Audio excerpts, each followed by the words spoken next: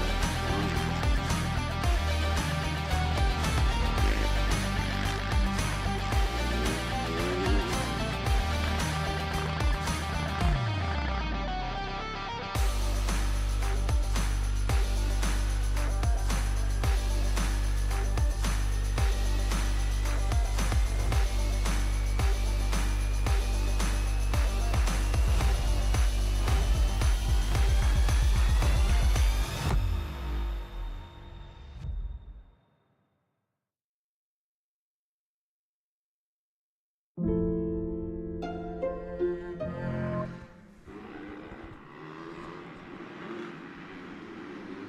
there we go, live footage you can see of what is going on here at Foxhill. That is a few riders coming in. I think the flag's just dropped, or on one of the qualifying sessions here. I believe that is probably the second amateur class, the MX1 amateur class. Just going through their practice session. Callum, yesterday, as I said, it was a change of format, a change of the series, really. You know, this is obviously a kind of the cinders of what used to be the MX Nationals, Michelin MX Nationals. Yeah. Same crew, you know, Paul Newell and everybody just decided to 10 years mix it up a little bit. Yeah, they sure did that. They definitely did that. Obviously, new title sponsors in Motul. Great to see Michelin still involved, but we kind of flipped it on its head and ran the pros on Saturday. It seemed to be well rewarded. A lot of riders talking positively about the new format. Yeah, it was almost like a building block for these riders to then step forward to do, well, the younger riders to step forward eventually to go and do European racing, because we've had no real foundation for that in the UK for a while. It was nice for them to have the free practice, then have sort of qualifying, you know, it was sort of like a slow build, and which the riders need of that level. You know, they need a lot more track time to then go and execute at the best. It was really nice to see it, and good to give the 125s exactly the same opportunity. 125s, a full lineup of 125s, tearing around Foxhill yesterday was just it was a sensory pleasure, both on eyes and ears, wasn't it? Yeah. You know, to have all those 125s coming down on the first lap and shredding up those hills, and the riding as well. Yeah. Josh Vale. Oh wow, yeah. Josh Vale, he was special, and in qualifying. The young lad on the Yamaha, what was who's he? Jamie Keith. Yeah, Jamie Keith. So Jamie looked amazing, and from my perspective, I thought no one is touching that kid all day, and Josh just worked out how to execute that in the races, and he just turned it around. Yeah, got his starts absolutely dialed, and that was it. And Jamie couldn't do anything about it. But I was saying on the mic yesterday over there, I don't think Jamie's like kind of built into himself yet. I don't think his strength is quite there. Not. He's still a kid. Yeah. You know, he's come off a big wheel, and it's going to take him a while. Josh has got a little bit more establishment. Yeah, and of course he's going to go and do some Europeans. He said in one of the Winner's Circle interviews yesterday that he'll probably just commit to full European racing in 25, to the point where we might not even see him race in the UK, such as his desire to be a Grand Prix rider. I've got no issue with that. You know, not this any of my agenda anyway, but I'd love to see any British rider start making their name for herself on a world stage. Yeah, and if we can provide a stepping stone for more kids to do that, you know, it's basically like come and do this for a season, work it out, work the timings out, and then go and have a go at Grand Prix. Yeah, it makes sense. And that's why the new format yesterday definitely proved that. They get a free practice session, get the bike dialed in. Yeah. It basically replicates an EMX program, which so when they do go there, they go in there. They're not like a bit of like a rabbit in headlights, going, "Oh, I'm not used to riding this long," or "Oh, sure." Yeah, you know, the whole muscle memory thing, the way you program your brain. I had a conversation with some of like the amateur lads that did the 125 stuff yesterday, and they were like, "Oh, that free practice, it was a bit long, that," and I went, "You know, you don't have to do it all." Yeah, and they're like, "Oh." You know, you could do a few laps, figure it out. But that's the point. They're learning it. So when they go to into the qualifying, it's not like, oh, right, now I've got to go fast. You know, and even the likes of Tommy Searle, who initially, even though he's been there and done it, sort of said, oh, is there really any need for a free practice session, really, at British level? He then came back in, and later on in the day said to Paul Irwin, because actually, you know, I kind of forgot how beneficial they are. Yeah. Give me a little time just to dial the bike in a bit more. Yeah, because Tommy used it actually very efficiently. Yeah. He was riding really quite steady. You know, I was like, oh, hang on a minute, like this isn't Tommy. And then throughout the day, you saw him stepping it up, and then obviously going polling, qualifying, doing a bit of a Jet Lawrence, wasn't he? He was kind of sat there in around 8th, and then last minute, done, straight to the top. For those who didn't see it, it's there. Go back on YouTube, you can watch it. Obviously, we live stream, but it's there forevermore. So if you're watching today, you'll see yesterday's action. Go back and watch it. We'll obviously, throughout the coming months or whatever, put up maybe some clips of each round as well. So remember to follow us on all our socials. That's important. Please do that. There they are across the bottom of the screen. You know, we're on Facebook, we're on YouTube, we're on Instagram. DirtWorld-TV. We're also on there as Fastest 40 as well, so go and check it all out. There you go. It's on the bottom of the screen. So let's just quickly run through just the top 3. I'm going to tell you of what happened yesterday overalls. Okay, so in the 125s, as we mentioned, Josh Vale went 1-1. Jamie Keith had two seconds, but he had to fight for them because he had a few. The starts were just not. Well, he got good starts, but he got hung up on the first corner. Yeah. Charlie Richmond with a solid 3-3. Ollie Bubb was in the mix, coming from a long way back. Ollie Bubb's second race was very impressive. He was on it. He was setting the quickest lap times towards the end, and Will Haddock took a 5th in that. So that was the the 125s. In the 250 Tommy Searle jumping Apparently back down. So. Let's just look at where the overalls. Well, he took the overall victory. Absolutely. Yeah, obviously Charlie 1-1. Heyman getting a solid result with the first race, and he had to work really hard. Actually, Charlie did in the second race because of it was an incident on the first lap. It might have been on the start. I don't think it was, but yeah, good ride. But he led laps for a long part of that first moto and pushed. And Tommy had to work really hard. I know. Yeah, I actually thought that he could have held on, but I think when you're riding at that speed, the muscles aren't quite there yet. He needs to develop that, because Charlie last season was nowhere near that sort of pace. So. No, but a confidence booster. We all know what he's capable of. As I said in commentary yesterday, there was talk when he was going to go up against Deegan in America, this big thing, who's better. So just to see him get a level of confidence back is good. Ben Musto, solid yesterday. He also finished second overall, but is also leading the under-21 championship, British Championship, that is now incorporated into the MX2 at the Fastest 40. So that's cool. And Joel Rizzi made up for a disappointing 5th in the first moto. And nearly took it on the line in the second moto when Tommy had a flat tyre on the last lap. Is that what happened? Yeah. See, I was thinking, is Tommy managing this? Or No. Because I was kind of sat there thinking, you've just let sort of 8 seconds dwindle down very quickly. That was a bit, it it seemed a bit brave. But yeah, no, if he had a technical, it kind of makes sense.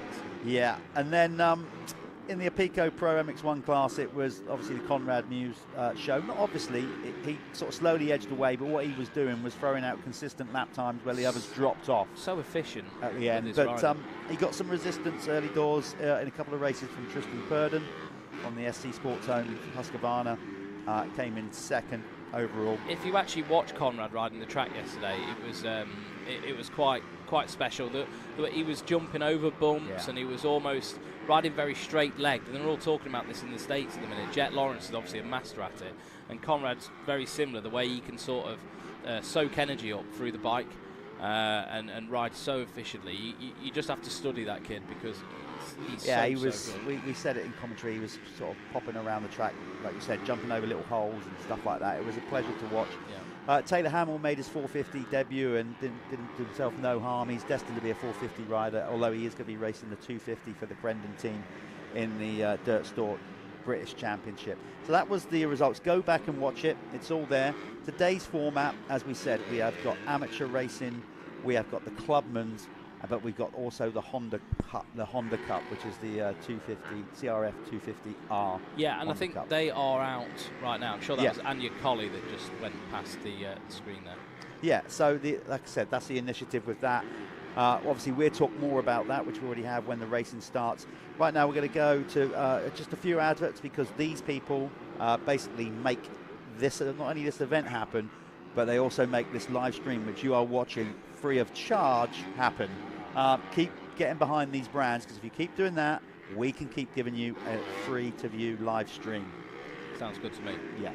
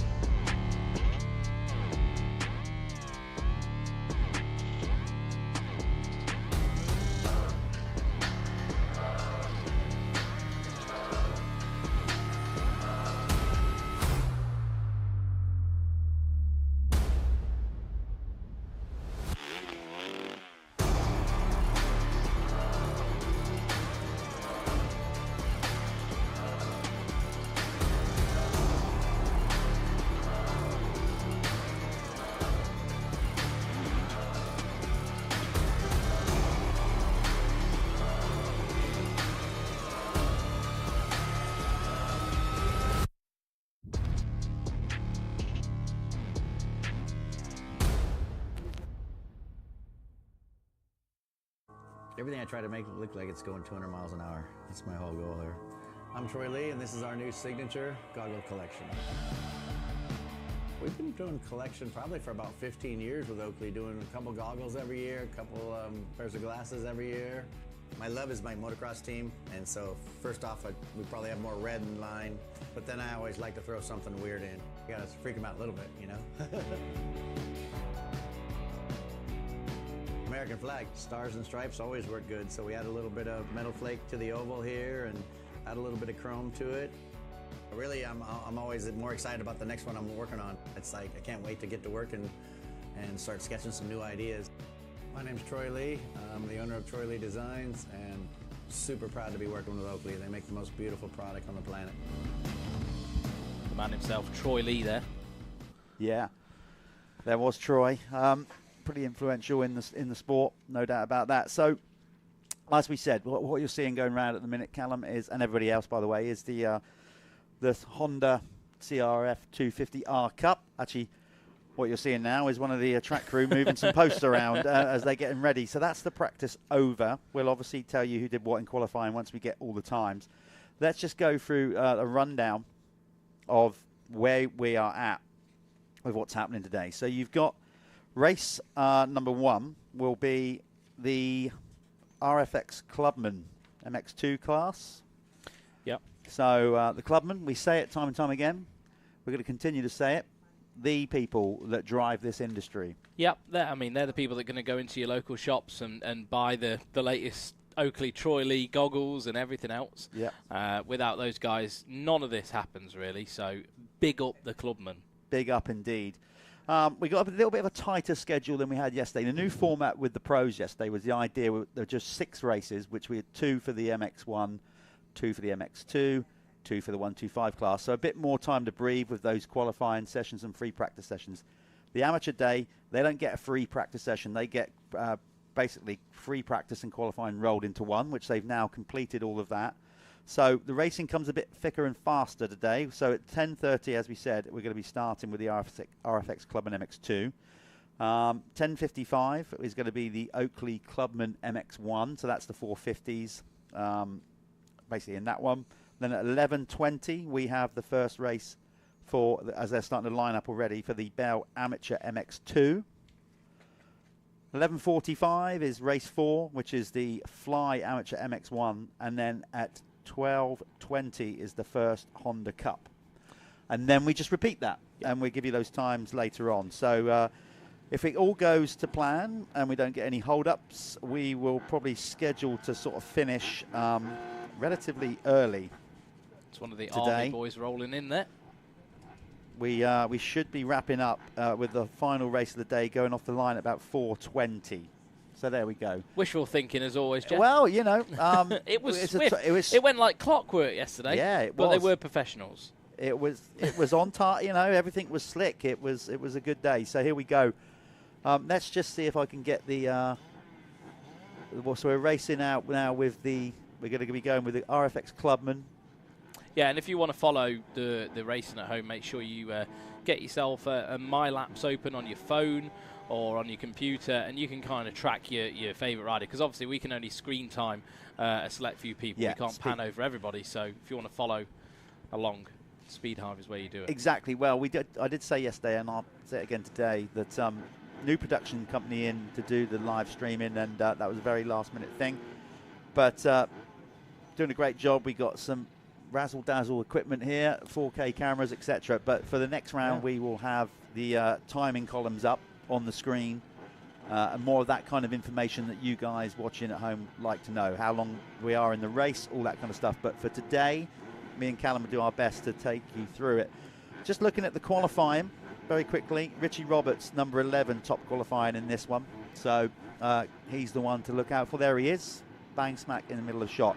Before we go racing, we are going to go to a quick ad for the RFX, who are getting behind this class.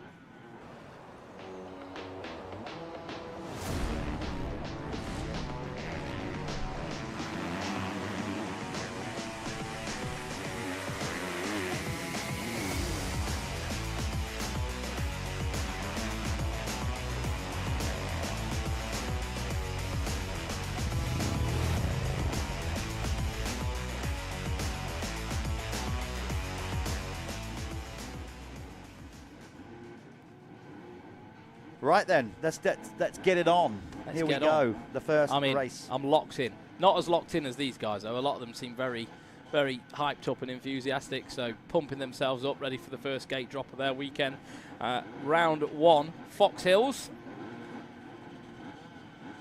Yeah, I'm just going to get RFX the timing. MX2 Clubman race. So these are 250 machines. You'll have a mixture of 250 4-strokes and 250 2-strokes. They are now allowed to compete together.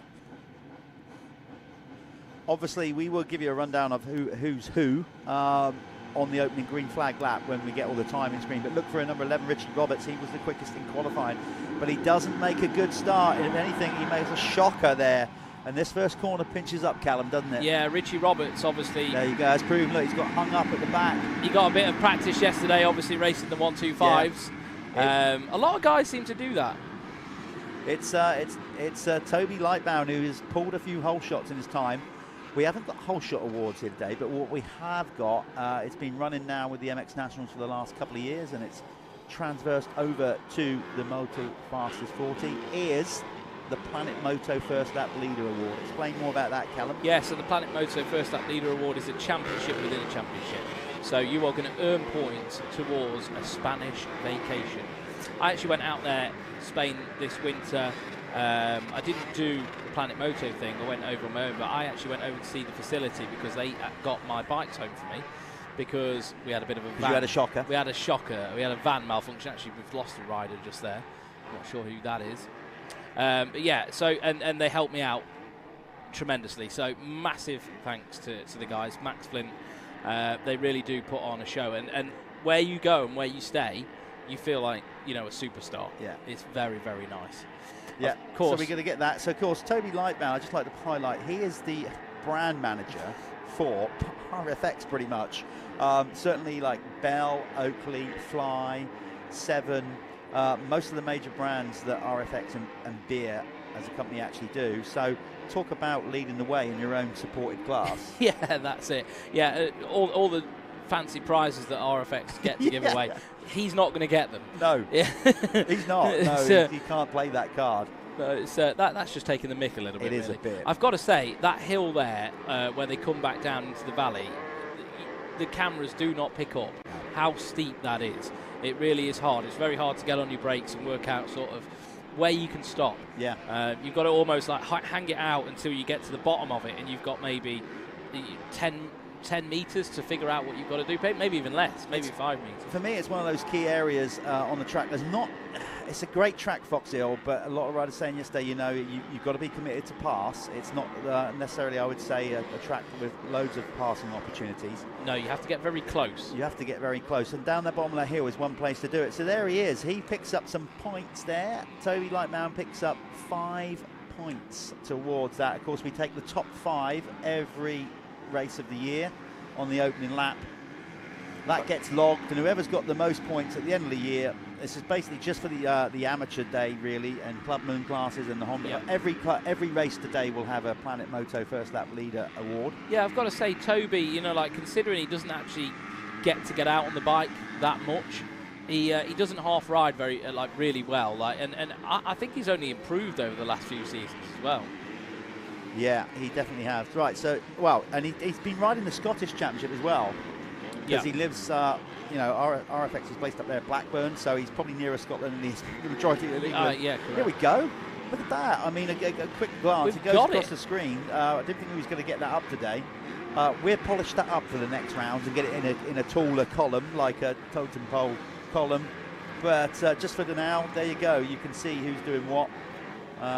Toby Lightbound, as we said, opening moto leader. Harry Foster there in second. Ben Wainwright. All the familiar names that have been supporting the MX Nationals down the years. Yeah, Ben Wainwright's actually riding with a torn ACL as well. So, I mean, I'm not sure whether he's still there. Maybe when they come round next it might change. But he's riding with a really, really poorly knee.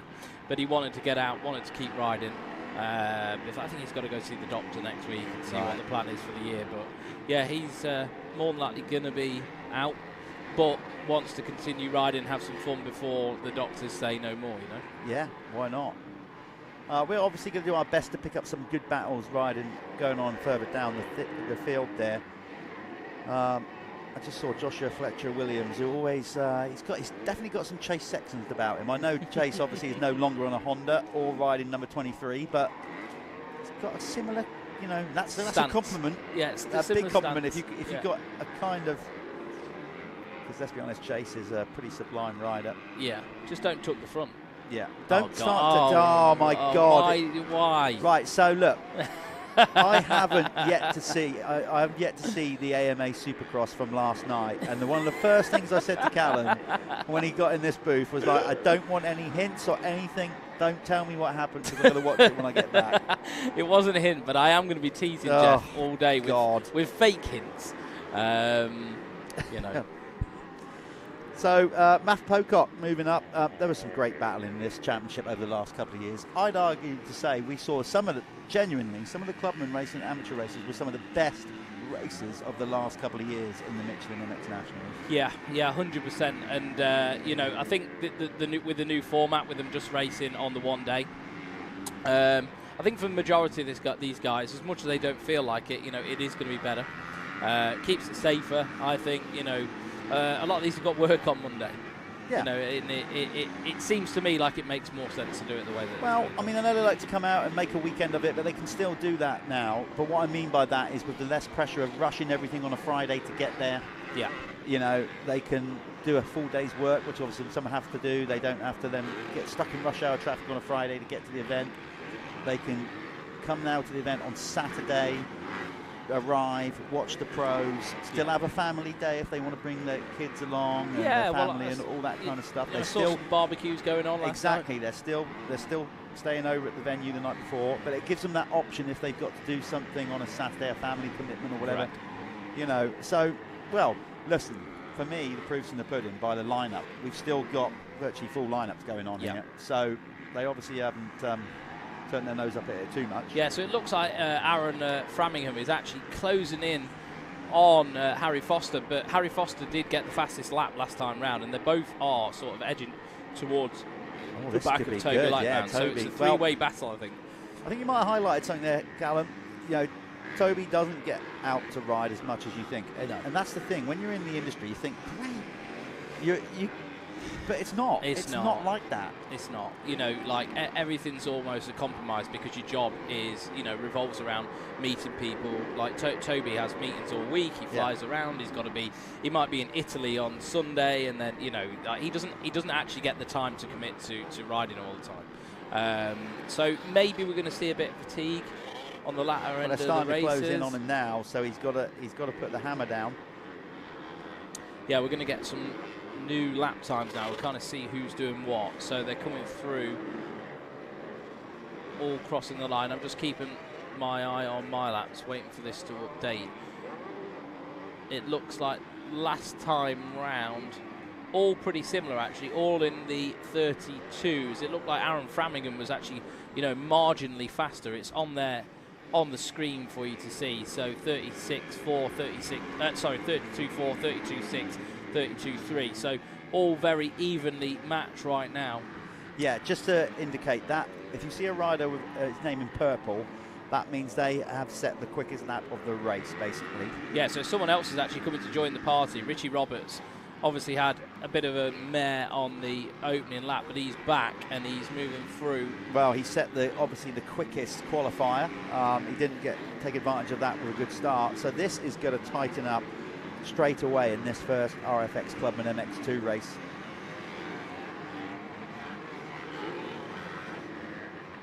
I'm still tempted, Callum. Yeah.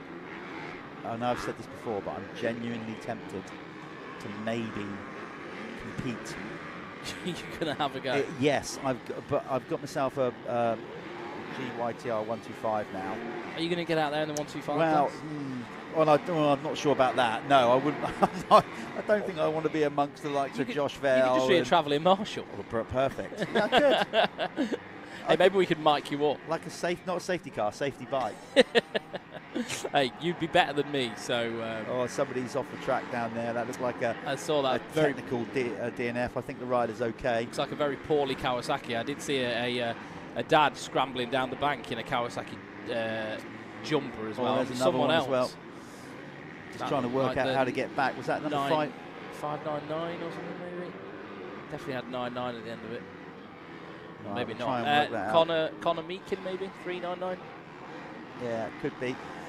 Obviously, their front plate is splattered with mud. Now, they've put a fair amount of water down today. Incredible yesterday. I mean, we mentioned it time again. If you've lived in the UK for the last 3 months, let's be honest, it's been one of the most horrendous winters we've ever had regards of the liquid sunshine that's been falling down. This place has had enough water to quench the thirst of Africa. Yeah. And it's still dry. Yeah.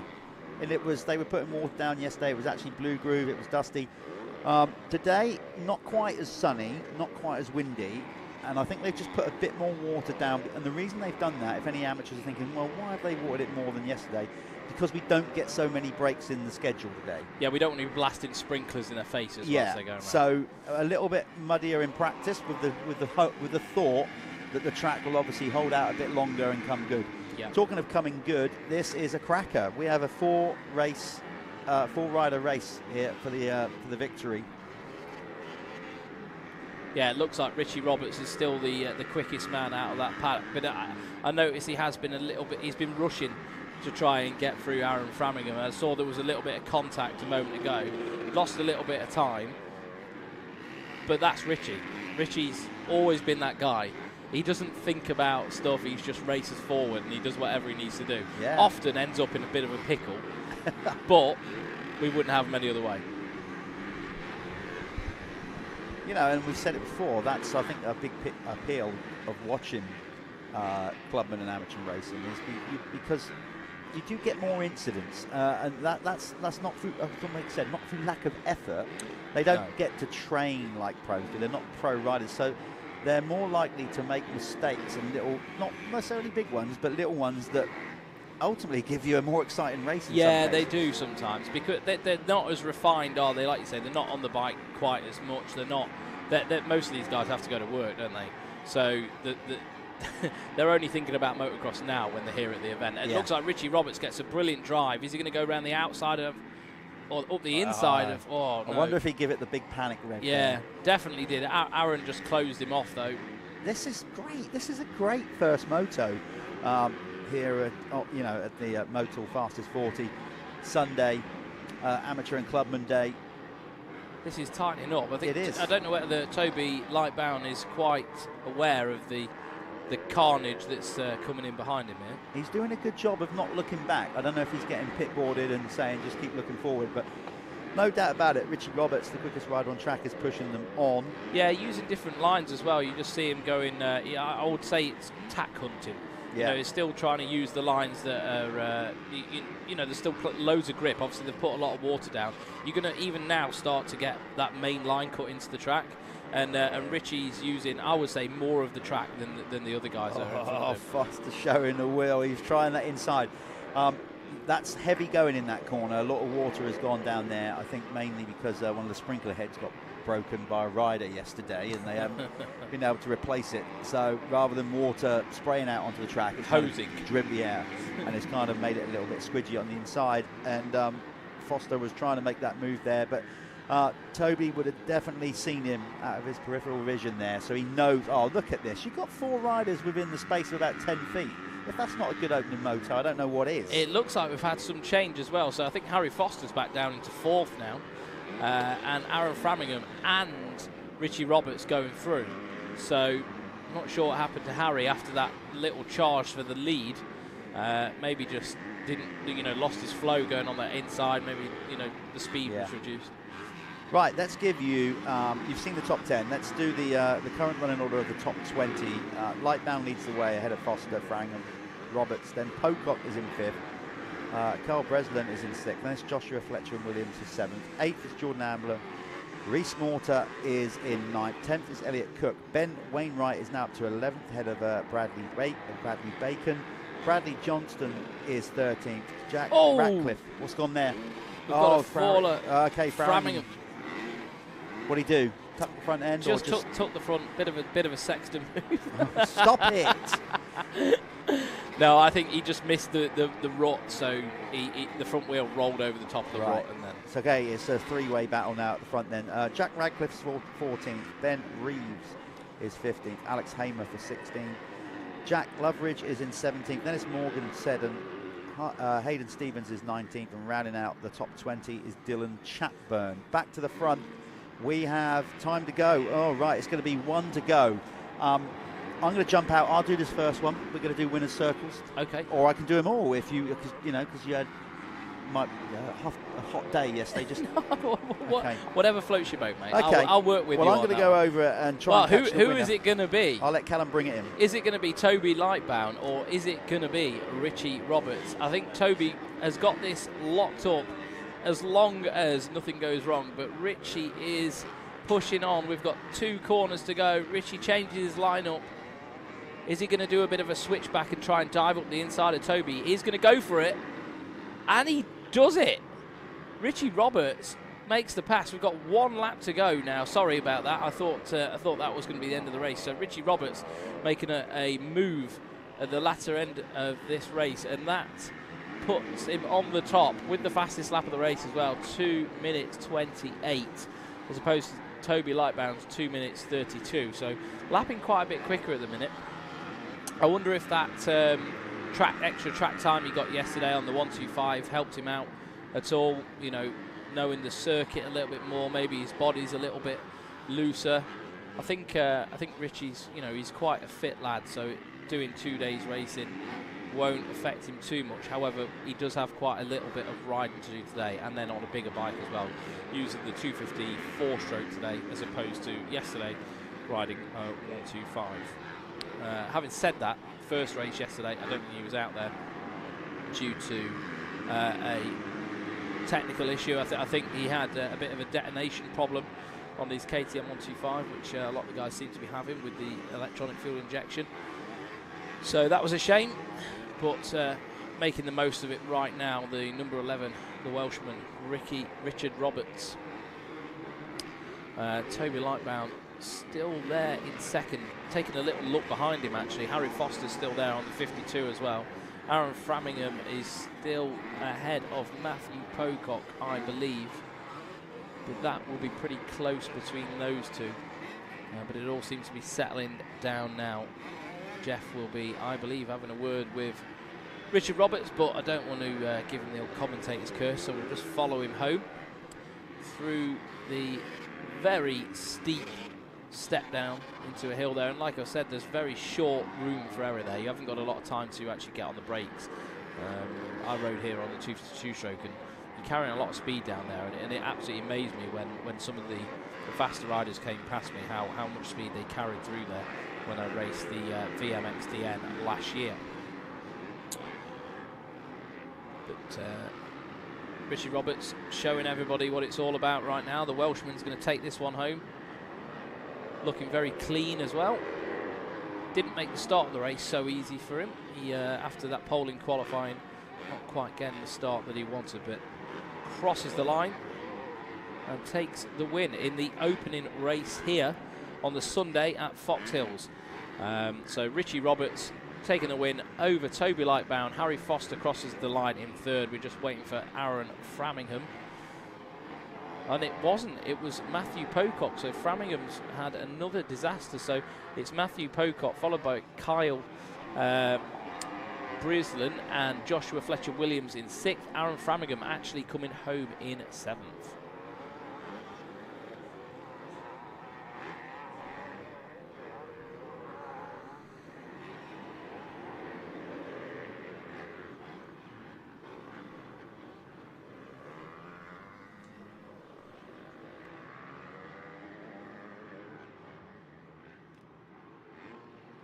Yeah, so we're going to just send this off to a quick ad break, and we'll be seeing Jeff in the winner's circle.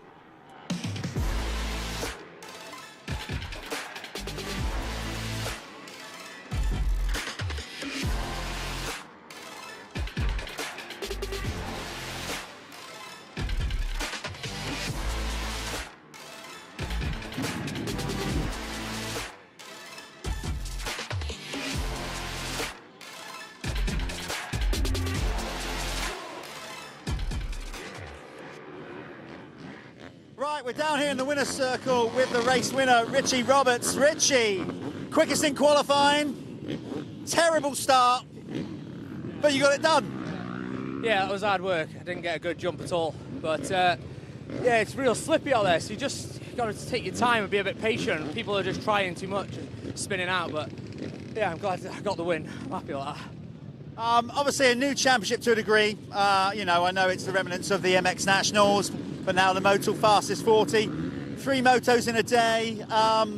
You know, I mean, a lot of people saying about, like, should have been 2 days or 1 day, but I suppose, you know, did you come yesterday and watch some of the pros and just have a nice relaxing day? Well, I gave the 125 a go yesterday. Oh, you did? Yeah. But the bike let go on the first lap of qualifying, so I managed to like borrow a bike off Dave Willett, so that was pretty cool for the second race. But yeah, just I think it's a good format. Just hopefully it brings enough people in. Well, we're doing the live stream. We're going to obviously treat you like pros because you, as we keep saying, the backbone of the sport. You've got a lot of logos and people, so give them a name check. Yeah, so SIH, thanks for like supporting us this year, and Ruts Racing and everybody else who gets involved behind us. It's great. Well, good luck in the second one. Better start, I would advise. Yeah, I hope so. I hope so very much. There you go. And there's Richie. He enjoyed his day yesterday riding a 125. We're going to get ready now for the... you can ride on round the back of me. There you go. Up next, we have now the Clubman MX1 class coming out, the Oakley class. So back to Callum or an advert, and we'll see you in a while with the next race. Hi, I'm Jeffrey Handlings and I am the 2021 MXGP World Champion, and these are my new signature goggles. I choose red on the strap because I really think it's flashy and it really pops out, and if you look at here you can see the bullets. It's been my nickname for several years, so I wanted that to come back into the goggle. Then when you look further on the patch of the strap, you can see my signature, my race number. As I'm Dutch, we put a nice lion in there on the back. Then when you go to the other side, you see the nice Oakley graphics on the red strap, what really pops out. And then on the front, you have a nice and clear black coloring, some graffiti in here, with again my race number. So with all that being said, it came out as a beautiful goggle, and hope you guys will enjoy it as much as I do. Let's go, Team Oakley.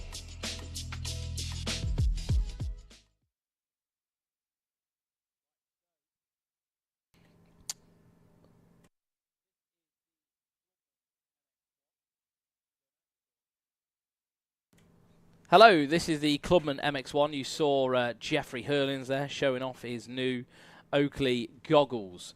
So this class brought to you by Oakley. These guys are on 450 machines, a little bit larger, little bit different to manage a 450. We will see some two strokes in here as well. Obviously, they are legible for the MX2 class as well. Some people prefer to race in the MX1. It's a little bit more, I suppose, gentlemanly. And Jeff's already back. I don't know how you make that trip so swiftly, Jeffro. Athlete of a human being. That's my training. So apparently that's Jeff's training done for the week. No gym for you then, mate. Gyms and me don't agree. No? I mean, obviously, if your name's Jim, I'd like to think you agree with you, but not that physical element. No, I'm not. I'm not into that. Although I have got to start doing something if I'm going to be because I'm going to be racing Farley. Yeah. Not the VMXDN at Foxhill. No, that's a. You're not going to do that. Well, you know, I don't want to jump the gun here, but hopefully we'll be working. I'll be working. Well, I'll be honest with you. That time where I did this with you and rode blew my brain out. It was too much. It would be. You can't do both, particularly if you're going to commit to riding this track. You need to be on your A game mentally. You do. That's why I'm not riding anymore. No. There is no mental A game anymore. It's all well, gone. you've got a little Cooper, you know, yeah, to guide through now. He's your main focus. He is. I love it. Yeah, good. I absolutely love it. And maybe he'll be out here one day, enjoying the racing like we are. Yeah. Well, I see you're giving him the best shot at it, and yeah. Well done for that. I had someone the other day say, are you sure he likes riding all the time, or is it just you that likes riding all the time? And I just said, well, he's a 4-year-old. Until he can formulate his own opinions, we're going riding. Well, it looks like he's enjoying it. Yeah, he does. And that's the main thing.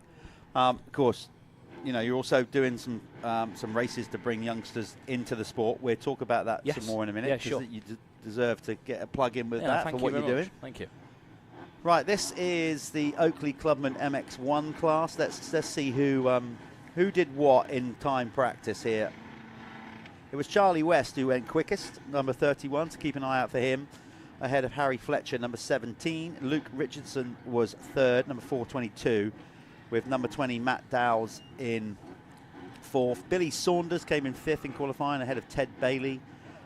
Bully, good old Luke Ball, was seventh, number 143. Then it was Justin Robinson, number 48. Then Josh Bailey, number 45, and Callum Watson. Nice name. Yeah. Callum. Callum, yeah. Yeah, it's a good name, that. So, I'll tell you what, it's encouraging, obviously, to see all the regular names still committing to racing this series. Yeah, I was just thinking that. You know, because there was, you know, like, are the guys going to go for it on a one-day format? Are they going to look elsewhere to race and whatever? And it's encouraging to know that the guys obviously feel like the product, the championship, is the one to be at. Yeah, and here they are. I think that some of the experts going up to the pros, it was a bit intimidating, but you know, there was a handful of them that rose to the challenge. Harry Bradley yesterday, yeah, doing very well. So let's just see then who. Let's get it up on the map. Oh, and the 17 of Harry Fletcher just went a little bit far in that turn and let the 20, number 20, so Matt Dowles, yeah, sneak up the inside. But I did see that Charlie West did get a good start. Was he there in second or third? He's there. Number He's 31, the pole setter. They all launched down there. Well, it's just one of the most iconic motocross tracks in the world. It's so fun. People know about it, you know, all over the world. If you're an avid motocross fan, you would have certainly known the history of Foxhill. Yeah, 1998. And all Motocross that. the Nations. Yeah. It's crazy to think that only one rider was getting round. Yeah. We're not talking ginger child. We're not talking about, you know, like, as I said, like amateurs or club they riders. were all struggling. That's the best riders in the world. Yeah. And only Stefan Everts was the only rider for getting round, and they red flagged it because obviously we've only run one rider getting round, and that one rider, Stefan Everts, jumping over stranded bikes up the hill. I just remember Ricky Carmichael just looking like a duck out of water, and it was bizarre, wasn't it, to see people like heroes and things just absolutely, there was stuck everywhere. It was like total mayhem, brilliant. On the track and off the track, and one of the most iconic race meetings ever, probably for all the wrong reasons. As I said, it was it was a fine victory for Belgium that day, and of course it's history. It basically another little rubber stamp on Stefan's legacy as one of the all-time greats. He was just fantastic at being able to get traction, wasn't he, to the back wheel. He was an expert at his craft. And he was kind of the first one to adopt this modern riding style, really. He was the guy that innovated the sport in that way. Yeah, he was so good with throttle control. So it's looking like, I'm not even going to say it, because I got away with commentators' curses yesterday. I didn't seal too many riders' fate yesterday. There we go. He's over the line, so I can say it now. So your Planet Moto first lap leader in this Oakley Clubman MX1 class is number 20. Yep. And that is Matt Dowles. Someone out of all these classes will be flying off to Spain, all expenses paid, chilling by the pool, drinking a margarita come winter time. And like I said before, Max's place is it is pretty special. And next time I go over, it will definitely be the traumatic experience I had. If I could leave that trauma in someone else's capable hands, it might be worth the extra money spent. There's the top 10 on the opening lap. Don't need to run through that because you guys can read that for yourself. But I'll quickly run through surname only then. The top 20 on the green flag laps. It was Dowles leading ahead of Fletcher. Ball, West for fourth. Richardson was in fifth. Then it was Saunders. Meredith for seventh. Eighth was Stevens. Manning Coe was in ninth. Bailey, the Ted variety, was 10th. Josh Bailey was 11th. Then it was Jordan Andrews for 12th. Ryan Daniel was 13th. Josh Marsh was 14th. Connor Ellingworth for 15th. Calum Hicks in 16th. Then it was Harvey Pomfret in 17th. 18th was Ashley Senior. Kurt Richardson 19th. And Rory Wooten. So it's good to see Kurt Richardson back out here. I used to race with Kurt back when it was KWS. Back in the day, yeah. So I saw him this morning. I was like, no way are you riding again. Like, so I think we had a conversation a while back about insurance and stuff, and I knew he was kind of getting back on the bike, but cool to see him here. So how old would he be? He's probably in his 30s, like early 30s, yeah. But I know he had to step back a little bit for personal reasons. Yeah, we were at some point. Yeah. Life gets in the way, doesn't it? Yeah, I think so, yeah. That's the trouble. Okay, if we had a change at the front, no, but it's shaping up to be a good one here as Harry Fletcher is now putting some heat on Matt Dowles. What do you think bike-wise around here is the better machine to be on? Because a lot of people kind of think, oh, hills, elevation, 450. But, you know, looking at yesterday's times in the pro classes, it looked like the 250 was the quicker machine. I guess how fit you are, where you're at with all that kind of stuff and your own preference. For me, at my age, I wouldn't want to be riding a 450 round here, even though it'd have the extra powers up the hills. I think there's a lot of weight transition, isn't there? You know, like when you're G'ing out and stuff like that. I'd be happy on a 250 four-stroke. Yeah. If I was racing, if I was just here to ride the circuit and have fun, obviously I'd be happy on a two-stroke. But yeah, for sure. But I think like when you're watching like the Clubman MX1 like we're watching now, you don't quite get that like intensity what you get from the MX2. I don't think the guys are able to quite go beyond the limit of comfort quite so easily. So you might see, you know, Harry Fletcher just pacing this one out and not make any sort of desperate moves to get into the lead. They seem to be a little bit more relaxed. Yeah. Well, Tommy Searle said pretty much that yesterday. You know, moving down to a 250, and part of the reason for that is he just his body is obviously being through the getting older, being through the ringer, and he said you've got to be fitter to ride a 450. Therefore, you need to train harder, and his body just can't recover in time from all the gym work. Yeah, well, I was with it. Yeah. I was at Preston Docks riding with my boy, and I was there the day where Tommy pretty much made the decision. He was sat in my camper actually because it was raining, and he only came in a mechanic's van, and he sat there, and he just looked a bit down in the dumps, and he was like, I can't do this anymore. Yeah. And he proved yesterday he made the right decision. Yeah, so. And the thing is as well, people can go on about it. But Tommy's he doesn't have to prove anything. No, for sure. And he's got nothing to prove. So if he wants to go and race a 250, provided it's okay with Kawasaki and all his sponsors, which clearly it is. I think they made it work. Yeah, I think Tommy was in a position where he was going to accept, you know, a pay cut or whatever it took to make that work out. Well, this battle is shaping up lovely. You're seeing on the track right now. That is Billy Stevens, number 29. Trying to make some moves. It's a brilliant little three-way battle. It is. It looks like Billy's just Jordan Meredith is in there as well. There's Jordan just in front of him, squeezing him on that bit there. Oh, and Billy Saunders. So a great battle. And then sneaking up behind them is Darren Manning Co. So this is classic Clubman racing, as we said. They're all going at it.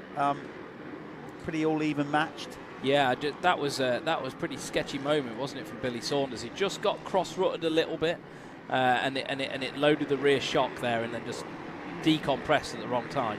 They're all being nice on that corner. They are, because you go wide to miss the slop, and I know it's sloppy in there, but you could. It's crying out for a block pass. You just in there, just ride over the rut and block them. I just think it's probably too risky right now with it because it gets very greasy in that middle part of that turn. There you go. New race leader Harry Fletcher, and with it sets the quickest lap of the race. That's why he's highlighted in purple. So showing his pace from qualifying, now he's got a clear track, and we would expect him to slowly gap Matt Dowles, who's now back to second. Luke Ball is there in third, number 143. Then Charlie West for fourth. Luke Richardson, 422, is still in fifth. Then it's this battle you are watching on screen, and it's a good one. It's a humdinger. It's a humdinger. It's a Bobby Dazzler. You love that word, don't you? Yes, that's great. It's a great word. Where is humdinger from? I don't know. I've just always liked humdinger. It's your thing. Yeah, there's some good words in the English vocabulary. Swashbuckling I like as well. What is that? Well, that's a pirate term for somebody who's got a bit of, you know. Let's cut. Oh my gosh, carnage! Oh my gosh! We've got an instant yard sale. It's all changed. Talk about right the domino here. effect. That was a nightmare. all stuck in right. He's looking up, saying, "Dude, why?" I think his rear mudguard's kind of stuck on the guy's disc. Oh, Is that no. 1-5? That was Darren Manning Co. Just. There's going to be words, you know, I don't think in an aggressive manner, but that would be a little talking point amongst the guys after the race. I imagine so, and that was the worst part of the track to do it because it's actually quite narrow through there. That's probably like minimum track width that's allowed on ACU regs. You know what I mean? Yeah. Like maybe 5-6 meters, and there's not a lot of place to go. I've got to say, when the first rider started to sort of fall over there, I wasn't expecting it to actually turn out quite that bad. Oh, well, it makes for an interesting race. It does. A lot of changes went on there. So when we get them over the line, of course, there's going to be a huge gap now. There is there. It's going to refresh. So if you're new to watching this sport, we are gone to the glory days where we used to have several people all in a van with paper taking down the laps by manually scoring. We now do it obviously with timing, with a little transponder that is basically attached to the forks of their bike. There's a beam, a cable that goes under the track. When they come around, of course, it picks up their times, and that's where we can tell you their lap times. It's a useful bit of kit. Anybody can go on Speed Hive and my laps, and you can assess all your results. Look how many guys. Yeah, big gap. So Dow's was definitely didn't benefit from that at all. He was running in second, and he is now down to 10th. So was it him that went?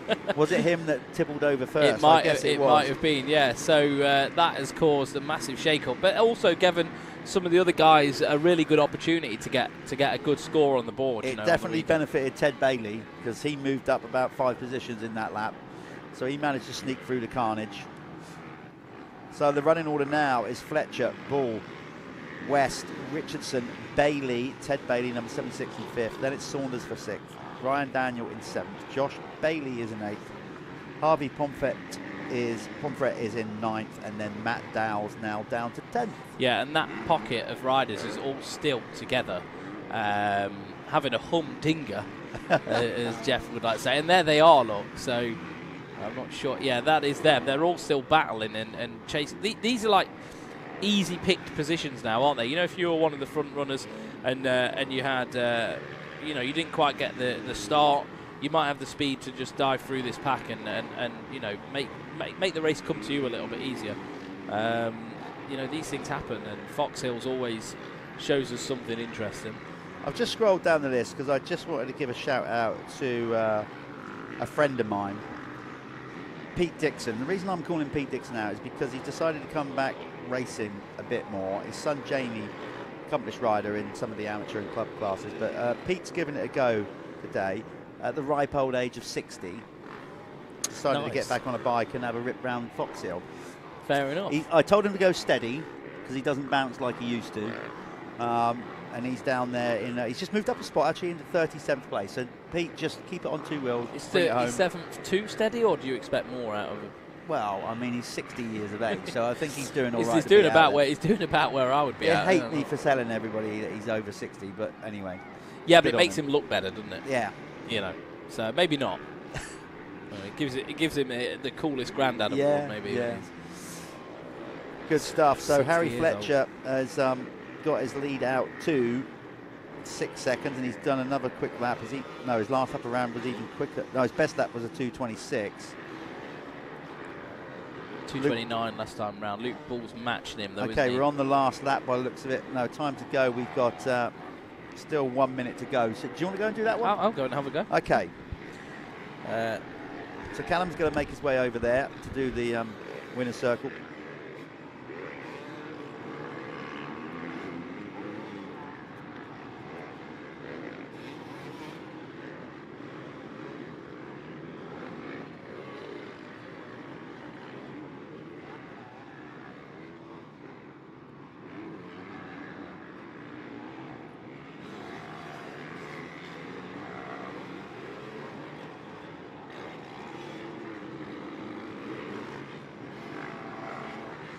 So Callum's off to do that. We'll bring this home.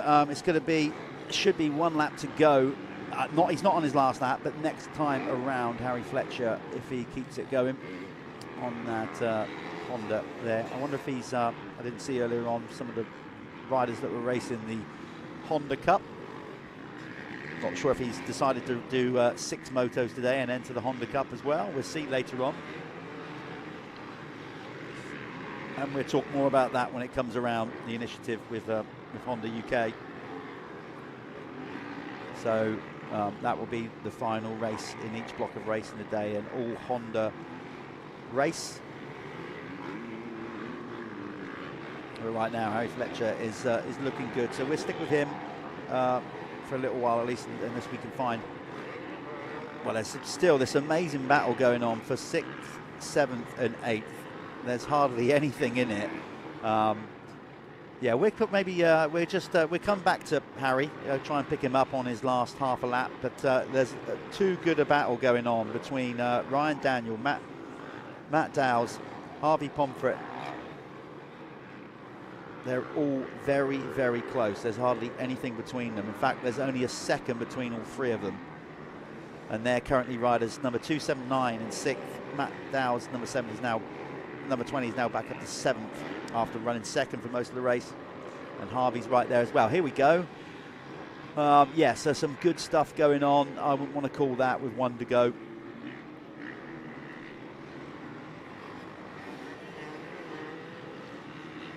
Well, the sun is now definitely starting to beam down. It was a little bit cloudy this morning, but now it's, and that's why the track has been more heavily watered today, because we don't have those bigger intervals in between the races today. We, of course, got the sprinkler system here that the Language Club have put in, and thanks to the Language Club for obviously working with us and letting us come here for what is effectively the first round of the Motul Fastest 40 Championship, powered by Michelin. It was scheduled to be round 2, but of course the British weather got the better of us for Hawkstone, and we had to postpone.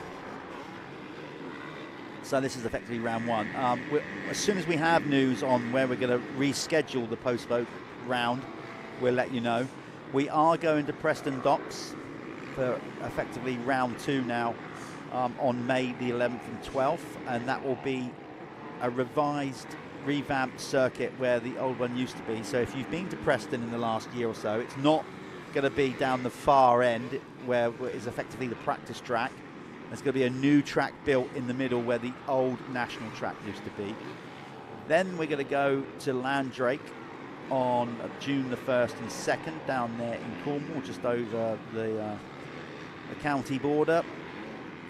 Obviously, everybody knows Landrake, fantastic venue, just a beautiful venue to be at. Rolling countryside, you can see the whole track. So if you're in the area, get yourself down there on Saturday and Sunday to watch it with your own eyes. Round 4 is to be confirmed. That's going to be July the 6th and 7th. It's round 5 we're not sure of yet. That could be the postponed date. And then we're going to wrap up the championship on the 7th and 8th of September.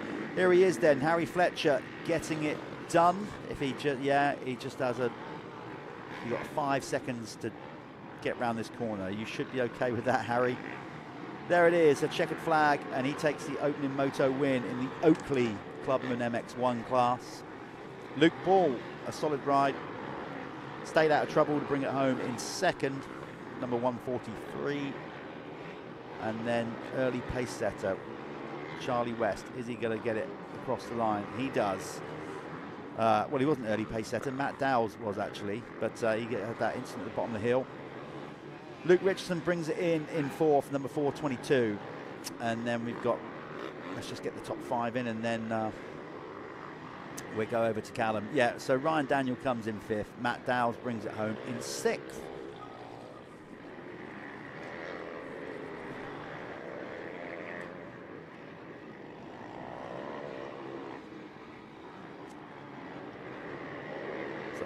Harvey Pomfret coming in 7th, Josh Bailey 8th, 9th was Ted Bailey, and rounding out the top 10 is Jordan Andrews. Let's go to a quick advert, and then we'll join Callum in the winner's circle. Hey guys, this is Chase Sexton, and this is my signature series air brake MX goggles. So the first thing for me, I wanted to use North Carolina blue, probably my favorite color, and then having the red in there with the Honda, I just wanted to tie it all together. Put little pieces of my number and stuff like that. Overall, really stoked with how it came out. Guys at Oakley crushed it. Well, I was super picky in the past with how stuff fits my face. When I put the Oakley on, it was automatically super comfortable. You can't go wrong with the air brake. With Oakley, they make the best sunglasses, and that's something that I feel like they really did a good job, is incorporating that into the MX goggle. It's easier for me to pick out stuff, little edges on the track and stuff like that. Super stoked on it, excited for more in the future. Hello, I'm here with Harry Fletcher, Oakley MX1 Clubman winner. What was the track like, mate? Obviously, I know you got a decent qualifying with second. How did it feel out there then? Is it bedded in a little bit? Yeah, it's definitely better than qualifying. Qualifying was quite one-lined. There's a few other lines out there now.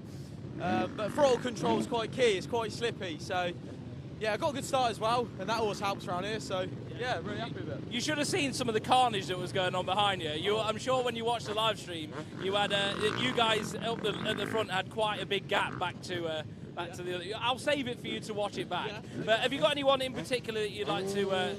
Yeah, it's my mum and dad for everything they do. My brother and my gran. My gran always helps me out. So yeah, so the family. The family. Well, hopefully Gran is watching. She will be watching. Yeah, she will be watching. Say hello. Hello, Gran. There we are. The family back at home watching. I'm going to send you off to an ad break now, and we'll be back for the next race. Jeff is there waiting for you all.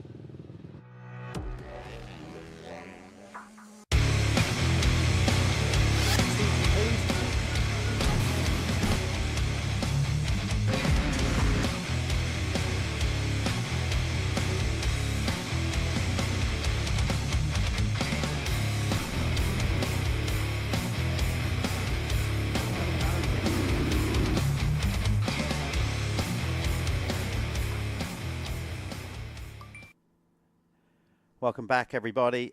We are now moving on to the third race in today's program, which is the Bell Amateur MX2 class. So a little step up in talent, speed, maybe even commitment, arguably, as the amateur riders are just kind of, a little bit more pace about them. There's Harrison Greenoff. I'm guessing he topped qualifying. Harrison's not far away from making that step up into pros. In fact, we might even see him when I saw him yesterday as he was leaving the venue for a cheeky Nando's. He said that he might consider moving up to the MX2 category next time out at Preston. He's particularly good in sand anyway, so it would make sense for him to maybe do that and just see what life is like in the pro category. Just going to try and find, yeah, here they are, what went on in qualifying. So Harrison Greenoff was indeed the quickest rider with a time of 2:22.490 ahead of Jonathan Roderick Evans, who set a time of 2:23.525. Kyron Karen was third, number 77. He set a time of 2:25, so a bit of a gap there from the top two to third. Charlie Hamlet, number 300, was fourth, with a time of 2:25.572. Leon Ongley, rider number 472, was fifth, time of 2:25.619. Then James Lassou, good to see James out there. He was rider number 2 in sixth with a time of 2:25.75. Daniel Bruff, who raced yesterday, finished third, I think, in the 125 adult class yesterday. He's probably not on a 125 now. He might be on the 252 stroke. I'm not sure what he's riding today, but he raced the track yesterday, so he knows what it's all about. He came in seventh. Eighth was Jacob Randall. Sean Springer, good to see him returning to racing. As I said, he made a bit of a comeback last year and obviously enjoyed it enough to be back again. And then rounding out the top 10 is Ryan Osborne. So here we go. This is the Bell Amateur MX2 class. So this would be 250 machines. Some of them will be out there on 252 strokes, but the majority, I'm sure, would be on 250 four-stroke machines. Just to keep you up to speed, the following race is going to be the Fly Amateur MX1 class. That's the bigger bike, the 450s. That's scheduled to come off the line at around 11:45, but we are running a little bit ahead of schedule, I believe. And then the Honda Cup. So 5 races, and then we repeat it for another 2 blocks. So 15 races today. So more action. Yesterday, we said we got it down to 6 races, but longer qualifying sessions, etc. But we're back to 3 races to give these Clubman riders some real value for their day's racing.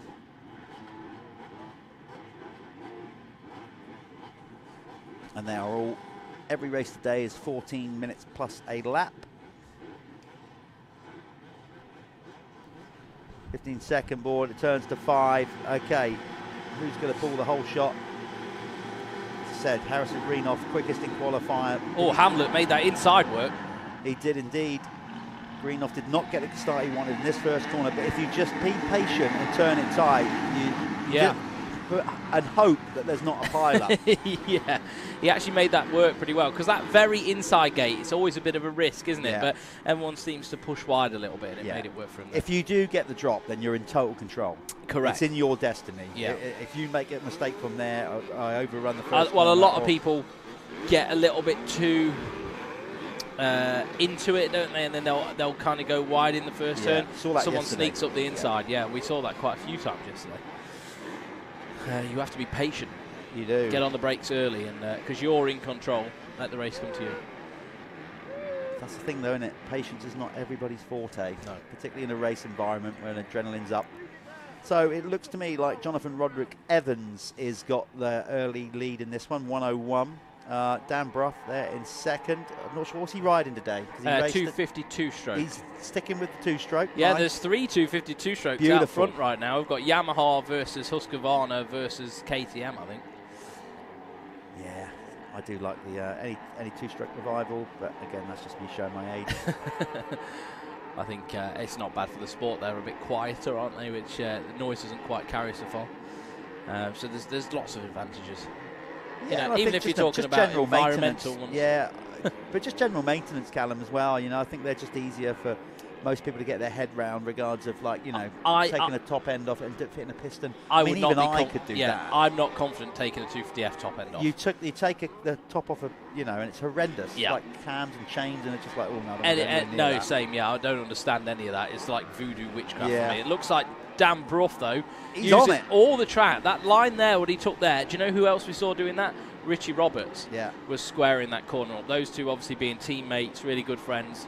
Well, he wants to get by before he gets roosted. But who is going to get the Planet Moto First Lap Leader Award? Well, unless Dan can do something here. He's and going dive for up it. the He's inside. going He is for it. going for it. Oh, you see what I mean? You could run it in there. Yeah. But look, but every time someone's tried that, there's a bit of an issue. I might take a little look at that Yeah. next time I'm over there.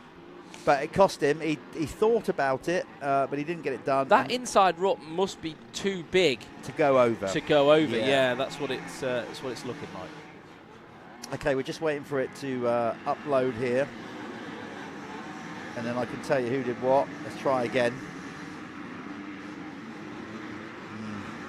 Sorry, so we're just going to. Well, we know that Roderick is leading, and we know Dan Bruff's in second. Yes, and we know. Yeah. Let's just give that a little bit of time. In the meantime, let's just go back to time practice, so at least we know exactly who's what numbers they all are, because there's some new riders in the class, there's some new race numbers, new bikes, some people switched brands. But the race at the minute is Roderick's, Bruff and Hamlet at the moment. Yeah, Charlie running it down, all three of them. Yeah, that was a nice line. That is quite deep down there, Callum. Yeah, I think yesterday it kind of just developed into like one groove, didn't it? And you couldn't really do a lot about it. I did see some riders trying to get creative and like using a bit of the grass banking. But again, I didn't quite have as close up a view as what you guys were seeing. I think what we'll obviously see that as the day goes on, as the track is still a bit greasy in some places. If they don't get any more water down, it will start to tack up, and then that will open the track up for more alternative lines. I think right now you want to stay off that wet stuff, because I should imagine it is a little bit slimy and very easy to tuck the front end. Yeah, you like that, didn't you? Give it another hour, and it'll be lovely and tacky. Nobody wants to tuck the front. No. It is one of the most frustrating crashes you can have. Yeah, and it's really easy to do it here. Really easy to do it here, because if you're like not patient enough on your brakes and things like that, you can really have an issue. And you could just see as well Dan Bruff's bike there moving around on the face of a jump. Those jump faces already becoming sort of hard, polished and slick, which becomes quite difficult. We've Greenoff with a power move. Brilliant pass. Yeah, he kind of just dropped the shoulder and snuck up the inside. We are having an issue with the timing here at the minute. Yeah, I did see Nick leave the timing van looking very kind of scared. That's not good. So if you are... So maybe Maybe the paper and pens are back out. Oh, God, I bet he will be stressing if that's the case. We're back up. We're back up. There we go. Okay, so we can give you the running order and we get it up. And there they go. The guys are on it straight away. Now we've got the actual timing to put up on screen. There's your top 10. Yeah, times look at the front, really close look. 2:21s for Harrison Greenoff, Charlie Hamlet, Daniel Brough, and our leader, Jonathan Roderick Evans. Does he like Roderick Evans, or do we just go Evans? What does he? We could abbreviate it and just call him JRE. It's a big name, JRE. I like that. Yeah. Well, he might not like it, so we better check with him. Yeah. If he's okay to be called JRE, it's a big name, isn't it? Yeah. Johnny RE. Johnny RE. Anyway, like let's see. We need to speak. Oh, Dan Brough on the inside of JRE, and so much it caught him off guard that much that he actually did a full. I think he's gone for a swim. Well, he went over the bars a bit, didn't he? All his legs come up. I think he's gone for a swim, Jeff. He did a bit of a terra firma can there. Yeah, there's a drainage ditch down there. Hopefully he managed to avoid that. Oh, but there wasn't too much contact. No, that was a fair, aggressive racing move. It was more oh my God, I didn't realise you were there. Yeah, like, it more startled him. Yeah. I think that's the thing on yeah, he's still there. He's still in the race. I think that's the thing with the two-strokes. You can't necessarily hear the guy behind you. When you've got a four-stroke behind you, you're definitely well aware of it, especially a Yamaha four-stroke, where they're breathing from the front, and you can hear everything. Yeah. Okay, this is good from Dan. He had 2 motos yesterday, so he absolutely, if he's not got the track dialed in by now, he never will. No, he's riding really good. And I know we still kind of harp on about it, but like, you know, he took a long time out of the sport. Yes, he did. A long time out of the sport, and has established his company now, and built a family business. You know, he's got a nice house. His life's nice and stable, and I think that's why he's kind of gone, we'll come back racing again. And it's probably his 3rd year back now. Yeah, so like, what was it, a knee injury? I think it was. They took him out. He had to have surgery, didn't he? Yeah. And then just kind of fell out of love with it a bit. That was it. Yeah, because he was a pro rider. You know, if we go back sort of 8 years ago. Yeah. So Dan, it's Ruts Racing, isn't it? His business. Yeah, so he's got that, and he does a solar business as well. Right, he does a lot of I think it's plumbing and heating and solar stuff. I'll get some insight. He's put a good little team together with the Ruts Racing with Richie Roberts. Have they got anybody else, or is it just I'm those not two? sure actually. There may be another kid, but I think they've got a good little thing going. They've got like an online shop. Cool. I think they enjoy it. It's more for the love of the game more than anything. I think they use Dan's business unit to they've kind of built a shop within it. Obviously, if you've got free space, then kind of why not? Yeah, we need more people like that doing stuff in the sport. Harrison Greenoff, as I would have expected anyway, is starting to find his flow now as the track spread out a little bit. He was the quickest in qualify. He's just set the quickest lap of the race in 4th with a time of 2:20.22. That in comparison with Dan Brough's last lap around, or best lap, which was a 2:21. Yeah, Harrison Greenoff has actually gone round JRE now as well. Oh, okay. So he's up into 3rd, so closing in on Charlie Hamlet. Okay, so this will be a good one then, because it's plenty of time. We're at 5:37 to go. Maybe not as easy as Harrison. Well, no, actually, that's a discredit, because he probably wouldn't think that way. I've known Harrison long enough. He would treat it with utmost respect.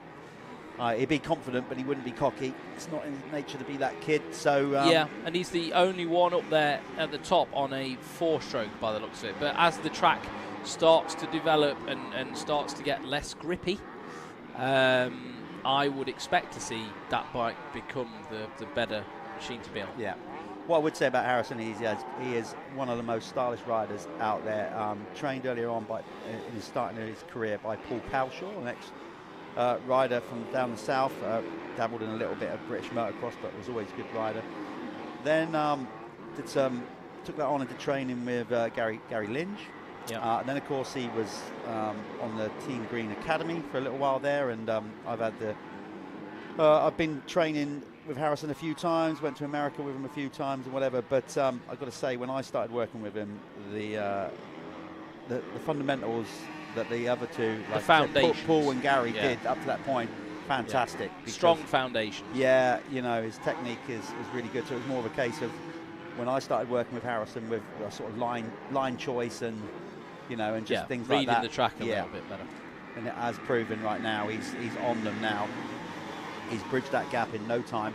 So this will be a good few laps here. There's going to be some action going down in the next couple of laps, I'm sure. So yeah, looking excited. Yeah, they've dropped JRE now. Yeah.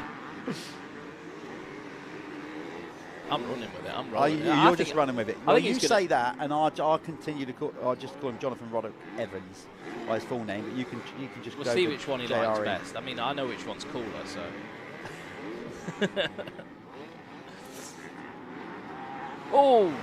Just bizarrely, wasn't it? Like, because he's on a 4-stroke. Yeah, you would have expected the that. Stroke riders went round there with good grip, and Harrison managed to spin up that 4-stroke, which is you'd have thought the two strokes would slip out of that corner more. Yeah, maybe he's just getting a bit impatient and makes a mistake. He's laid it down. Yeah.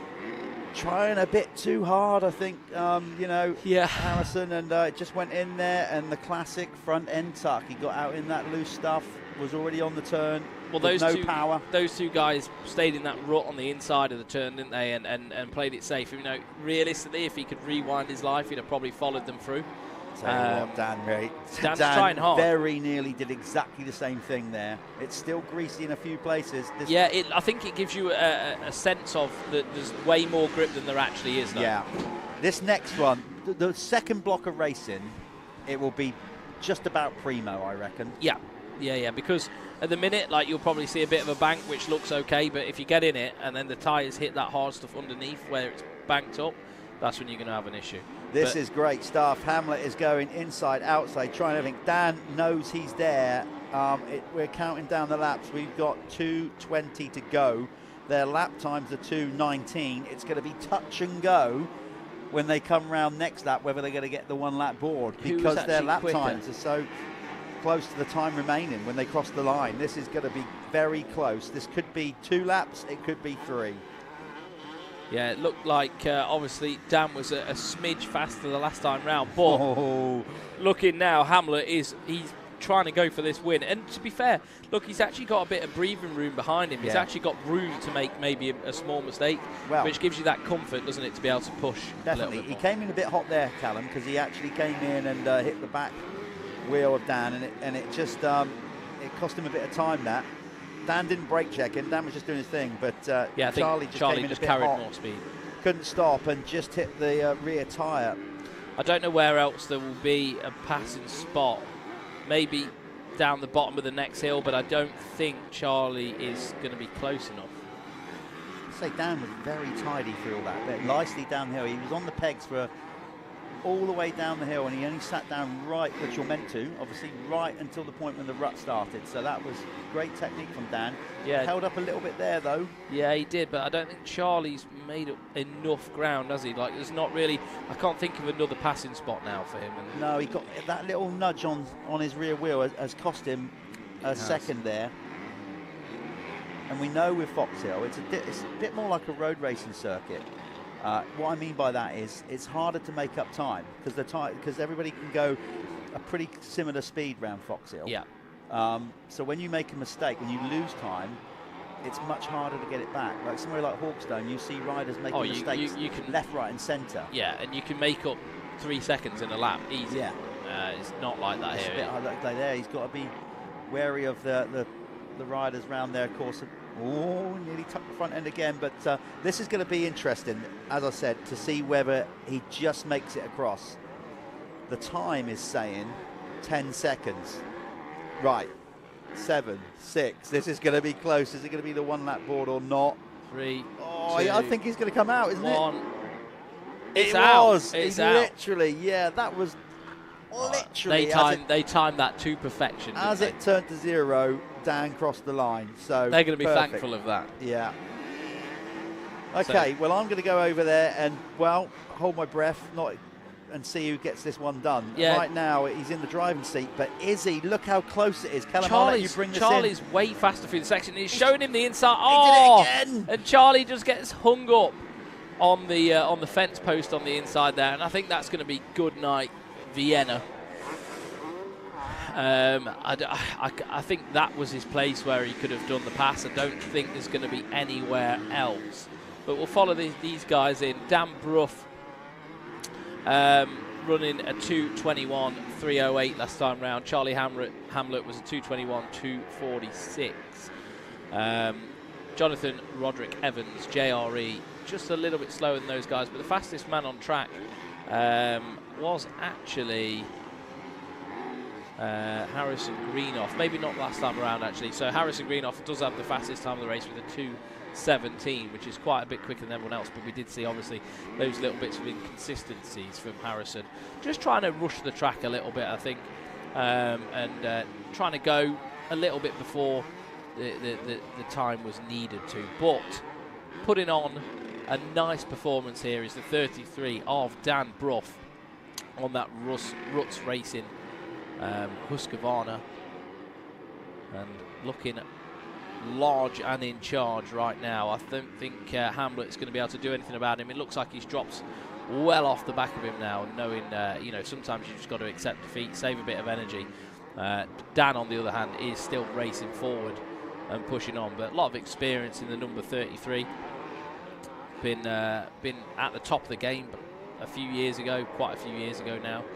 So came all the way through the sort of amateur schoolboy ranks, and I used to love watching him as a kid. Actually, had a fantastic style when I was younger. We are probably similar age, but he was always in the pro class when I was in the clubman class. So here we are, Dan Brough crossing the finish line, providing there's no hold-ups here, and takes the win in the Oakley Clubman MX1. Not without any adversities, of course. And Jeff will be having a word with Dan in the winner's circle.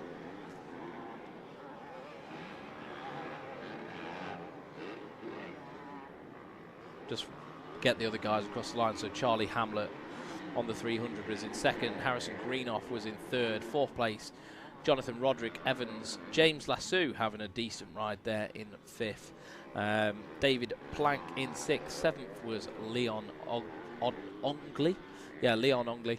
And just waiting for some more guys to get through now. So, sorry, that was the Bell Amateur MX2. I made a bit of a mistake there, but we will live on. Eighth, we've got Jacob Randall. Ninth, we've got Sean Springer. Not quite where Sean would have wanted to be. I'm sure we'll see him improve throughout the season. Ryan Osborne there in 10th. Henry Partridge 11th. 12th was Tom Hughes. Taylor Johnson in 13th. 14th was Kyron Karen. And then coming across the line in 15th, we should have had, Jasper Gibson. Rocky Leatherby 16th. 17th, Macaulay Cadbury. And that will do for now. We're going to send you off to a little ad break, and you will see Jeff in the winner's circle with Dan Brough.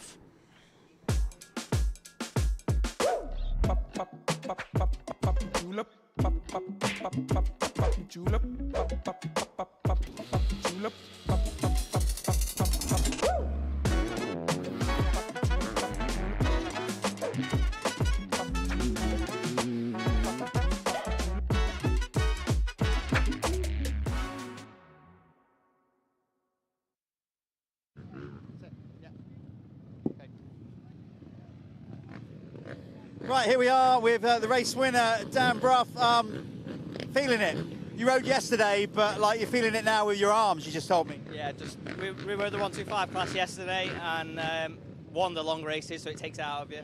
And then coming on from the 125 to the 250 today, it's like holding on for grim death. It's so hard to get used to, but yeah, I'll take that. I felt like a moving roadblock, but you do what you've got to do.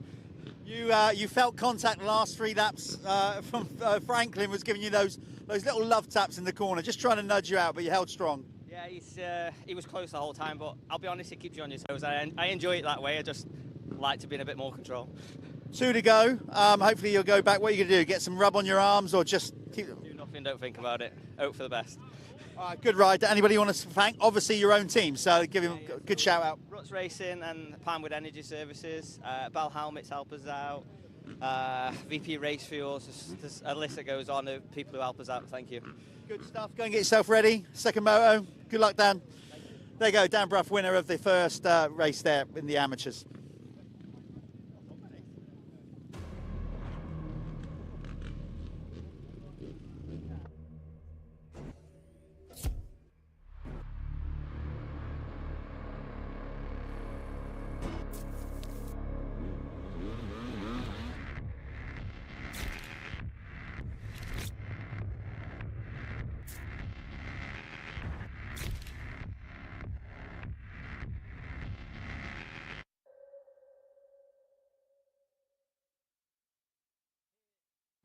Here we are with the Fly Racing Amateur MX1 class. Guys getting lined up. Is quite a thinned out gate in this category. A lot of the guys got moved up to the pro class obviously last year, and we'll hope to see this one filling out once more people are aware of it. So this is the Fly Racing Amateur MX1. These guys are going to get a gate drop any minute now. I'm going to get the qualifying up. Having some slight technical issues with the speed hive equipment. It'll sort itself out. I'm just going to have to wing it. But there is Brad Thornhill there on the 95. I definitely recognise that bike. Looking like he wants to go for this one. He's very much in the zone. So looking at the 95 right now. And a good start as well, I think. But who's going to get it? Oh, God, that was close. That was probably too close to call. But we are going to do, obviously, the first lap leader award. Greedy looks very much in charge of this one right now. So Ashley Greedy there on the Yamaha. He may have got that start. But it was certainly close. Jeff's back with me now. Good to see Ashley Greedy back with us, eh? Yeah, absolutely. You know, it's well, any of the Greedies really, when they come and race, Ash or Josh, whichever one it is, they always bring value to it. That's for sure. Watching Josh, I mean Ashley, sorry, you kind of think you could have been all right in the pros. You know, and when he's got that, he's just got that stance, and he's still got that sharpness about him, hasn't he? Even though he's kind of semi-retired nowadays. Yeah. Obviously, the pair of them.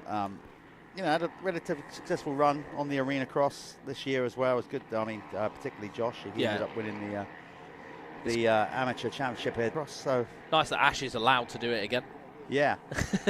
After, I think, he had a name for himself when he was a bit younger, but he's a bit older now, a bit wiser, got kids, everything else, life changes, but looking good at the minute. The 33 there, Ashley Greedy. Of course, massively good amateur career from the 33. Ash was Team Green for a long time.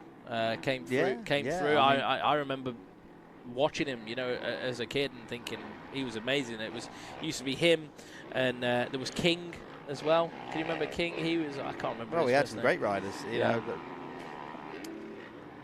That was an amateur program that a lot of these guys came up through.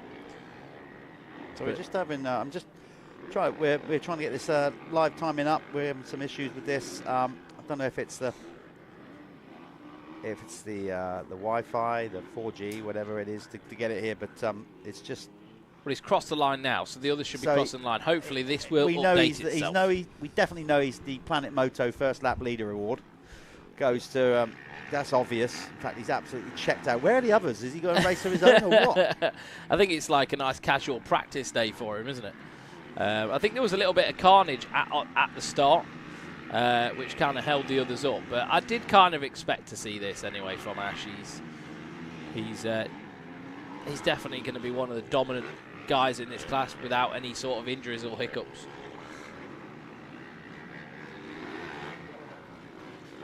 I saw Josh walking around as well, so I wasn't sure if Josh was racing as well.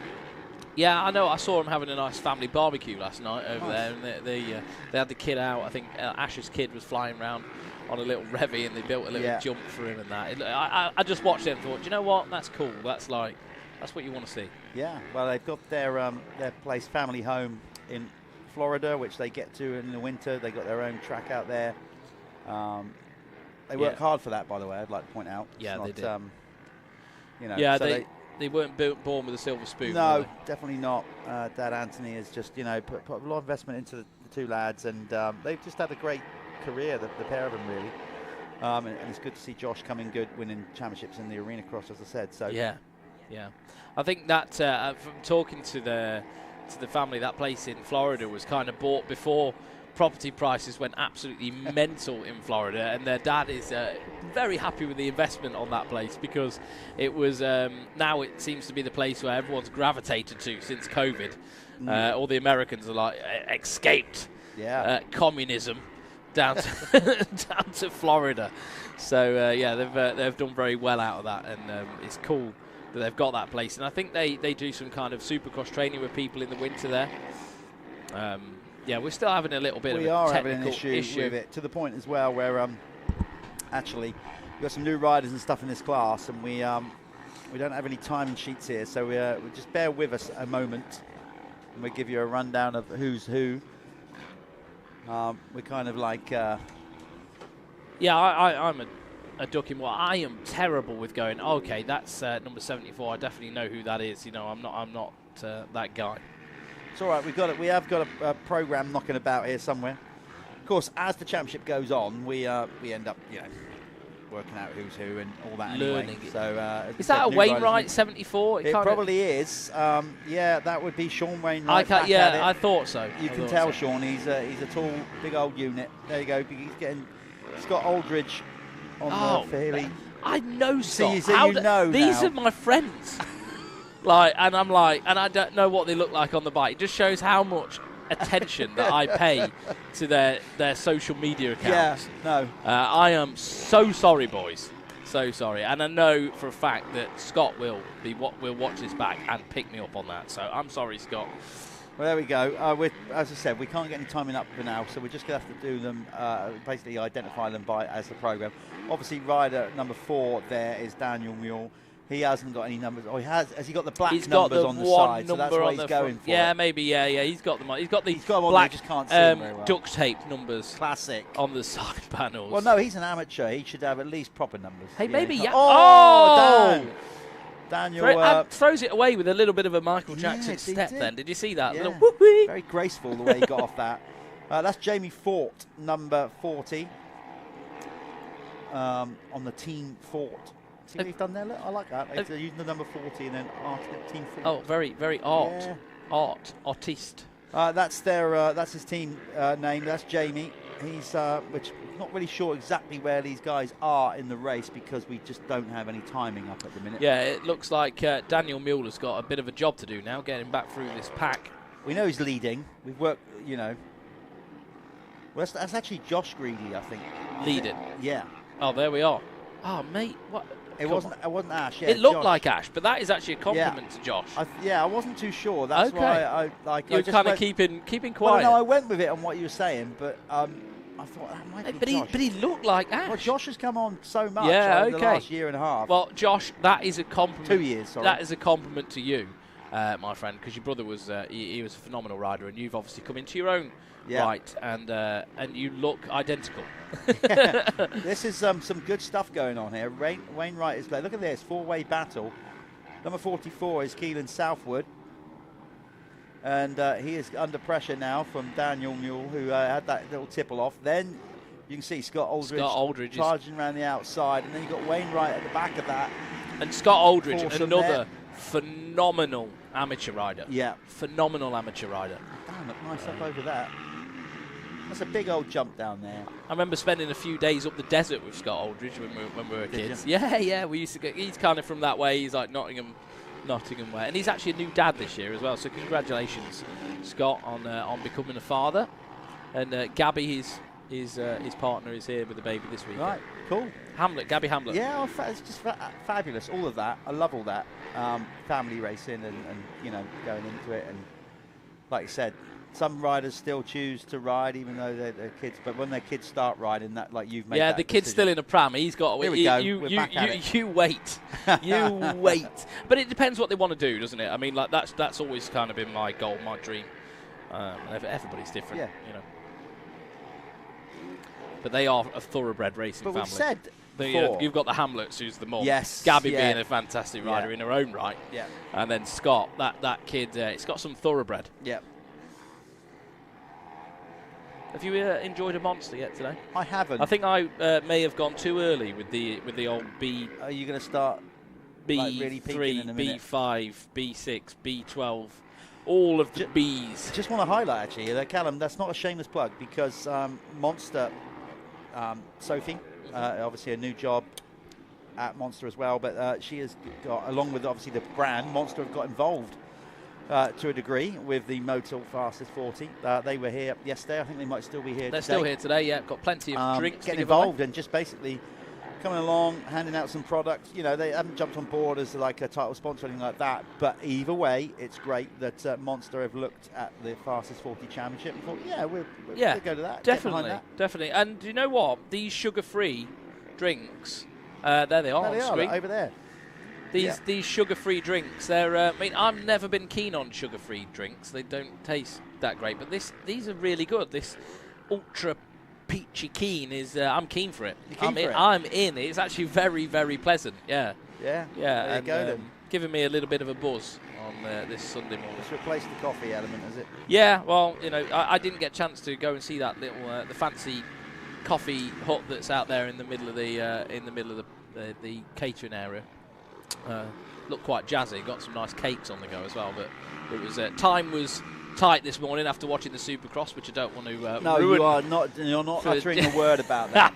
I don't want to know. If anyone's watched the Supercross, please pile in loads of information. I don't want to hear any comments. I don't want to know nothing. I want to see Jeff's phone glowing like a piece of uranium. See, I turned the phone down off, so whatever. I'm turning it over.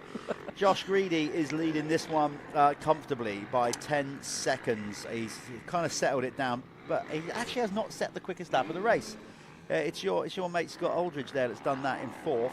Jamie Fort, number 40, is in second. Daniel Mule is now up to third after his little shenanigans, his little elegant step off. Here we go. This is that battle that we were looking at earlier on between Keenan Southwood and Sean Wainwright. Adam Reeves. Adam was an exceptional starter last year. He got a bunch, or was it the year before? Anyway, maybe the year before. No, he was at it last year as well. He was right in contention for that Planet Moto. Was he in the Clubman last year? Or yeah, was he, I think he was on the Kawasaki. Yeah. So, Adam in 7th. Brad Thornhill, brother of Dan, is there in 8th. 9th is number 5, Shane Davis, and then number 30 is, in 10th, that is Jude Gaillard. There you go, that's the top 10 in this Fly Amateur MX1 class. This is a good race going on between these two. He's just got to try and find a way around there. Sean Wainwright, of course. Sean has won championships in the MX Nationals down the years. Yeah, he has, and I think he's just like, for me, Sean's just trying to build himself back, isn't he? He had a Clubman Championship. Yeah, and then he missed the season. He had a bad... I think it was a knee injury, maybe. I think he even had surgery, didn't he? Missed the season, and then did he come back last year for a little while? And then so I think he's just trying to build and get better. We know how capable he is. Like when he's actually fit and on form, he's actually really, he's a strong rider. Well, he made the move. Nicely done as he's gone up a spot. There you go, into 5th place. And got to say, fantastic day for the Wainwright clan yesterday, wasn't it? Yeah. In MX2, Howard blew me away. Yeah. But where's that come from? I don't know. He looked really good on that Honda. I think he's actually out there in this next race as well. He is out there in the Honda Cup, but he blew me away. I mean, fair play to them. They've obviously figured something out. I think he's had a good winter, injury-free, and before he's always ended up winding himself injured before the season started. So there we are. There is Josh Greedy on screen, like Jeff was saying. Quite a commendable lead now, and I do apologise for saying that was actually Greedy. That's completely my fault, but it is, kind of a compliment. Josh has lost quite a bit of weight, actually, and he's looking very, very sharp on the bike. He's done a lot, considering he wasn't quite the amateur rider that his brother was, and I think came to it a little bit later on.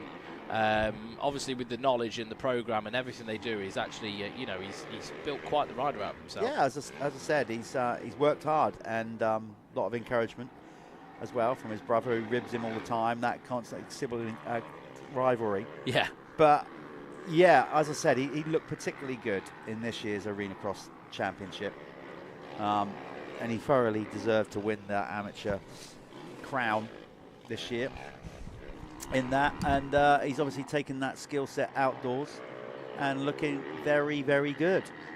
And if he keeps it on the island, keeps it on two wheels, he could be talking to Callum about his race and that very thing. It's going to be touch and go here. I think he's going to get over the line. I don't think it's going to be one lap to go. He just went over with about 4 seconds to go, so it's going to be 2 laps from here.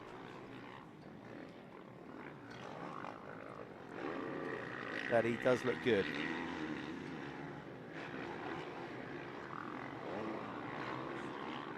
That would be definitely his Arena Cross and Supercross skills helping him with that particular jump. You can see it's those shiny spots now, they're just in between. By that I mean they're still very slippery. Got enough moisture in those shiny patches for the wheel to spin up, and as that gets a little bit, if they don't get any water down, that will go hard pack, and when it actually does, it'll surprisingly be a bit more grippier than what it is now. It's kind of just in between. You want to be chasing some of these darker patches right now. Got to fight. It's almost like that medium coloured dirt. You don't want to like it too dark. That would be suggest it would be too wet. Right now, though, the track is coming really good. There's plenty of line choice you can see coming out of that there. People opting to go up the right of the hill or the left of the hill. And Josh making it look pretty easy as he popped up over there. You can see the wind starting to pick up on that Apico banner. Shout out to Apico, of course, that are getting behind the championship by being the title sponsors of the MX1 Pro category that we had yesterday. That was a double race victory for Conrad Muse. You can obviously go back, if you haven't already seen it, on our YouTube channel, where you're probably watching this on. You might be watching it on Facebook, but it's on both. But if you go to YouTube, you can obviously rewind it a bit easier, and just, if you want to do that, and quality maybe a bit better than what you'd watch it on Facebook. But we are pushing this out on our Facebook channels for both the Fastest 40 and DirtWorld-TV. But you can go to YouTube and find DirtWorld-TV, like and subscribe, all the regular things there. If you do that, then you're obviously going to get all the notifications, and obviously that's good for anybody that's helping us with the live stream. We can start getting figures and working out how many people are tuning in and all those kind of things, and just build this thing up. So yeah, please like and subscribe if you're going to go and watch us on YouTube. Well, he's looking rock solid. Decided not to jump it on that last lap, taking nice and steady. He's definitely, over the last couple of years, Josh has just definitely given himself more of a bit of a fluid riding style. He looks a bit more relaxed on the bike now, I'd say. That's obviously my opinion, but I do think he looks a bit more comfortable over the last couple of years. Not so, more at one with the bike, I would say. And maybe it's all that riding and training, and as I said, riding supercrosses and whatnot would definitely help, and Arena Cross. So he's got half a lap to bring it home. The running order is currently Josh Greedy, Jamie Fort is still in second, Scott Aldridge in third. He still holds the quickest lap of the race, but no need for Josh to go any quicker here on this last lap. Daniel Mule is now there in fourth, Sean Wainwright fifth, Keelan Southwood for sixth, seventh is Adam Reeves, eighth is Brad Thornhill, Shane Davis is ninth, and in 10th is Jude Gaylard. That is your top 10 in the Fly Amateur MX1 class, with just less than half a lap to go for our race leader, number 33, Josh Greedy.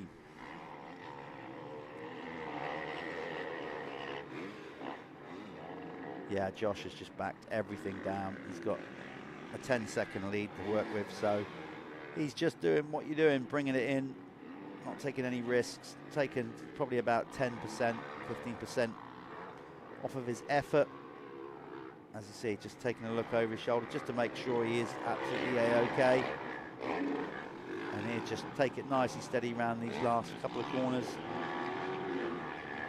You can obviously see he's just backed it right down, nowhere near on the gas, just bringing it in. He knows he's got this one.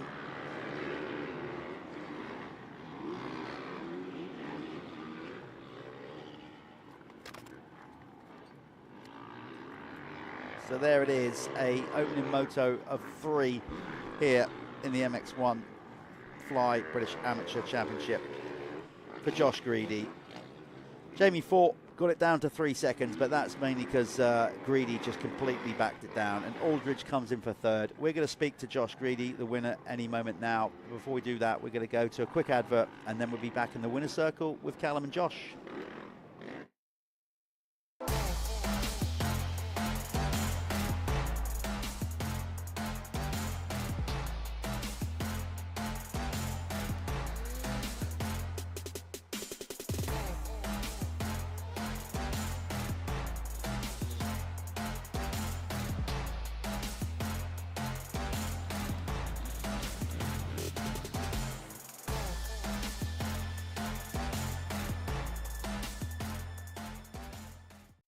With Ash, no, not really. Josh Greedy, I'm really sorry about that, but you've slimmed down a bit and your brother's got a bit bigger, so we're good. You're on form. You actually look really good on the bike, mate, and you absolutely stormed that one. Yeah, no, I put a big effort in over the winter because I really wanted to win the Arena Cross Championship, like, so I trained. I've never trained before, and I trained for this one, so I managed to wrap that up, and I don't know, I'm just carrying the momentum into the outdoors, so it's going good. Has it made a difference, obviously, being fit and doing the Arena Cross and staying on the sharp end of it? Literally massive. It's everybody's saying how much better I'm going this year, and like I'm planning on making a trip to America to do Loretta's, so that's my biggest goal this year. I wouldn't really fuss about outdoors. I just want to do Loretta's that bad. So this is all prep for that. Is there anyone you want to thank in particularly, mate? Well, it's you got Motul 33 that does my suspension. Literally any time you'll always sort it out. You got the Briggs boys come on. They come out and help me a lot. But they're always here, so it's good. I got iron wheels. I got Glenn that always turns up. My brother, he's even mechanicking for me today. So, yeah, it's going good this year. Cool. Well done. Hopefully we'll see you back here. Crack on with it. We're going to send you to an advert break, and Jeff will take over the Honda Cup, which is up next. Hi, I'm Jake Nichols, and I race the Honda CRF 250R for Honda Racing MX. This year we have something real special going on. Honda have the CRF 250R Cup, which will be running alongside the Fastest 40 and AMCA Championship. The Cup gives you the chance to win a brand new CRF 250R by winning either of the championships. But there is more than one bike to be won per championship. The rider that shows the best racing attitude throughout the year will also win a brand new CRF 250R.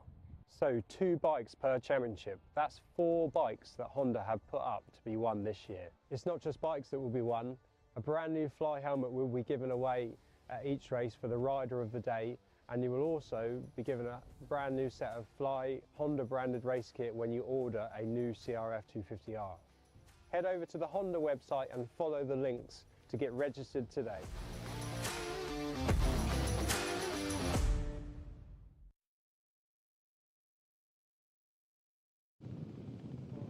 Honda CRF 250R Cup. Big up Honda for doing this. This is a new incentive. So how this works is if you go and buy a Honda from an official Honda dealer, you get entry into this Honda Cup class. Basically, this is all Hondas, so it'll be a bit harder to identify riders. We'll have to clearly make sure we get to learn the numbers because they're all on pretty much red machines. Some of them will obviously have like white or black plastics maybe, but they are all Hondas. And what will happen at the end of this championship, whoever has won this thing will basically win a package from Honda. You know, they get to get a brand new Honda 250 model, CRF R250R for the following year. There's a package also from Fly Racewear that's all tied into it as well. And it's just, it's great to see a manufacturer basically putting together almost like a contingency type deal that we see in American motocross a lot, and giving back to people that are buying their brand. Yeah, cool. They'll look like a mini Dave Thorpe rider, won't they, when they come out? And it's dragging out people from the woodwork. We've got Adam Chatfield in here. We've got Graham Irwin.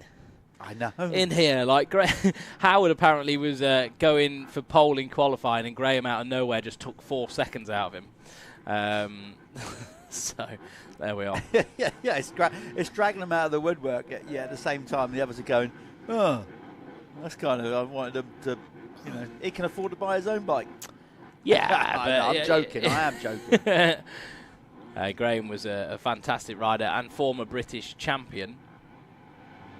I'm back out here today. Yeah, well, there's some names in here. Like you said, Graham Irwin, Adam Chatfield, got Lennox Dixon, the young Irishman out there as well. Yeah, that's it. Irwin as well getting a fantastic start. Howard Wainwright just clipping his rear wheel, just trying to be a bit brave into the first turn. And Graham sending that triple step down. Still got it, of course. Former winner of the Michelin MX Nationals, of course. Retired now though, and just did other things. Tried a little hand at road racing for a little while, and other bits and pieces. Yeah, but obviously what he's that's doing pretty now. much in their family. Your brother, Glenn, a top road racer.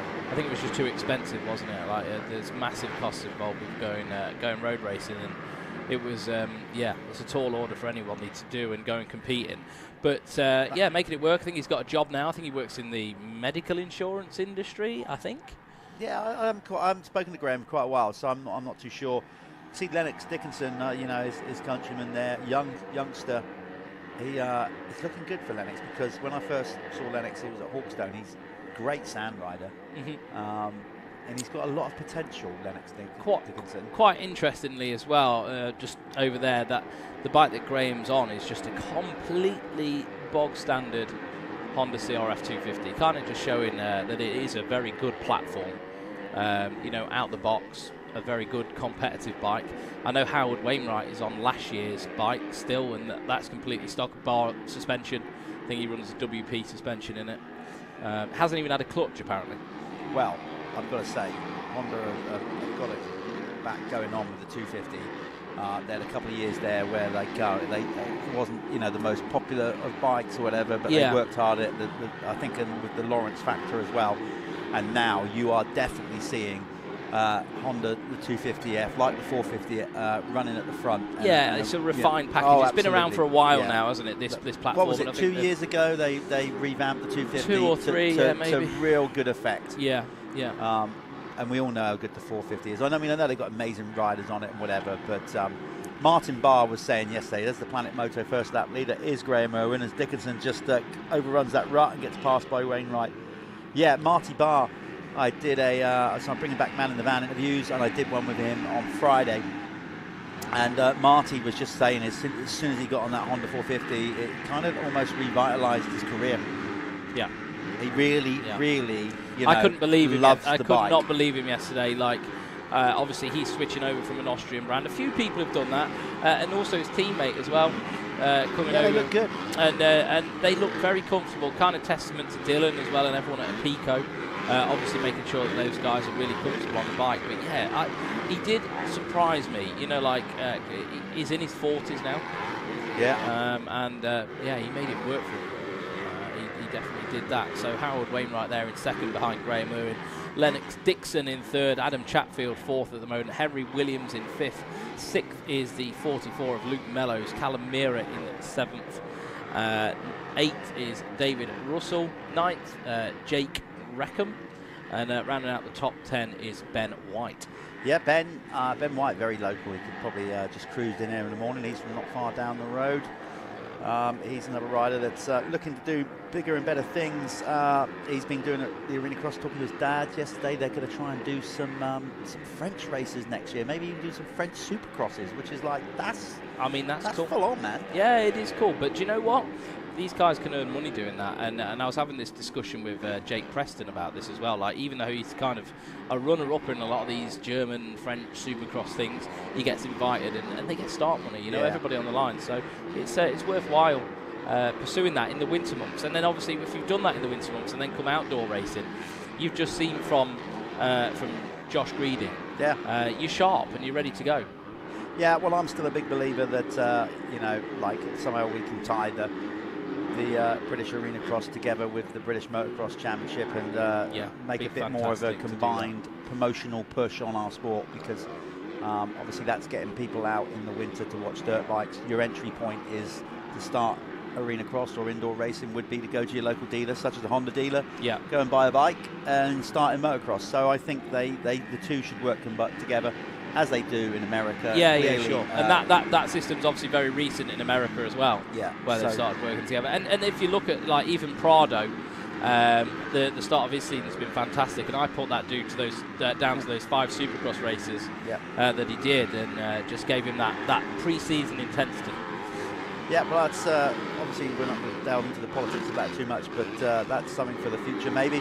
Yeah, someone who doesn't need that pre-season intensity at the minute is Graham Irwin, who's large and in charge. Well, he's certainly not forgotten how to ride a bike. He still rides, I wouldn't say loads, but obviously, listen, when you're a former pro champion, you don't forget how to ride a bike. It's just that fitness element. You'll still always be able to go quick for a few laps. And there's Chatters, the Ginger Ninja, closing in on Lennox Dickinson. Now, of course, Chatfield been around the block many a time.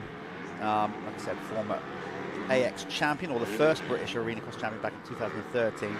He does just ride for a bit of fun now. Another rider now that's started a family. He's got a young boy, and that's probably why this appeals to him. You know, just get out there, a bit of Honda Cup action. Yeah, bit of fun, and I think he still gets a little bit of help to do it, doesn't he? And things like that. Yeah, it's just. Did you see him? I think the belt or fastening on his pants has come loose, because I saw him. I think so. At the top of the hill. I saw him put his hand back trying to pull his pants up. So I think it's, I hope he's not going to do a Cameron McAdoo on us, because we won't be able to film him if he does that. Yeah, we'll have to completely miss him out. Yeah. We don't want the nutcracker out. No, we definitely don't want the meat and 2 veg exposed to everybody. But Adam Chatfield is looking pretty good as he closing his on Lennox Dickinson, but Graham Irwin has got the start and got away with it here. So it is Wainwright, who had a good ride, as you said yesterday, in the MX2. Irwin, Wainwright, Dickinson, Chatfield, Henry Williams, another established rider, top AMCA rider back in his day, and obviously also in some pro racing. Luke Mellows, there's plenty of experience there. Luke, top rider back in his day as well. Now obviously rides a bit more as an amateur. Caleb Mira of the Mira clan. Yeah, they've all come out the woodwork for this Honda Cup, because who's not gonna say no to a brand new bike? Well, no. It's if you go and you think, well, what brand will I buy? Oh, if I buy a Honda and enter this, I've got a chance of actually winning one. Well, yeah. Do you want to do a call through the top 20? Well, I got up to 7th and then it changed. So Luke Mellows was in 6th. Jake Rackman is now up to 7th, ahead of Caleb Mira. David Russell is in 9th. 10th is Ben White. Then it's Blaine Blackwell for 11th. Harry Smith has just gone up into 12th. Liam Ware is in 13th, ahead of James Johnson. Then it's Elby Smith for 15th. 16th is Lewis Cornwall. Phil Kemp is in 17th. Right. We have some ladies, some women racing out there. Two of them, yeah. Anya Colley is in 18th, and Eva Banks is in 19th, ahead of Max Bateson. Now, so Anya in particular, I don't know so much about Eva, but it's great to have, like I said, more women getting into the sport. Definitely, if you want some fun, follow Anya on social media. She's always out there doing mostly dance videos at a motocross track. I'm not pulling her up on her dancing, by the way, because it's way... It's a lot more slick than my dancing. Oh, well, she tried to get me to dance, because she actually also came to the arena cross and helped out. And I don't feel like I've got the fatigue for, the figure for dancing. She tried to get me hula hooping. It's just not, it's not going to happen. Well, I don't, you kind of need the waist for hula hooping. My belly kind of falls into my legs. Yeah. Honestly, she was very good at it. I'm not. Let's just leave it at that. But yeah, follow Anya on social media. She's doing some good stuff. She's got some good brands behind her. She's got the S Briggs team helping her out. I think she's just done a deal with Chad and the team at Ride with Race Kit and whatever. Yeah, I saw that. Yeah. you know what? Maybe we should try and find them on track, 2 girls. How far are they apart? Let's see. They're only 4 seconds apart. So maybe, although it looks like Anya's just slipped down a place. Yeah, she has. She's just slipped. She must have just made a mistake. She's now gone down to 20th, and Eva is now. It does look like or it's Ava. tightening up at the front as well, because Howard Wainwright has just put in the fastest lap of the race. Okay, yeah, right. Well, we'll maybe go and try and find the girls on track in a minute. But right now, then let's stick with this because it's down to 1. Oh, there's Anya Colley. She was just Anya, on screen there.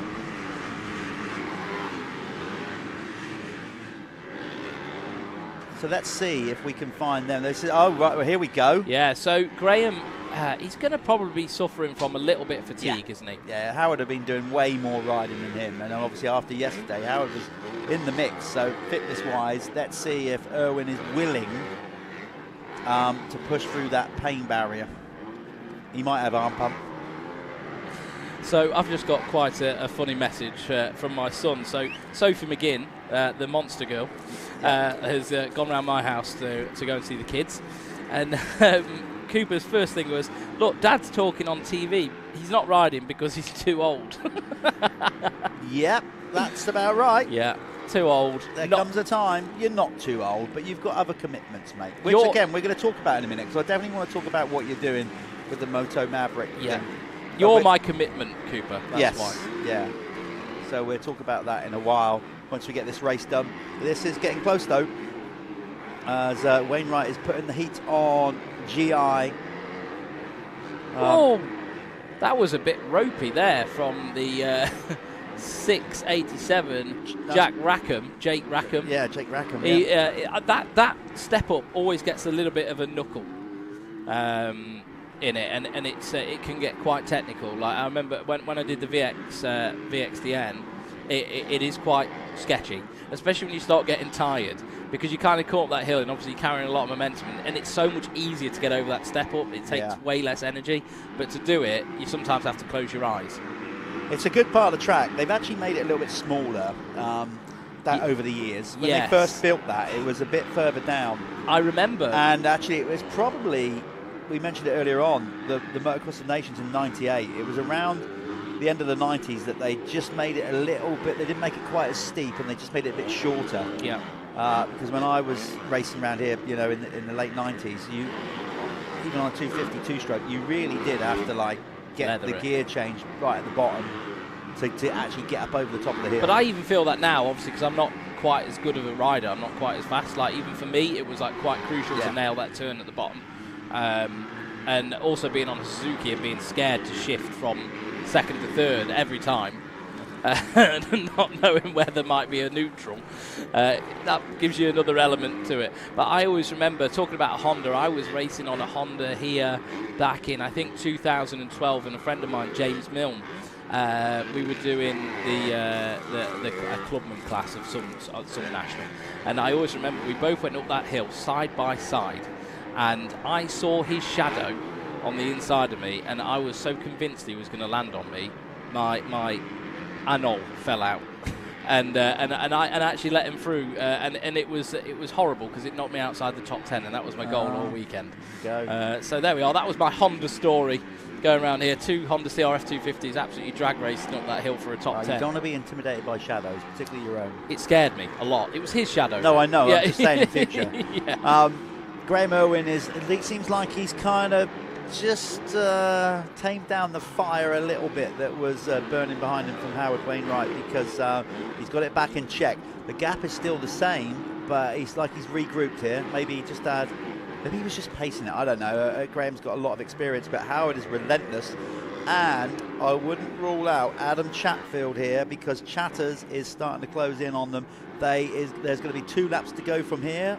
Howard's also a little bomber, though. He's not going to be scared to show Graham a wheel. Oh, absolutely not. He was making some proper aggressive moves yesterday. Yeah, he's definitely got that, and his brother Pete was always like that as well. They've definitely got the fire in their bellies. That was lovely technique. But Howard's not doing that. That step down. That is, it's a lot of time. He needs to kind of man up and get that done. But sometimes it's like, if you've not done a jump, and maybe yesterday he wasn't doing it, it's always quite the risk, isn't it, to then go and start, doing something that's a little bit different. So Jeff will go and find whoever's going to take the race win here in the Honda Well, Cup. I will. Not just yet, because I think they didn't quite cross the line before the time ran out, so we've got Oh, you've 2 got a laps little to bit go. more time to sit and chill. Yes. Thank you, mate. You can stay with me and guide me through the end of this one. I don't need to guide you through. You know what's going on. He's definitely looking like he's stepped it up now, Irwin. Although, having said that, Howard Wainwright, he set the quickest lap. He's not last time around, but he was the quickest rider on track. Yeah, I think Graham's got that style that you see out of Conrad Muse, and also you know Tommy, where they're, because of, at one point they were very highly tuned athletes. They can go fast without look like they're going fast. And obviously Conrad is still a highly tuned athlete. He's still the guy to beat. And they've all got that same kind of riding style where it almost looks effortless. If you were to watch, you think, oh, I could do that. When you look at someone like Howard and he's like hanging off the back of it and blowing corners, because he's still in that youth development stage where they probably got that little bit more in the tank to give, and they can get away with riding like that a little bit more. Yeah, you cannot buy experience, unfortunately. No quick road. You have to learn hours and hours of practice, loads of mistakes along the line. You can see that experience from Graham. Like, you see Howard go up there, straight in the middle of the track, through all the bumps. If you watch Graham, his bike didn't even move. Yeah. Just by moving over that, a foot to the right. And that is all.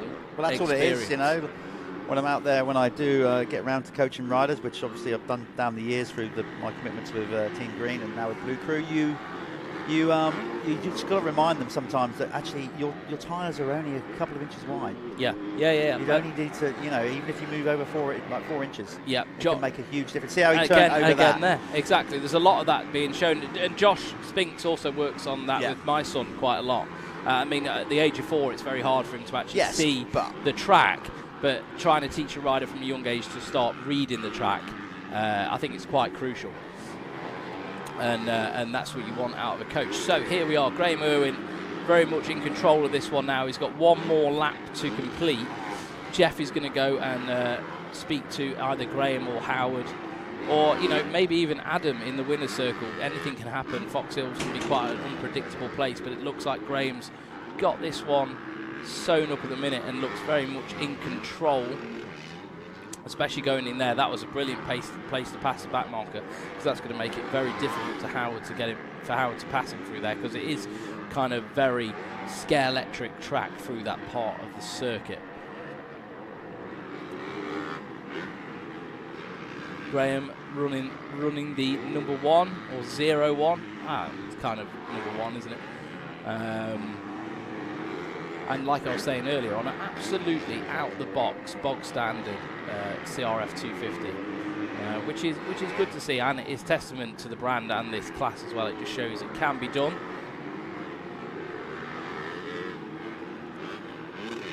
So if you're moaning to Dad about the bike not being fast enough, and then if you compare your lap times to what Graham's doing now, maybe you should focus on yourself. Because Graham's proven at this point that bike is capable of winning. And looks to me now that Howard's not going to have much chance to do anything. So despite the mid-race push from Howard Wainwright, Graham Irwin has now set the fastest lap of the race and dropped the lap time around just under a second quicker than Wainwright. But Wainwright does look to be on a last lap push, but Graham is very much in control at this point and takes the middle rut through there. Howard launching over the finish line.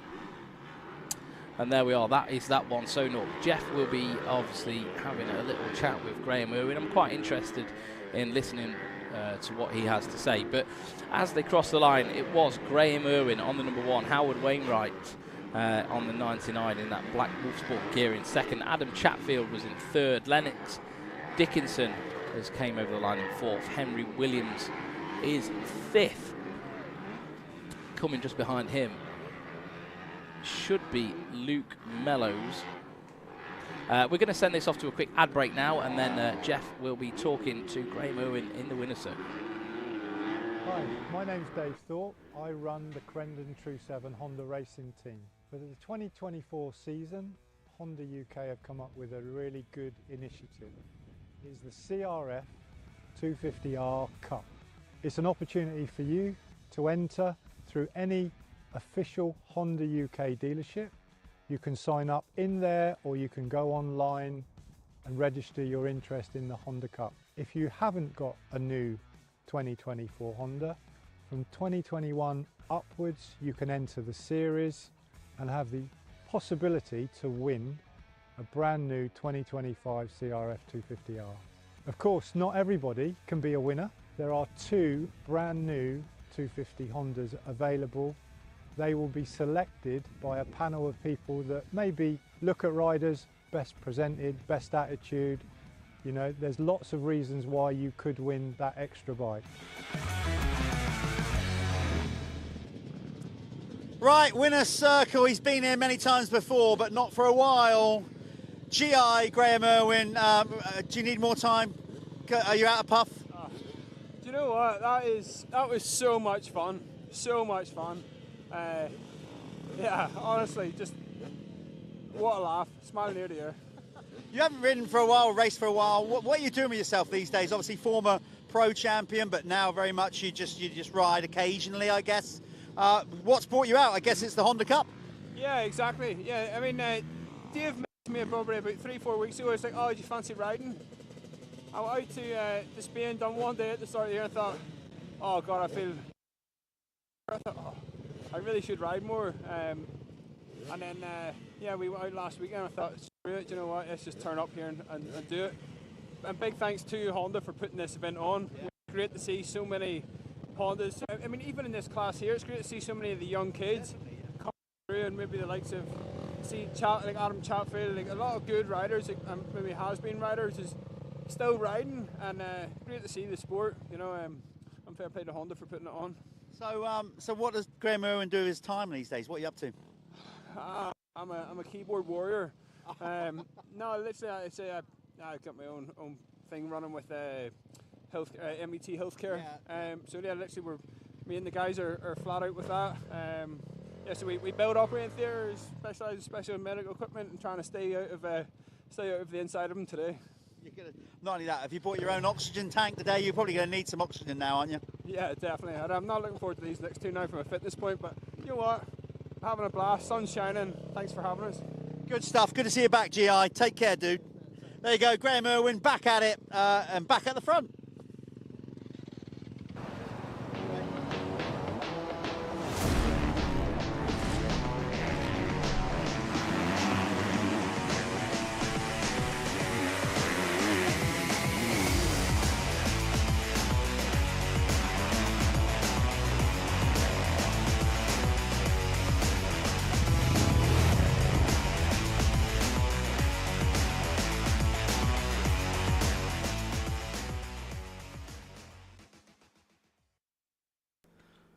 There we are. That was Jeff with Graham Irwin. Now, if you have enjoyed today's coverage so far on DirtWorld-TV, obviously you're following it on YouTube, you might be watching it on Facebook, share it around to your friends, get them involved as well.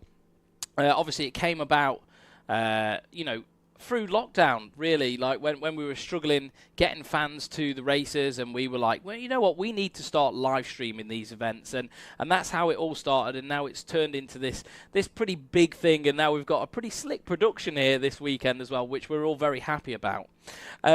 It's, you know, it's delivered to you by all the sponsors, so, you know, this couldn't happen without everybody on board. You know, Motul, Michelin, RFX, Apico, Bell, Oakley, Fly Racing, Liat, Planet Moto, Spiral Graphics, Motor Verde, and then myself as well, Work Sports Insurance. You know, if the brands don't see the benefit of it, then they're not going to invest in it, and then we can't put on a free feed. So we're going to try and bring to you the best possible experience from your living room, but we need your feedback. Obviously, we need to know how we can improve, because there's always room for improvement. If you say we are the best, you've got to be lying, because there's always something we can work on from this end to help give you an immersive experience that you're going to enjoy from home. So drop us comments. We want to know everything. We want to know if me and Jeff are babbling on too much. Don't be scared to give us your opinions, because they're necessary. And drop them in the comments on YouTube. Make sure you leave us a comment. and even a thumbs up if you are enjoying it. You know, if even if it's a positive comment, a comment of constructive criticism, we all need to hear it. There's Anya Colley on screen right now with Greenfield George on Instagram. He's got a fantastic track that he's built. Actually, I want to give him a massive shout out. We've been going up there with Cooper and training his facility. He's got a supercross track and everything. It's insane.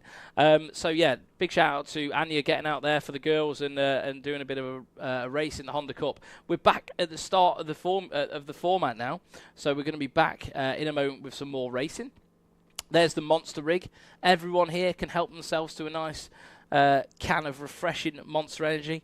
I treat myself to an Ultra Peachy Keen. What else we got on here? We've got Ultra Gold Energy. Oh, that seems like a bit of a crazy one. What have we got here? Ultra Gold Energy. I want to try that. Get all the taurine and caffeine in me. I'll be running around this circuit. But they're all zero sugar. A lot of these new Monster Energies, zero sugar, 0 calories, just the good stuff. Jeff's joining me back in again. He's actually digging into his sandwich.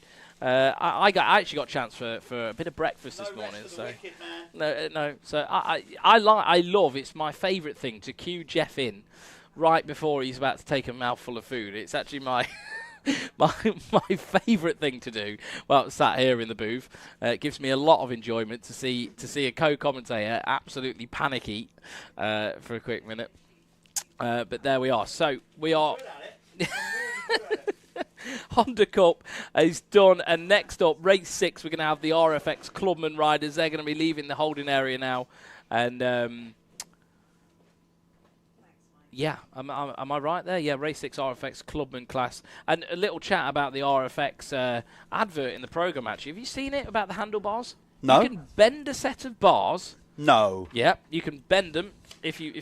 Well, hopefully you don't. Hopefully you don't. Tell me more about this. I will find it. Look, we'll get to it. Believe me. You just keep everyone going for a minute. Okay. Well. Anyway, it's in here somewhere. So you bend a pair of bars. There we are. You bend a pair of bars and you get a free replacement. 1 year warranty. That's incredible. I know. Fair play to them for that. Deal. So if you bend a set of handlebars, RFX handlebars, and it's within the first year you've bought it, and you can prove that with a receipt from the shop or whatever. I suppose they're probably coded, incredible. aren't they? And they'll supply you a brand new bar for free. Very quickly before we get this race underway, Moto Mavericks. Tell me what you're doing there, because you're doing some good stuff to bring kids into the sport. Yeah, so I developed an idea with a few other people. There's 4 of us that have come together with it. Moto Mavericks is a new series for kids. The ACU have innovated quite recently and started letting children ride from the age of 4.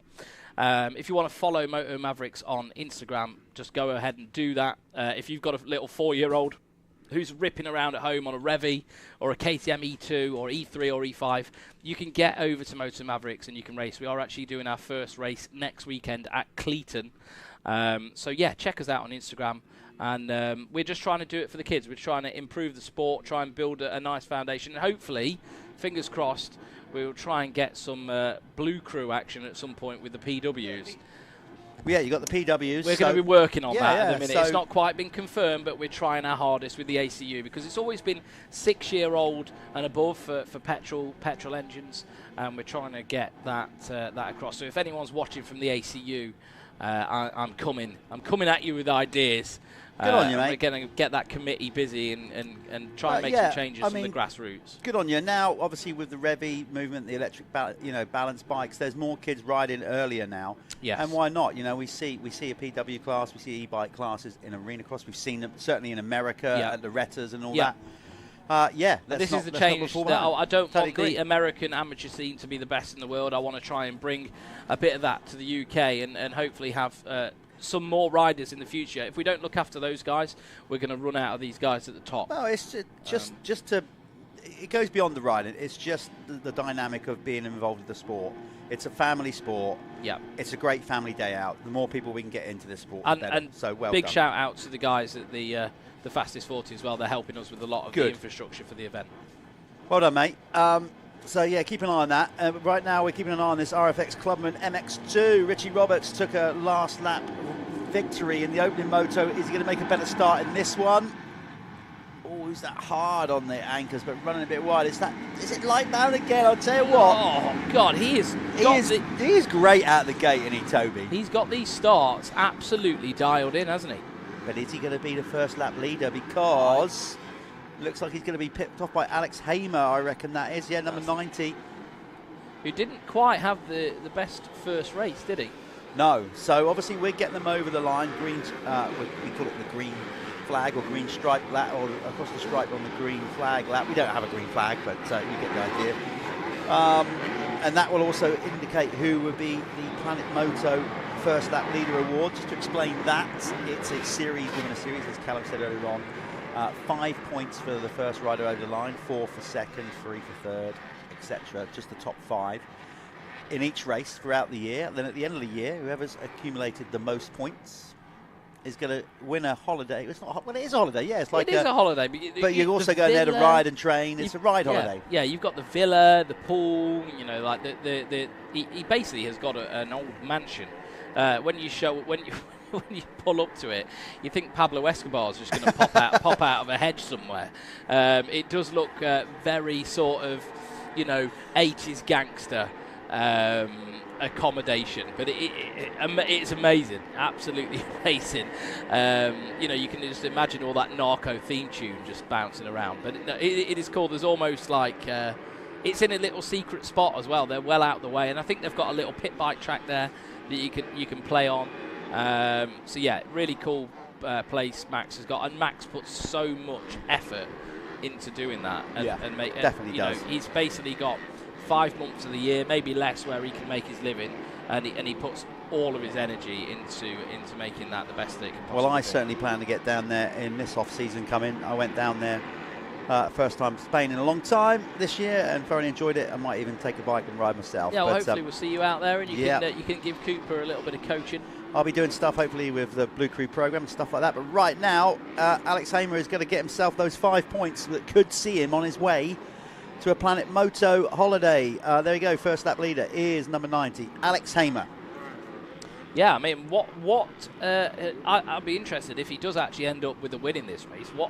What changed from race 1? Because he was like 12. Well, he just didn't make a start, and starts are critical in any motor race, but particularly motocross, a track like Foxhill. As we said, it's you get a clear run on this over the first couple of laps while everybody else is tripping over their self. Well, it was always a track that I did okay at because I was, historically quite good at starts in the Clubman stuff back in the day, and it definitely helped me out because I've never had that like raw speed, you know what I mean? But I could. It'd give me a better foundation for a good result every time we race here. I just see that Alex up there. He just did a bit of an Axel Hodges. He landed off that step up and he just kept it wheeling all the way up to the next jump. I don't think he meant to do it, but it looked cool. So they're the results on screen. That's the top 10. I'll just give it a quick read. It's Alex Hamer obviously came through over the line in first and got that Planet Moto. Those Planet Moto points. Toby Lightbound race. He didn't win the last race. Did? No, so he's got 9 points because he was the first lap leader on the first moto. Correct. Yeah. And he gets 4 for this one. Yeah, and then Aaron Framingham, Matthew Pocock in 4th, so he's up there again. Harry Foster in 5th, Richie Roberts in 6th, Joshua Fletcher Williams, or JFW. Are we going to do that now with every double barrel name? 8th is George Clark, 9th is Jordan Albert, and then 10th is Bradley Bacon. Bacon. We're going with Bacon because that's exactly how it reads. Hamer looking good, and listen, Alex has got a turn of speed. He loves the 2-stroke. He loves shredding it. There's my first commentator's curse of the series. You did it. I did it. You did it. As soon as I said that, over he went. Sorry, Alex. He may have been riding a little bit over his just didn't quite have the momentum. No, he started to turn down, and he just trying to rush it. Yeah, he just didn't have enough gas, power just to drive the wheel around the corner, and just that's a steep hill as well. Again, TV does not do it justice here. Do you know what Greg Moss, the infamous trainer of the Lawrence brothers, would have said then? What would he have said? He shortcutted his vision. He was trying to ride. He was trying to do something that his eyes hadn't figured out yet. Right. Okay. He goes on about vision a lot. There you go. Well, talking of vision, Matt has gone into the lead there. That's Matt Pocock making a... So Pocock, we're seeing more of him in this one as well. So Matty Pocock making a power move on Toby Lightbound. Just as we were saying that, he got the drive out of the corner. Oh, just stuffs the front wheel in a bit hard there. But Matt Pocock, he has won a good few races over the last couple of years. When we were obviously running as the MX Nationals, we're now running as the Motul Fastest 40 Championship, powered by Michelin. There we are. Yeah, it's a bit of a strange one. I've been talking to Greg about that recently, and he said, like, famously over the last few years, riders have been trained to look far ahead, and everyone's looking further and further up. And he tries to work his focus out with Jet and Hunter and stuff, at looking at where you're going to hit next, which is completely backwards to what people have been teaching. But I kind of get it. Focus on what you're going to approach, and then next thing, next thing, next thing. Yeah. Don't shortcut the vision. Don't look too far ahead. Yeah, sound. I mean, obviously works for Makes them. sense, yeah. It works for them. There's Toby Lightbound just headed up the hill, up to that step up that gets pretty notchy up there. So Matt is... I'm just looking there. I haven't seen Matt in the off-season. Didn't get a chance to walk around the pitch yesterday and see any of the guys. It looks like he's on a K-Tech branded bike. Is that right? It does, but I don't think it is. Is it not? No, I don't think it. I think it's similar sort of colours. Okay. It just might be the... I haven't seen Matt for a while. I went and stayed at the MGP Pocock Steel, maybe? I don't know. I went and stayed there on the way back from Spain, because his dad wanted to help Cooper out with me getting this bike fixed. So massive thanks to the guys at MGP Steel for helping me with funds a little bit, getting the van back on the road. But he looks very much in control at the minute. So Matt kind of, he blows a bit hot and cold, doesn't he, Matt? From time to time. He's capable of race wins. Yeah, he's one. Yeah, absolutely. Doesn't often put himself in the position to do it. Yeah, he just can't find that consistency yet, I would say. That's how we'd word that. He always gives it 100% effort though, but that's a Pocock thing through and through. I think. Yeah, definitely. He's never had the. He wasn't as serious at a young age, was he, as the other guys. Obviously, Mel and brother Brad, they were pretty serious amateur racers, weren't they, when they were kids?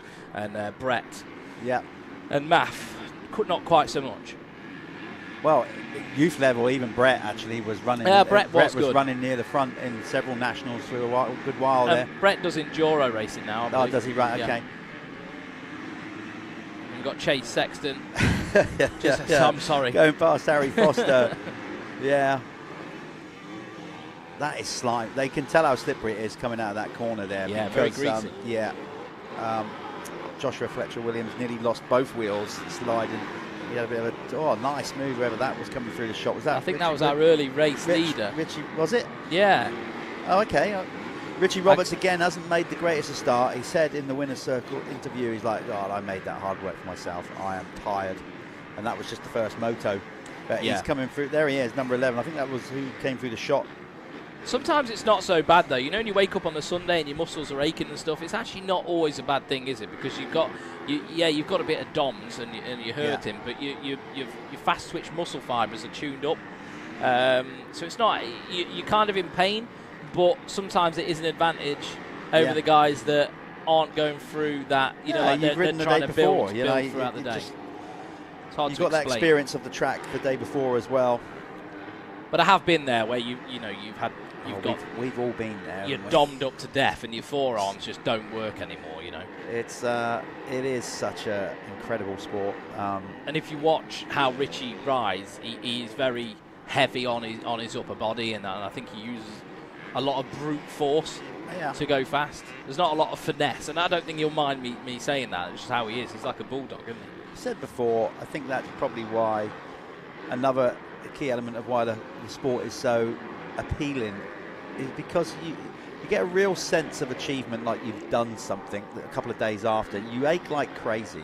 Oh, these guys will be aching for days, yeah. But you feel like you've lived. You feel like you've pushed yourself. Yeah. When you ride motocross, and that's what I like. A little bit of a heavy land in there. I mean, well, you like it when you're younger, and then that's the trouble. As you get older, your body starts to realise, listen, pal, I don't want that. I've had enough of your abuse. Would you stop doing this? And that's when you realise it starts to... been through the ringer. I mean, he's lost a finger. Yeah. All sorts of stuff, because he was riding last season with a broken finger, which stopped it from healing. Yeah. And then in the end, this is how hard Richie is. He just literally said to them, take it off. So he just had it amputated so he can come racing again. Yeah, well, there you go. Which is like mental. That's how dedicated these Clubman riders are It's a drug, to their isn't hobby. it? It's a drug. It's addictive. He's well, that one finger's not slowing him down, because he is moving up the pack now into second place. So he's going for 2 for 2 here, if he can bridge that gap between Matt Pocock, who has a 4-second lead. Just looking for other close battles on track. We might be able to find a few. Richie Roberts has said moving into second past Framingham. Alex Hamer, the early race leader, is past Joshua Fletcher-Williams now, up to 4th. Toby Lightbound, who got that whole shot, is now down to 6th, ahead of Harry Foster. Sean Frayne is there in 8th. 9th is Jordan Ambler, and rounding out the top 10 is George Clark. 11 to 20 reads Carl Breslin is 11th. Bradley Bacon is now 12th, ahead of Bradley Johnson for 13th. 14th is Jack Ratcliffe. Reese Mortar is 15th, ahead of Morgan Seddon.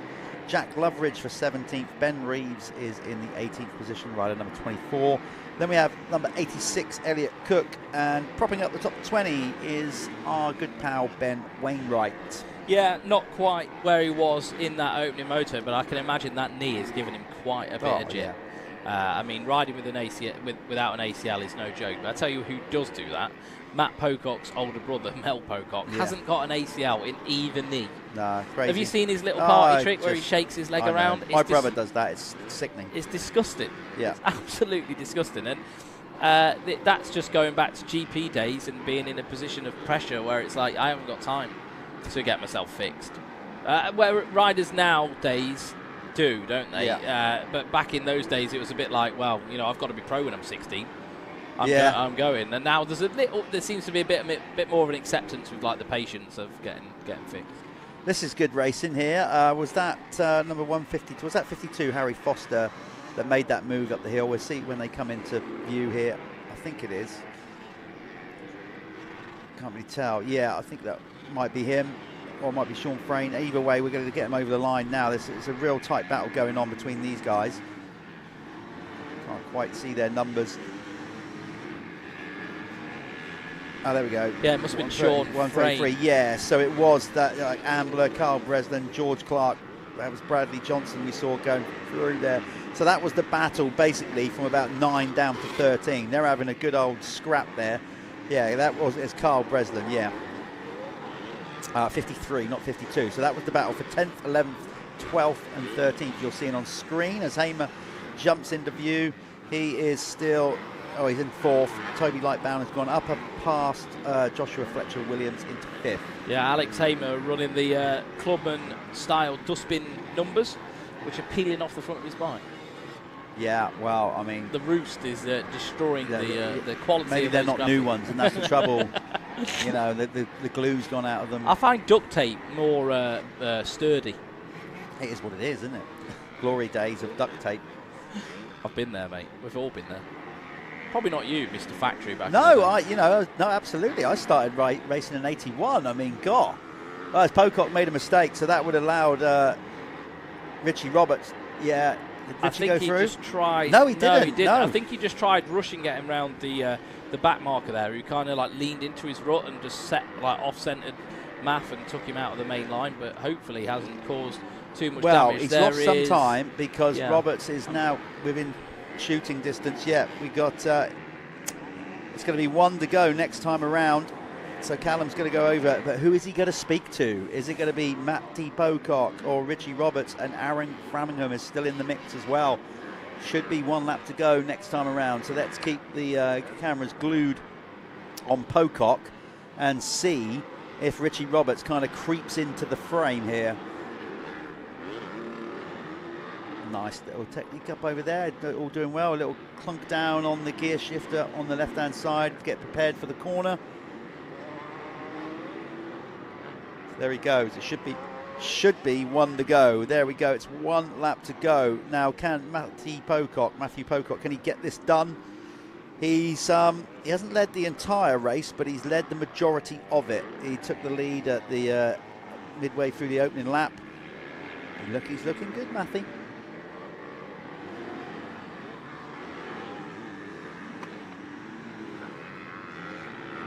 See, oh, why do I say these things, man?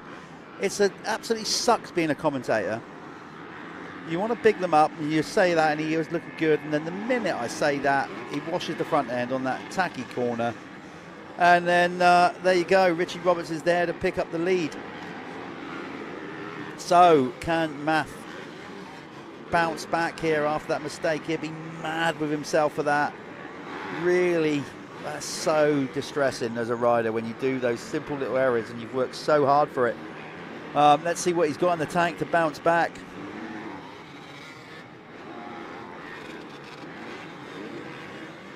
Richie just going for a roll-off there. We've got no tear-offs here.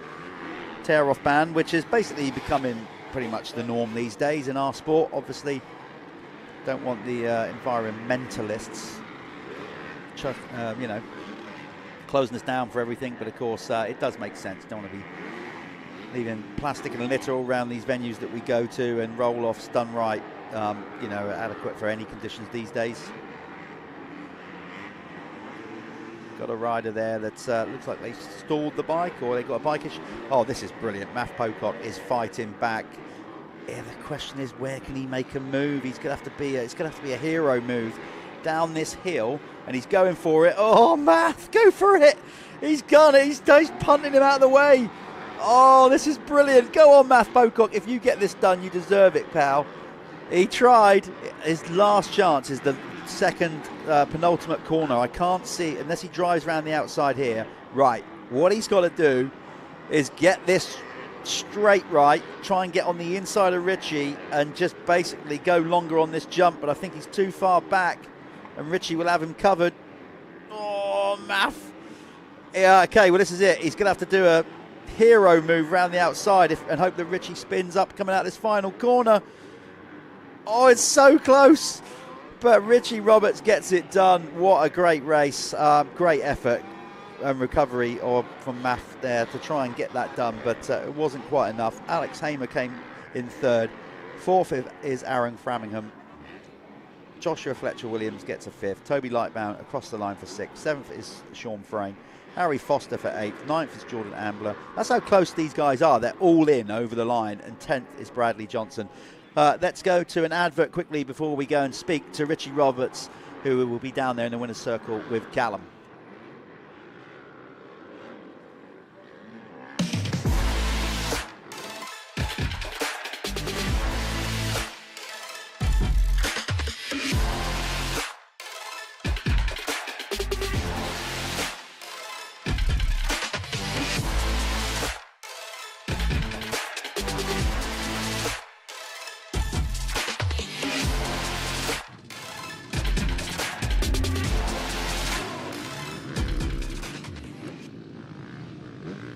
So we're here with Richie Roberts, mate. We saw Math in control the whole of that race. Pocock was there, and you just managed to do it on the last lap. I unfortunately missed it. What happened, mate? He just spun out in the top corner over there, and then, yeah, from there on it was like cat and dog for like half a lap. So yeah, well done to him, but I'm chuffed about that. Obviously, this is the second race that you've done today, and you were racing all day yesterday. I imagine fatigue setting in. Have we got another one in us? Yeah, we'll give it a good go. Get some food now. Yeah, I'm a bit tired, but we'll give it a go. Yeah, we need to figure them starts out, dude. If you figure that out, the rest is going to be a lot easier for you. I just can't get out of the gate. I don't know what's wrong with me. Practice starts now until the next round, I reckon. Clutch. Is there anyone you want to thank, mate, in particular? Yeah, SRH again, Ruts, 91 Clothing, everybody else who gets behind us all the time. It's great. Thank you very much. All on the jersey. Right, Jeff's going to take over this one now, and I'll be back with you in just a moment. Hi, I'm Jeffrey Handlings and I am the 2021 MXGP World Champion, and these are my new signature goggles. I choose red on the strap because I really think it's flashy and it really pops out, and if you look at here you can see the bullets. It's been my nickname for several years, so I wanted that to come back into the goggle. Then when you look further on the patch of the strap, you can see my signature, my race number. As I'm Dutch, we put a nice lion in there on the back. Then when you go to the other side, you see the nice Oakley graphics on the red strap, what really pops out.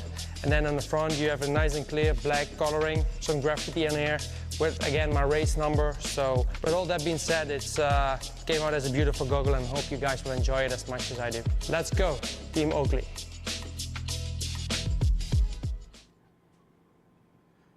Welcome back. Here we go then. This is the Oakley Clubman MX2 second moto. The first race was won by number 17, Harry Fletcher. Luke Ball picked up the pieces of some carnage down the bottom of one of those hills to bring it in second. Charlie West, number 31, who was the quickest qualifier. He came in third ahead of Luke Richardson. Ryan Daniel, number 279, was fifth. Sixth was number 20, Matt Dowles, who was the early leader.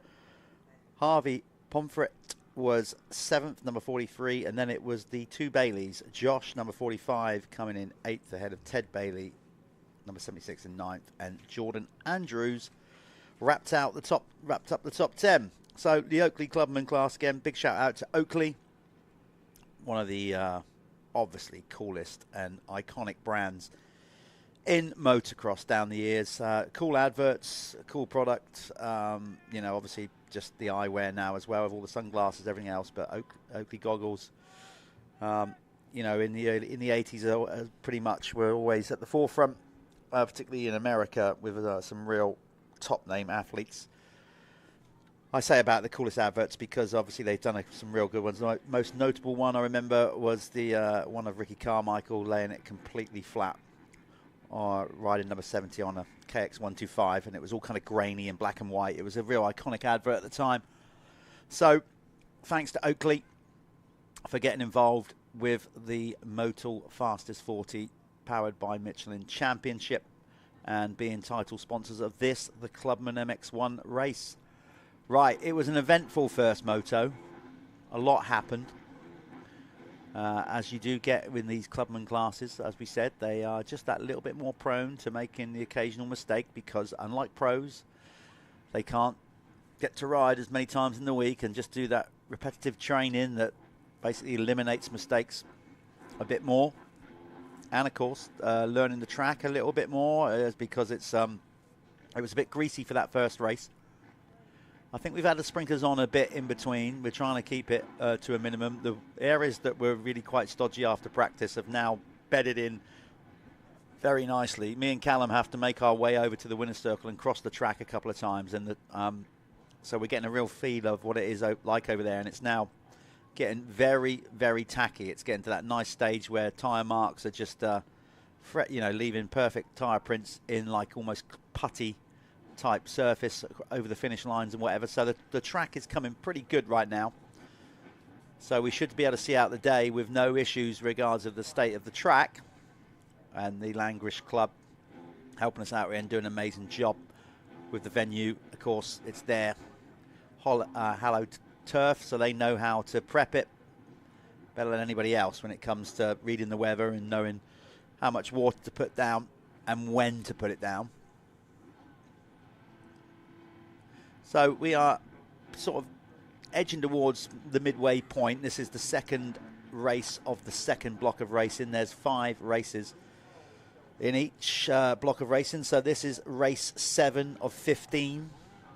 And we're repeating all the way through. Everybody gets 3 blocks of racing today, all of them 14 minutes plus a lap. So who's going to get the whole shot? More importantly, who's going to be the Planet Moto first lap leader?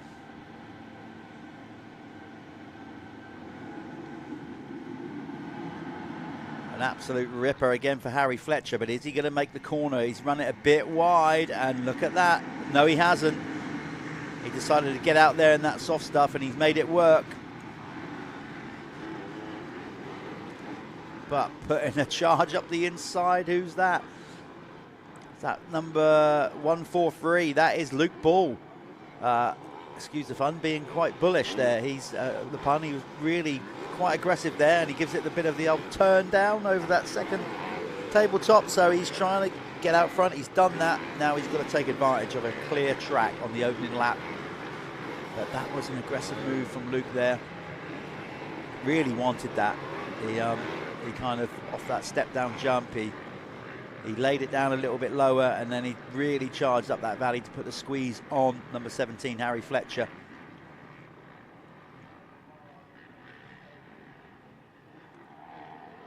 Yeah, the dirt down there now is about as good as it's going to be at the bottom of that hill. You can see it's grippy. It's, you know, they're hooking up really well at the bottom of the hill now. Still a few areas, of course, where like there you can see that we can't get a rotavator up there or at this point, and don't want to put too much water on there. So that will just remain hard pack. It's more the places on where you're under like real acceleration that we want to keep tacky, and the crew are doing a good job of that. Bully is on it. He is deciding that he's going to win this one. He has just got the hammer down. Super aggressive first half of a lap, and he needs to just keep driving forward for the next two. Hopefully, from his standpoint, break the rest of the field behind him, and then have a comfortable ride all the way to the checkered flag. So he is definitely like almost laying down a heater here, almost like a qualifying lap.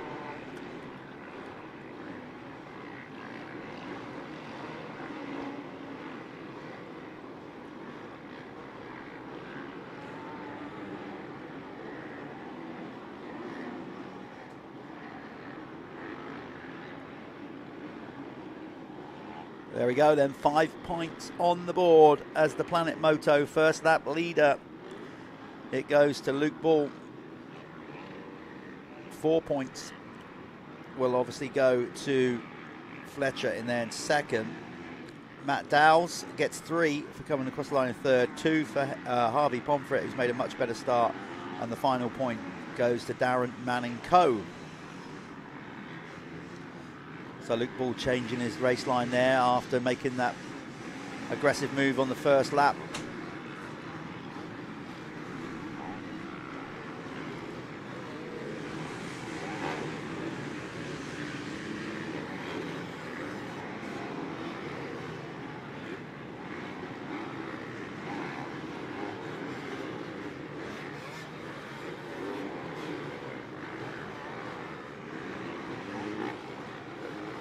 Right, most of them are over the line, so let's give you the rundown on the opening lap for the top 20. It's Luke Ball leading the way. There you go. Harry Fletcher in second, Matt Dowles for third, Harvey Pomfret for fourth. Then it's Darren Manning-Coe fifth, Jordan Meredith in sixth ahead of Charlie West and Justin Robinson. Josh Bailey for ninth, 10th is Caleb Hicks, 11 to 20 reads Ryan Daniel. Billy Stevens is in 12th, Richard Evans for 13th, 14th is Luke Richardson. Alex Christopher is in 15th ahead of Jordan Andrews. Ted Bailey is in 17th. 18th is number 755, Max Wood. Then it's Connor Ellingworth for 19th. And number 4, Billy Saunders, not making such a good start for him. We normally see him a bit further up the field, but didn't make a good start in this one. You can see how hard Luke Ball was on the brakes there at the bottom of that hill. It's as we said, it's way steeper than what it looks on TV. You kind of launch off the top, and before you know it, you're virtually at the bottom. A shorter, steeper hill than the others, and they're all pretty darn steep. But that one, you have to turn. You almost got to start turning at the 3/4 of the way down, really, if you want to hug the inside. But he's doing everything right at the minute. And he's starting to pull away. Let's see what the gap is on this time around. Launching out the finish line. That jump, that is definitely starting to get drier. That finish corner is drying out. We can tell that by the way that they're now accelerating and jumping way out past the finish beam. He's got the lead up to 3 seconds by, well, he's 1/1000th short. 2.999 second lead for Luke Ball ahead of Harry Fletcher. Matt Dowles, better ride in this one. Well, he was leading, wasn't he, last time around for a couple of laps until he made that mistake. So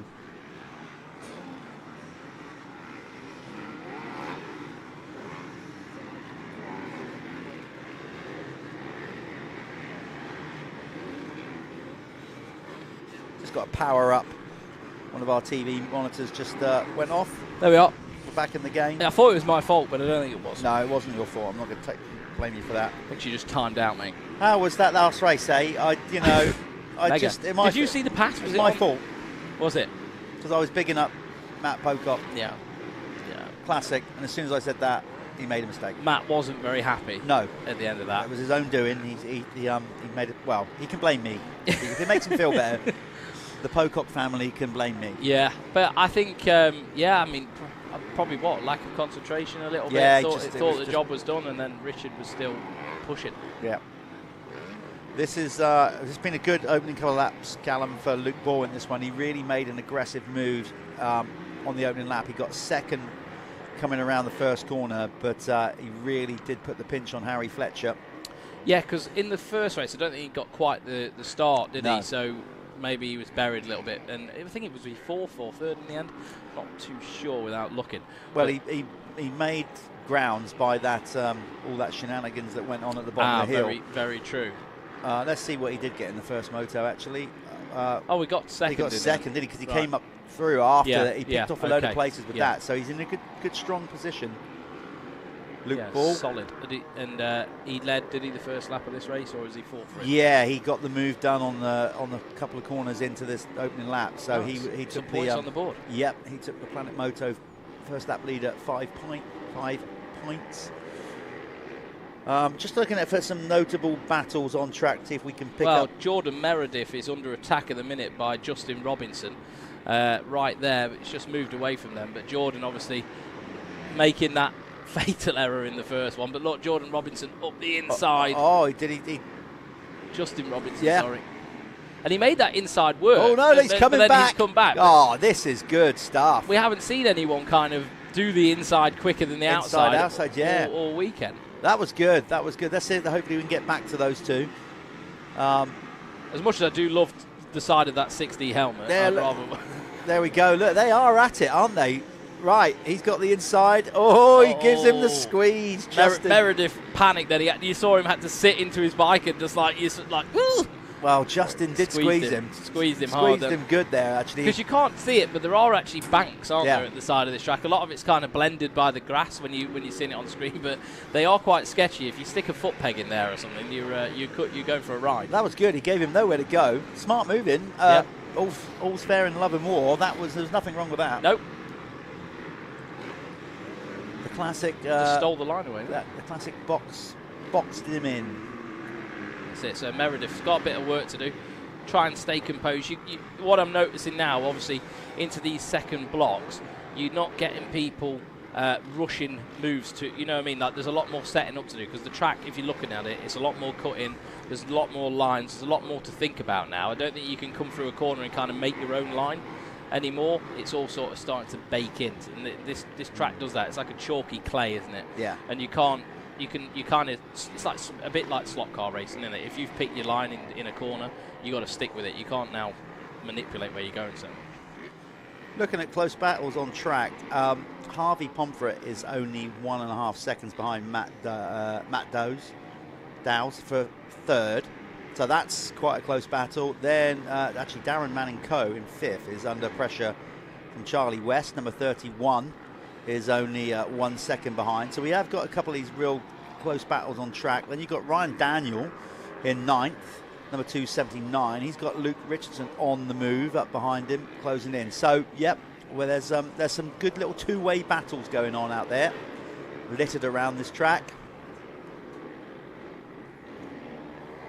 We have 4 minutes and 15 seconds plus a lap to go. That would indicate 3 laps from here.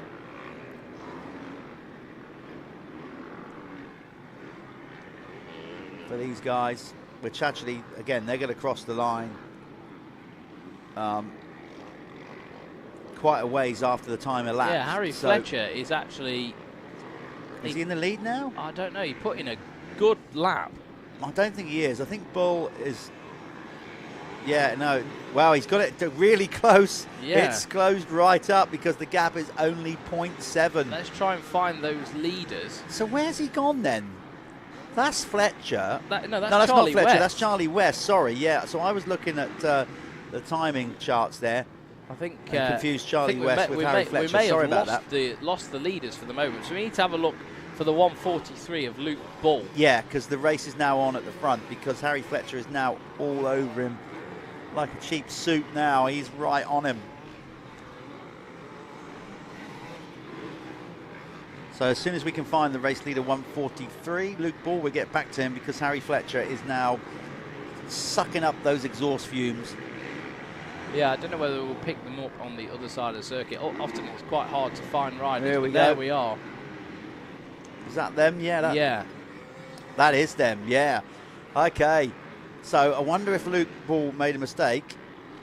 Let's go on his lap times, because Probably won't No, I know don't think until he last made- time round, but maybe Fletcher's just been consistently chipping away at it.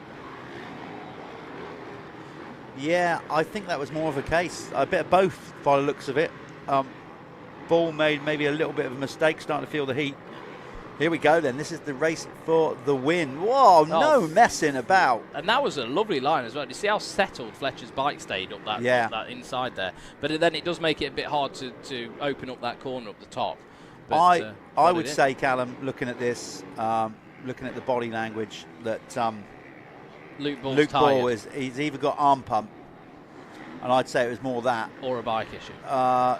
No, I don't think it's that. I think he's just run out of steam. Yeah. He just suddenly looks like he hasn't got that. His legs are vigor, like yeah. wobbly as well, and and tired. Something is definitely slowing him down. I don't think it's a bike issue. Quite a lot as well, looking behind and everything. You'd think he'd still be trying to race forward, but we've, Yes. we've all been in that position.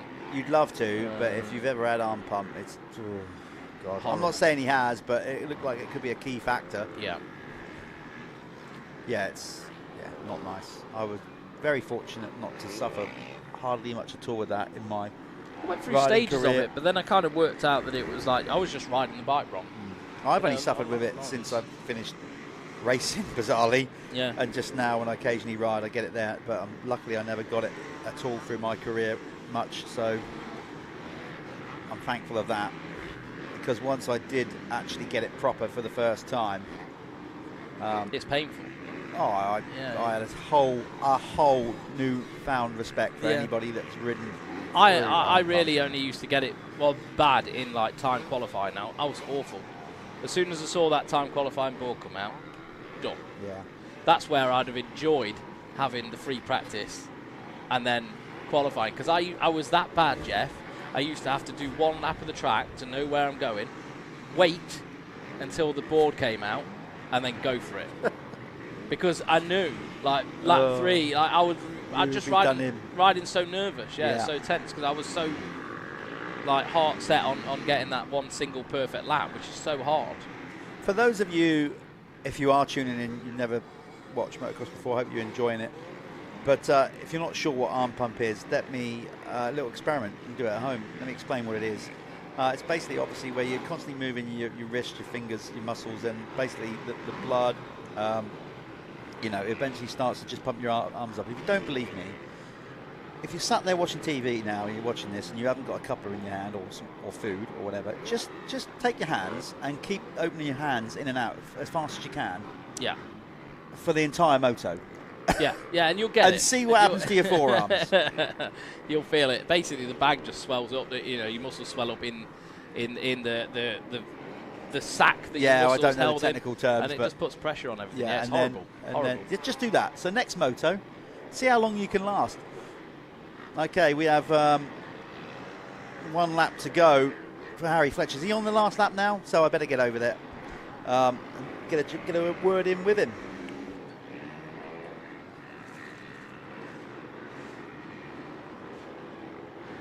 Right, and this will be the Oakley Clubman MX1 coming to its conclusion. But there is a bit of a battle going on down on track now. It is Ted Bailey and Darren Manning Co.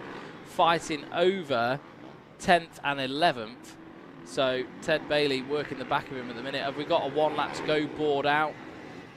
Let's see. Oh, yeah, they have. And Darren Manning Co. not looking awfully tidy as he crossed the line just there. On screen right now is the 17 of Harry Fletcher, and he's very tidily making his way round the circuit. No, not too much hurry. I think he broke Luke Bull's spirit a little bit, and now is able to just control this race. And he's got quite a bit of a lead right now. Luke Bull is going to be under fire by Matt Dowes if he's not careful, if he keeps winding down this pace. Obviously struggling with something, whether it be bike or physical. But at the minute, Harry Fletcher is the man to beat and really taking this race into his own, and he is pretty much just racing himself right now. Nice place to be. Looks very comfortable on that CRF 450R. Oh, do you see the hole there as he dives into that little pit? There's basically a little bomb hole there, and it gets very, very rusted and technical. All that part of the track is pretty gnarly, but it is a bit of a slower pace, so it can help just recover the body a little bit and also offer passing opportunities for other people. One final time down the step down and then up the famous step up here at Foxhill Circuit, and he's going to cleanly cross the line, so well done Harry Fletcher, and he will be having a little chat with Jeff shortly. We'll see other riders crossing the line now. It looks like Luke Bull is still there in second. There we are, yeah, Luke Bull crosses the line in second, and where is Matt Dowes? He should be coming around now. They had quite a big lead there. Still no one else across the line yet, so there we are. That is, not sure who that was. Yeah, that was Matt Dowes. And that's your top three across the line. They had quite the lead on the rest of the field. I mean, there was almost a 15-second gap back to Matt Dowes. Charlie West just coming across the line now. And then Justin Robinson, Ryan Daniel, Luke Richardson, Bailey Stevens, and in ninth it is Ted Bailey, and then rounding out the top 10 it's Jordan Meredith. That was your Oakley Clubman MX1, and we are going to go to an ad break before seeing Jeff in the winning circle with Harry Fletcher. Hey guys, this is Chase Sexton, and this is my signature series Air Brake MX goggles. So the first thing for me, I wanted to use North Carolina blue, probably my favorite color, and then having the red in there with the Honda, I just wanted to tie it all together. Put little pieces of my number and stuff like that. Overall, really stoked with how it came out. The guys at Oakley crushed it. Well, I was super picky in the past with how stuff fits my face. When I put the Oakley on, it was automatically super comfortable. You can't go wrong with the air brake. With Oakley, they make the best sunglasses, and that's something that I feel like they really did a good job, is incorporating that into the MX goggle. It's easier for me to pick out stuff, little edges on the track and stuff like that. Super stoked on it, excited for more in the future. Okay, we're here with the Oakley Clubman MX1 Race 2 winner, Harry Fletcher. Harry, that was a good one, better than the first, and I think the track's come in a bit better as well. The track's getting a lot better, a lot more lines in the turns now. And yeah, it was good. I got another good start, which since I got on the 450, my start's been really good. So yeah, really liking it. It's really good. You got a good start, but Bully give you a bit of heat on that first lap. He came in hot, didn't he? He did. He was revving up me going down the hill in a lovely pass. He pushed me wide, and yeah, he got in there, and he started to pull away a bit. And then I just sort of settled into the race and just thought, keep trying to hunt him down, and managed to pass him and pull a bit of a gap. So yeah, I was happy. How are you finding the weekend so far? Did you turn up yesterday and watch some of the pros, you know, and just settled in and had a good evening last night? Yeah, so we come here yesterday morning, watched all the pros yesterday, and had a nice evening last night, and yeah, racing today. So I like the format. I think it's good. Yeah, does it give you a bit more chance as a working class hero that you're not rushing around so much on a Friday? Yeah, you don't have to leave work early on a Friday. Yeah. You can full day on Friday, wake up Saturday morning, head to the track, watch some pros, have a chilled out day. And then get ready for your racing Sunday. And get a bit of TV time. Not many sponsors on the bike, but I'm sure are there anybody you want to thank? Just my mum and dad and my girlfriend. Brilliant. Yeah, just the family. All the family helps out, so yeah. Well, you're in with a shout for the overall. Good luck in the final moto. There you go, race 2 winner, Harry Fletcher.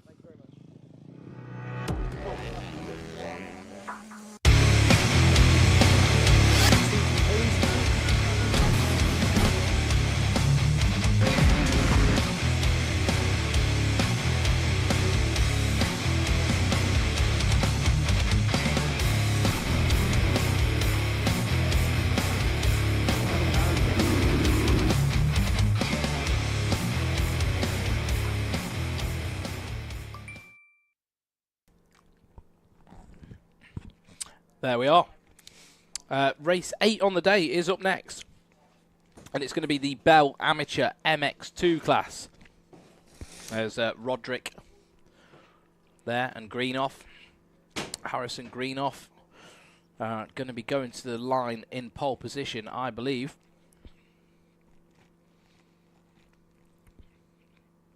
So we saw the... Hang on, let me just see this. Yeah, we just saw the race 7 Oakley Clubman MX1, and now, yes, it is race 8 Bell Amateur MX2. So stepping up a class, starting to get a little bit faster now. So the amateur riders, a little bit of a step above the Clubman riders, a little bit more refined. They may have won Clubman Championships, and then they're stepping into this. A lot of them will be ex-pros who are, coming down, like James Lassou there. James Lassou, very good amateur, worked his way through the amateur ranks. So did Brough a long, long time ago now. Had their stint of being pros, and he's there with Dad and Lad. Look, that's Dan Brough's son, cheering his dad on. And Dan's dad there as well. And that looks like, I'm not sure who that is. Oh, there's Sean Springer there. Sean Springer's been a rider of the MX National Series, which was the predecessor to what we're doing now, the Fastest 40. Been around for a long time. There are all the riders. This is the calm before the storm. So they're just waiting to be loaded up on the gate. There's Partridge there as well. Plank, all the top guys in the Amateur MX2. Like I was saying, this is like the next level. Obviously, these guys, past this point, they either retire normally or they get into the pro class. But they're all trying to work their way up the ranks, and that's what's good about the Fastest 40. We actually have the progression stages through Clubman, then to amateur, and then if you want to take your hand at it, you can go and join the pro class if you're one of the winners in the amateur. We used to have an expert category. Now that's sort of been blended into the Saturday. Yeah, it has. Yeah. And the braver experts, such as Harry, so it should be, Harry Bradley, manned up and got out there, and a lot of them ran with fear. That's what it should be. I don't know why people can't just be in... Classic old pun. Go and have a go if you think you're hard enough. Yeah.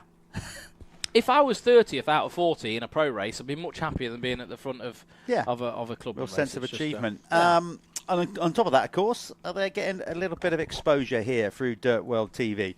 So I hope you're enjoying it. Remember to keep liking and subscribing. This, of course, it all comes about because of some amazing sponsors. We just like to highlight that. You're getting 2 days of coverage, sort of every race shown, winners, circles, all that kind of stuff. You don't have to subscribe to that. Obviously, how we do this is some incredible partners that come on board.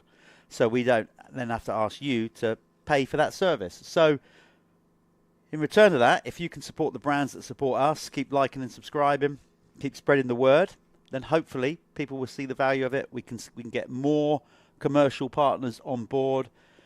That would mean more investment into production. Then we've got an opportunity to potentially do more behind-the-scenes stuff, speak to the riders in the week, run some B-roll, so videos during the live stream, so you can find out more about the riders and their backgrounds and all that kind of stuff. So, listen, we are completely open to constructive criticism.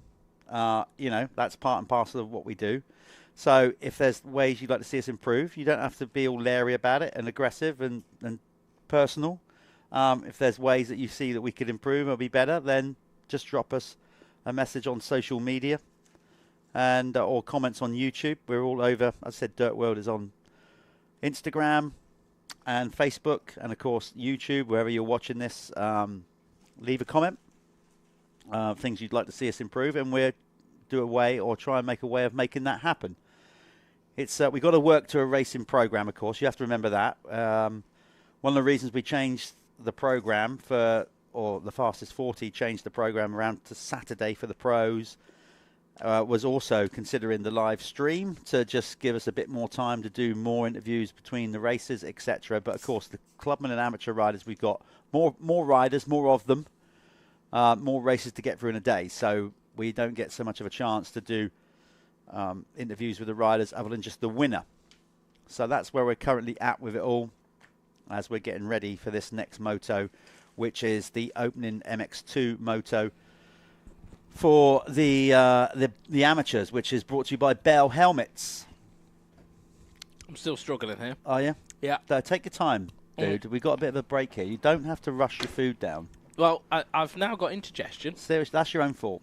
But we've still got some bits and bobs to go. We've got an apple there, and you know we're okay. There we go. Okay. There we go. Look, see that. Do you want to give? No, not them. Don't give them a plug. Give them a plug. Peachy keen, baby. Don't give walkers any. Keeping me energised. I'm yet to try this. I mean, it's been really not a good weekend for energy drink consumption, but they're not all that bad. Oh, it's been a good weekend, depending on where you look at it. Well, they're not all that bad. This is what I'm about to say. There's no sugar, no calories, just all the good stuff, like Panks ginseng root extract. I'd love to think, of course, that you paid for that, but I know you didn't. But if you had, you'd have been investing back into the sport, effectively. Yeah. But I mean, this is pineapple flavour. I love pineapple. Do you know what? I'm gonna do this right now. You ready for this? I'm gonna get the Monster logo in there because it will go everywhere, won't it? All over the equipment. Right. So pineapple flavour. Oh, sorry, is that the pineapple one? That was mine. Sorry. Do you want to have a go first? I'm joking. There's plenty more where they came from. Do you want to share it? No, definitely not. We could share it. Look. Spin the can round. You're not very good at that, are you? That's anyway, I think the top of this can has been misplaced.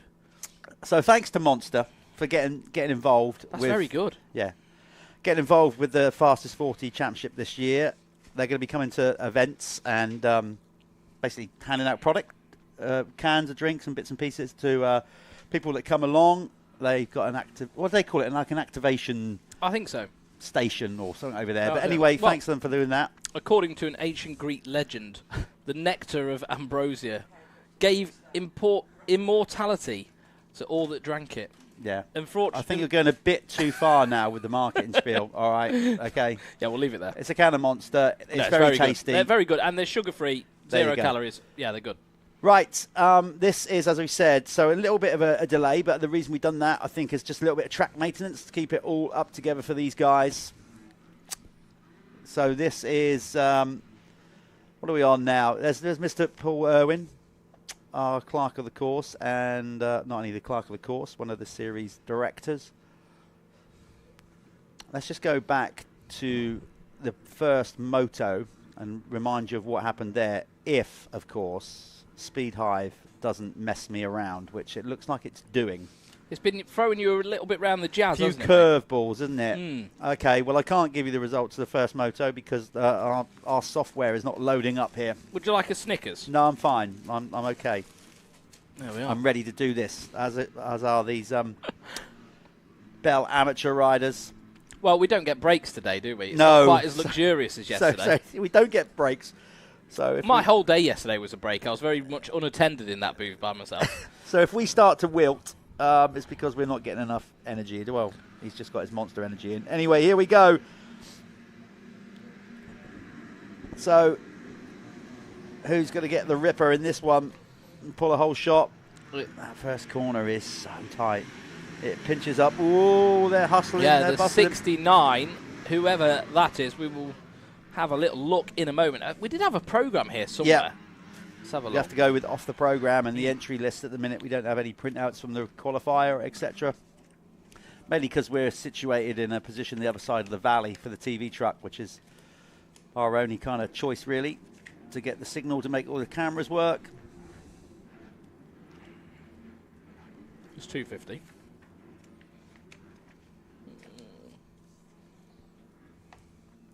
And of course, not in there.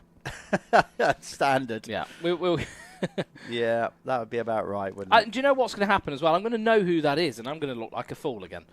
But he's looking good right now, and the 101 right behind him. I can always run over to the timing truck if I have to.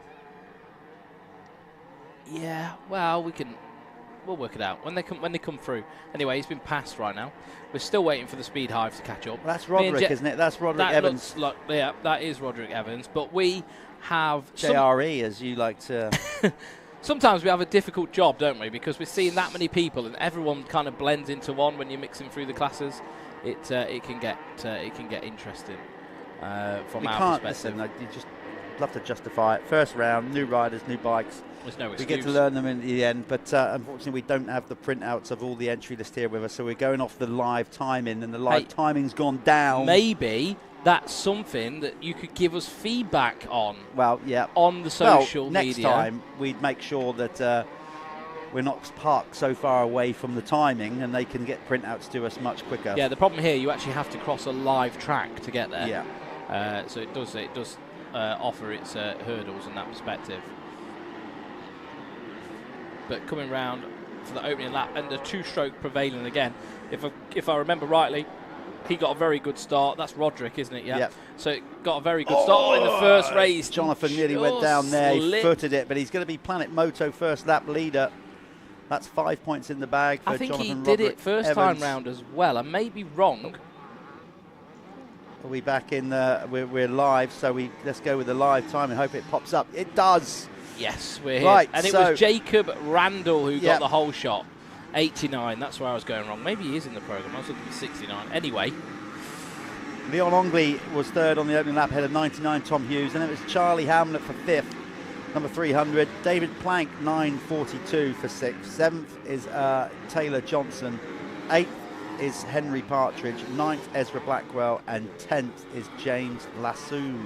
James Lassou, yeah, I was talking about him. James Lassou has been around for a long time. Yes, he has. I think James was racing just towards the end when I was probably picking up my career. Yeah, he's been around a long time, I think he's got some championships behind him, like YMSA Super Nationals. Yeah, definitely did. Like yeah, he was a top rider.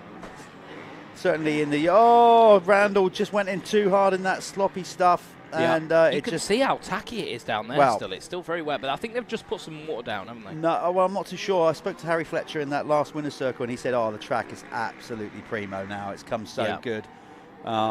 You know, what was wet earlier on is now super tacky. There's more line choices. You can see it actually going down that hill before where Randall crashed. Yeah. Way more line choice coming in. I think, we've seen someone kind of go on a very, very inside line into that corner. Obviously, it all kind of blends into that one row at the bottom, but you've got sort of three ways to get into it. Hamlet made a mistake at the bottom. And the then, worst place. Honestly, like he was fishtailing all the way up the hill, just trying to get up there because he'd lost all his drive at the bottom. Look at that freight train of riders behind him. Probably took the skin off his tyres then as well. So 11 to 20 on the opening lap was Logan Wilcox, Harrison Greenoff not making a good start, Daniel Brough, nightmare, the first race winner, way down in 13th. Well, way down for him. Kyron Karen for 14th. Ryan Osborne is in 15th. Then we have Rocky Latherby, cool name, in 16th. Yeah, Jasper Gibson in 17th. Macaulay Cadby is in 18th. Samuel Logan 19th. And round out top 20 is Harvey Hunt. And of course, Sean Springer outside of the top 20 as well. Not great start for Sean.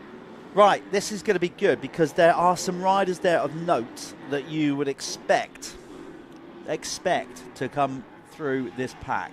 Yeah. Certainly Dan Brough, because he won the opening moto, although he did suffer a bit with arm pump. You would expect Harrison Greenoff. My God, you'd expect Harrison Greenoff to come through the pack because he's suddenly gone from 13th to 6th in one lap.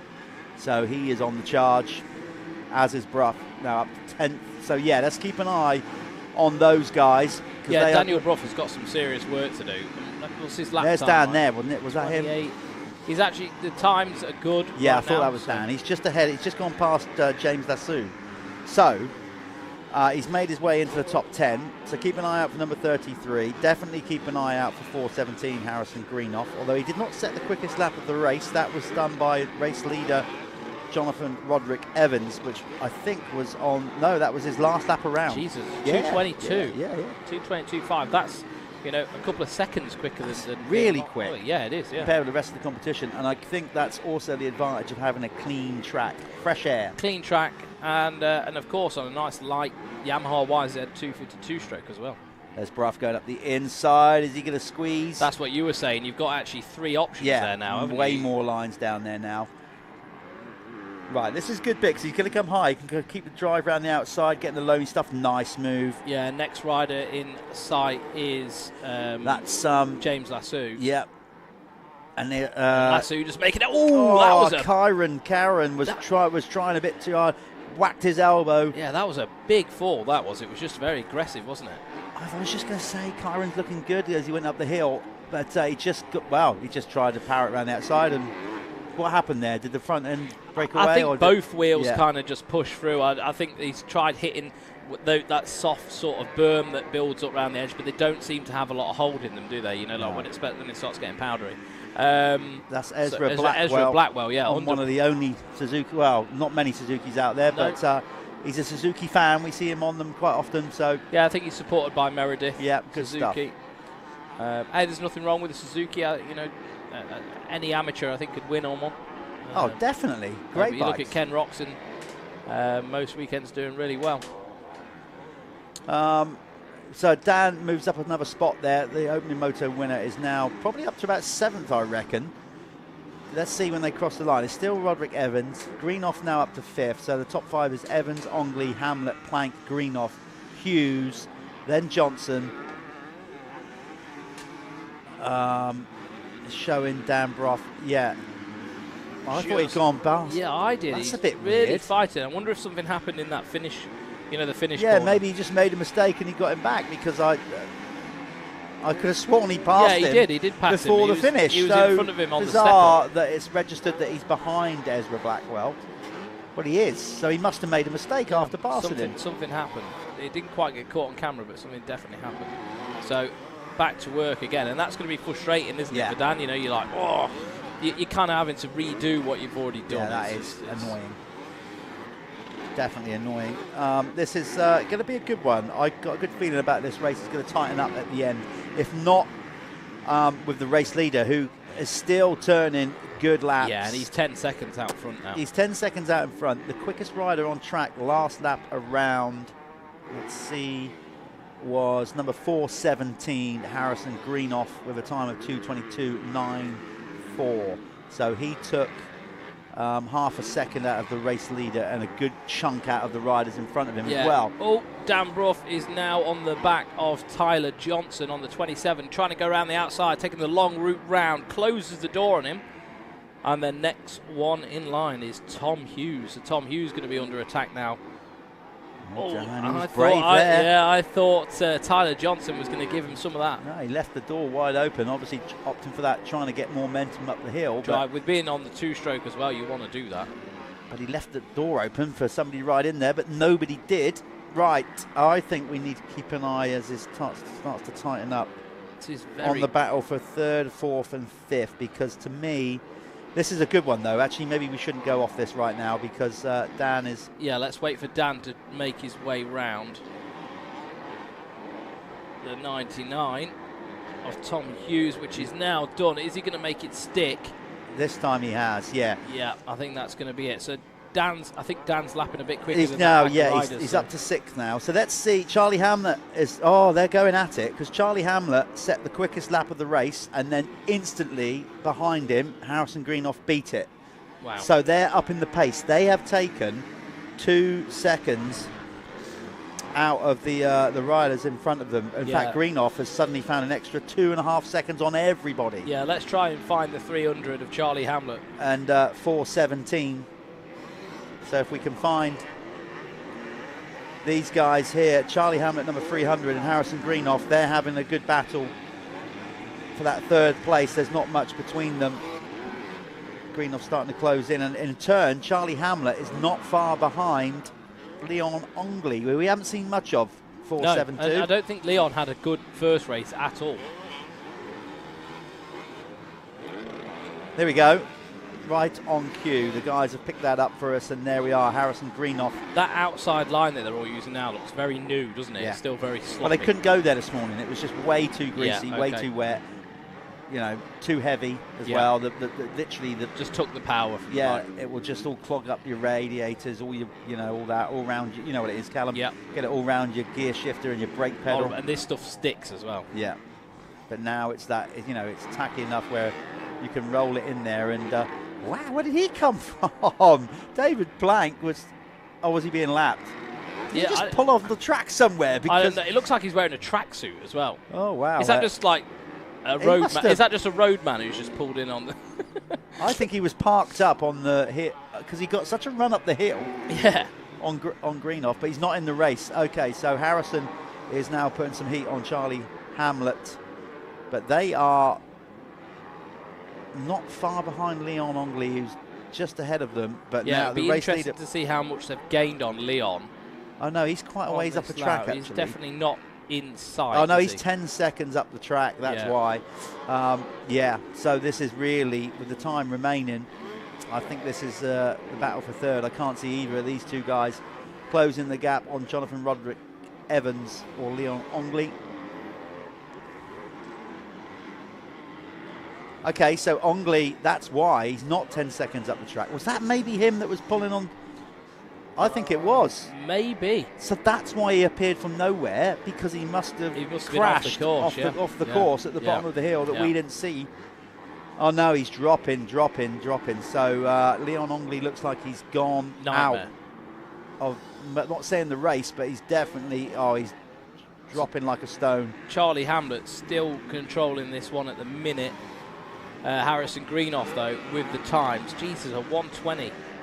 Yeah, but they've taken 2 seconds out of the race leader, Jonathan Roderick Evans. Yeah, but a bit too much too late, I think. I think so, with 1:18 to go on the clock before the one lap board comes out. They're not taking enough out of JRE or Jonathan Roderick Evans. I'm going to ask him. Ask him, because if he wins this, it's your time to turn to do the win. My time to shine. So, yeah, ask him if he's okay with being his double barrel name being abbreviated. Well, it's easier for us. You know, and I'm in for anything that's easier. Of course, but he might not like that. But you can check with him. So, but first, he's got to win the race before we speak to him.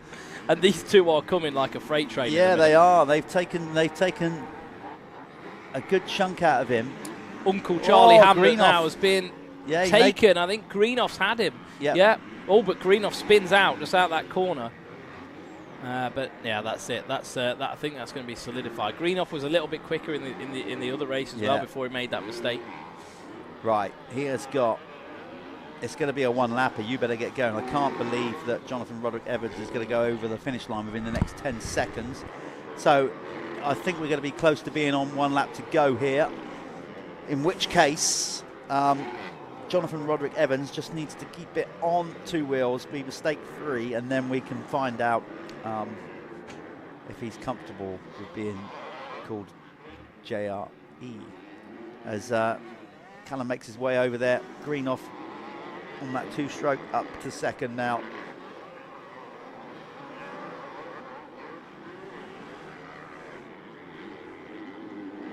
Oh no, he's not on a 2-stroke, is he? He used to be. Sorry, he's on a 4-stroke, my bad. 250 KTM. There's Mum, Steph cheering him on, banging her head. I don't know if that means like think or it means just take your brain out and go for it. Super dedicated family to the sport of motocross down the years. So, but he's not making enough dent into Jonathan Roderick Evans. He's got it down to just over 5 seconds, but that's not enough with half a lap to go. Let's see if we can, there he is, I was going to say, give the leader some props and follow him in for this last half a lap. Harrison has got really close. That was going down the hill there, so God, he's closing quick. This is not done, you know. I thought it was, unless Jonathan he needs to look over his shoulder, because if he's guesstimating how much time he's got to work with, he needs to have a rethink. Don't think he realizes that Greenoff is catching him as quickly as he is. Well, this could be tight by the line. Still think he's got enough to work with, but he can't afford to slow up much more. Look at that. That's down to what, 2.5 seconds now, I'd say. Okay, but he's going to maybe put a rider between him and Harrison. I think he's got enough to work with. I'd like to think he knows what the gap is here, and he's just doing enough to win, but he can definitely not take his foot or his hand off the gas too much in this one. Wow, this is getting really close. If Harrison gets a run over this step down and into this next corner, he's definitely within striking distance to put it up the inside. If Jonathan Roderick Evans goes wide on this finish corner, here we go. He's got to take the inside. Harrison might get a slingshot. It's going to be close. Oh, there you go. He just gets it done. Right, well, we're going to find out. Jonathan Roderick Evans will talk to Callum about that close finish, I'd like to think. Greenoff comes in second. A great ride from Charlie Hamlet for third. So that's your top three. Bit of a gap, and then it should be David Plank crossing the line. Oh, we've got a great battle going on a bit further down the field. Here we go. So who's that between? It's between Taylor Johnson. So Plank comes in fourth. Bruff gets a fifth to back up his first moto win. Then it's going to be James Lassou just ahead of Taylor Johnson, who just about holds off Ryan Osborne. Tom Hughes brings it home in ninth. And 10th is going to be the Suzuki of Ezra Blackwell. We're going to go to a quick advert, and then we'll find out how the race went for the winner, Jonathan Roderick Evans.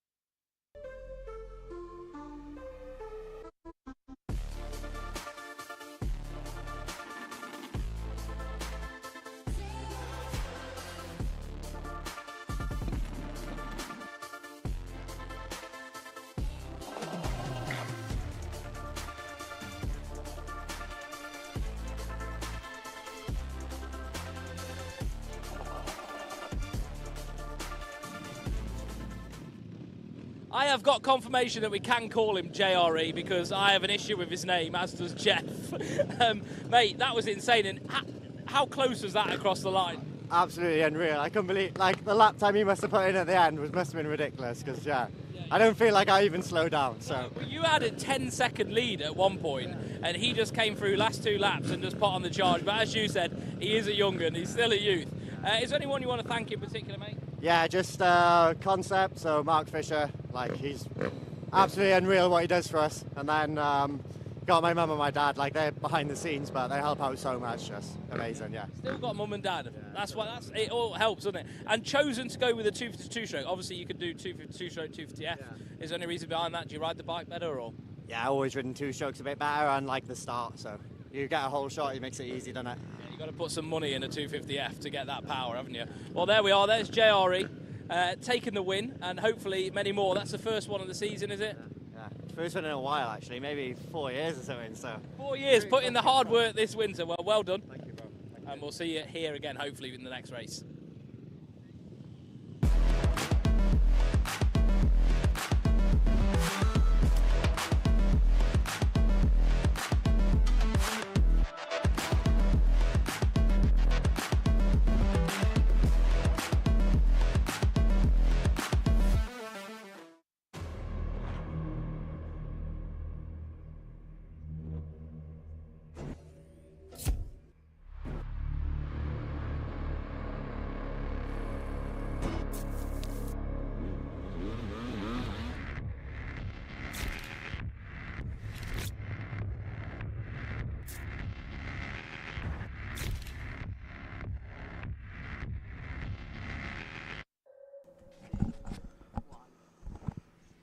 Okay, welcome back. The next race we have the Fly Amateur MX1 class, second moto. Just once we sort out the timing, I shall give you a rundown of who finished what or where in the first race earlier on today. Before we go at it, it was a good one.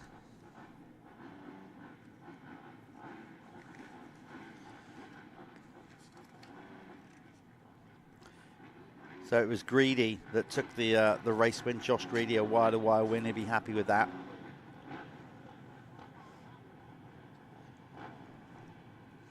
And they'll be looking to do it again. It was a pretty convincing performance from him, actually. Daniel Mule had a bit of a tipple over, and that cost him a chance there of a better result. Number 4, he hadn't made such a good start in this one. Sean Wainwright with the start, and a good one at that. Then we got number 40, Jamie Fort. He had a second in that opening motor. As Sean goes long, not always necessarily quick in line. You can see that. Jamie kept it lower, and he didn't lose any time. Nice little cutback. Trying that inside-outside move to get alongside, and he's done that. But he's on the wrong side, going down straight to try and squeeze Wainwright at the end. Not such a good start for Greedy this time, but we expect him to charge up towards the front. But it's Sean Wainwright leading the way on this first half a lap. Oh, he's running it down there. He's got, what a hustle. Brave on the brakes. We put more water down there, but he got it done. What a move from number 40, Jamie Fort, on that Team Fort racing machine. He was brave, little bit out of control at one point, but he, well, fortune favours the brave, and he rolled it in there and he made the move. But Greedy already on the back of these top two. I'm sure he won't want to waste any time if he can in working his way to the front. A little bit more water's gone down there. You can see how greasy it is. That's the trouble with it. You get it nice and tacky, but you've got to keep the dust down. Then when we put water down on that hard pack stuff, it does go like ice for a little while before it starts to turn over and starts to tack up. So the guys have to be aware of that. They have worked that out on the first half of the lap, that there's water gone down in places. Unlike the pros, these guys don't get a sighting lap. With all the classes that we have on Amateur Day, there's just not enough time to fit a sighting lap in and give these guys free quality motos. So they don't get a sighting lap, so they've got to use the first lap a little bit tentatively to work out what the track conditions are like.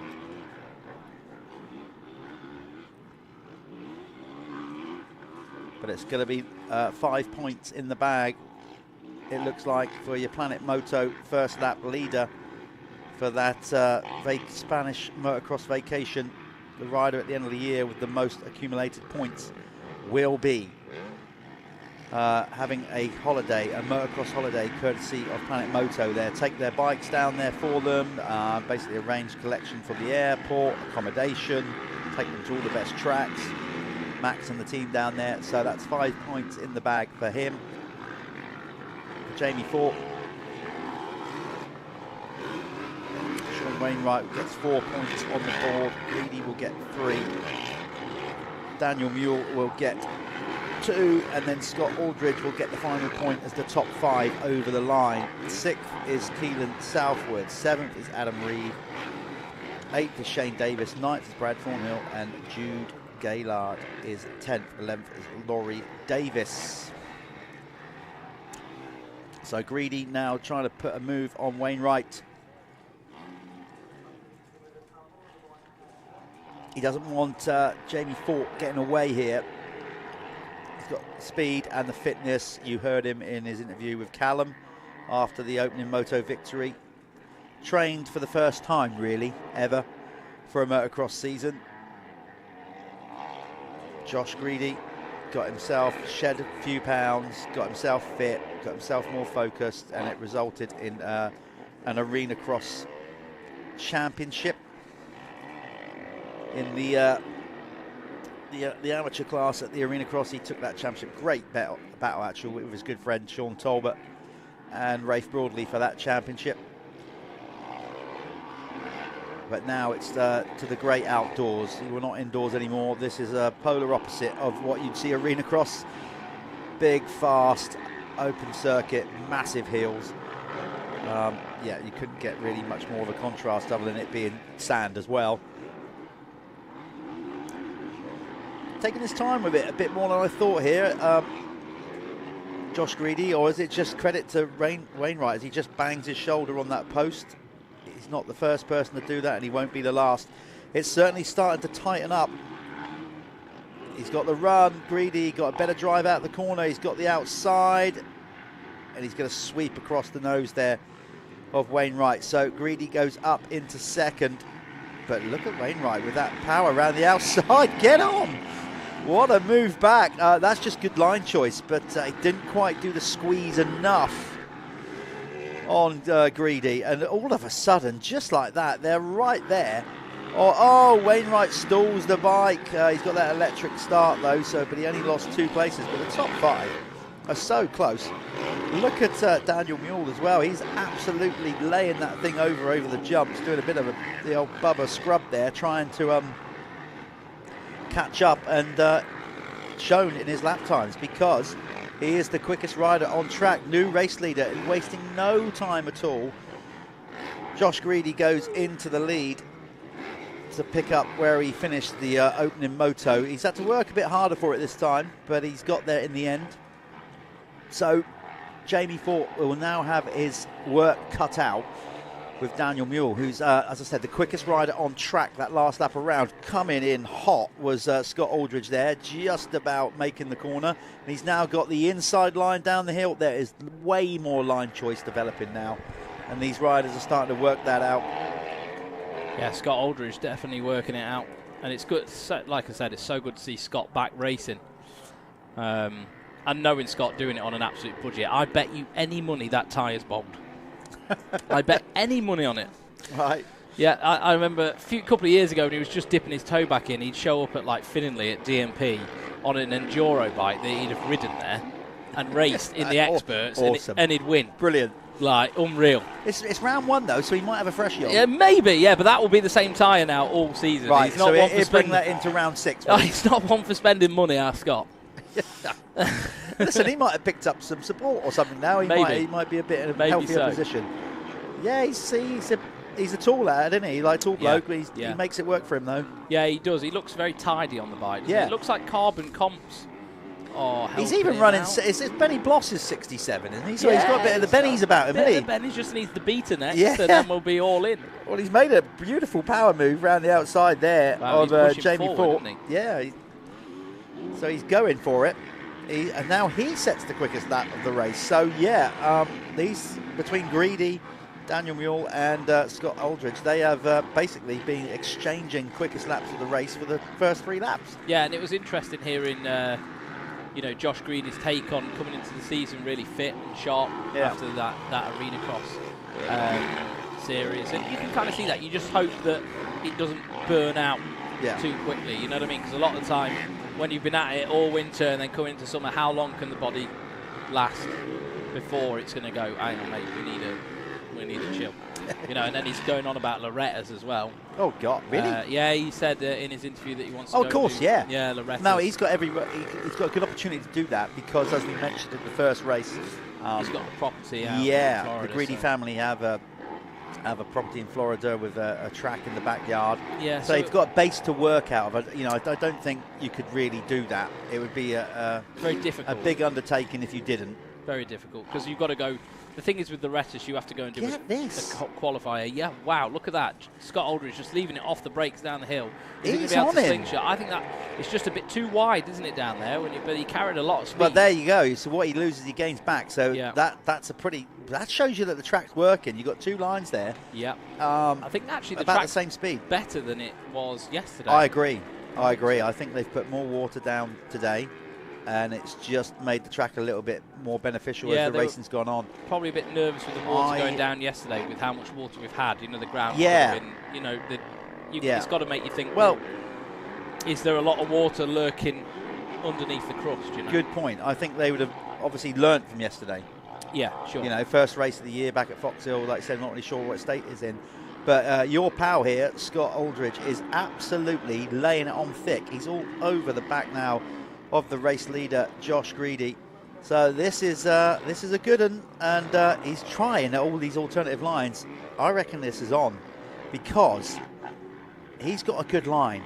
If he takes the same line as Jamie Fort on this sweeping corner, Jamie did a beautiful move here, and Aldridge is going to do the same. I would have thought Greedy would have sussed onto it. Of course he has. He's a Greedy. He comes across with a block pass. They're very good at reading the track. They always have been. They've got eyes in the back of their heads. One thing we have got a Fly helmet to give away to the rider of the day. So I wonder if really? if Scott is earning his way towards that. I know he's a rider that needs a bit of help. Is that exclusively in the Honda Cup for the No, crash apparently helmet? not. Is it not? Okay. Who chooses? I don't know. I think. Well, Paul wanted our feedback, but it may be for the Honda Cup. I may got the wrong end of the stick from Paul, but I'll get clarification on that next time we go out and see him. But yeah, somebody today is going to win a brand new Fly Formula helmet. Brilliant. There's Daniel Muir. He's making a brilliant move down the inside. Good on the brakes. Oh, I've seen some great racing down the hill. Everts Tortelli in particular. And I saw it firsthand because I was in that race when they come past to lap me. What a brilliant race that was at the 98 British 250 GP.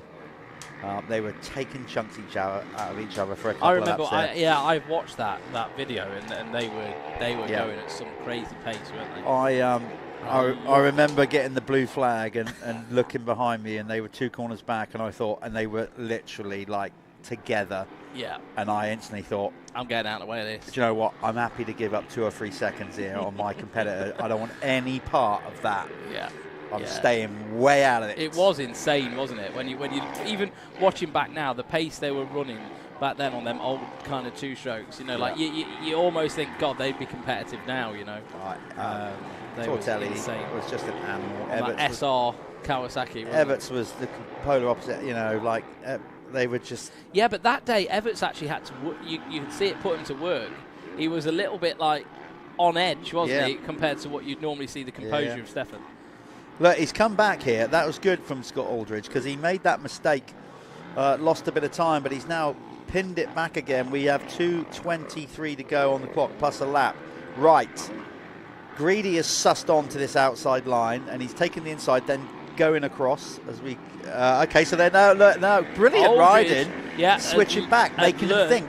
But that inside there, whoa, that was sketchy. That inside there, that's got a proper knuckle in the rut now. So as much as he gained time at the entry of the corner, coming out of the corner, just couldn't quite get the traction to the back wheel. He saw the bike was bouncing and unsettled.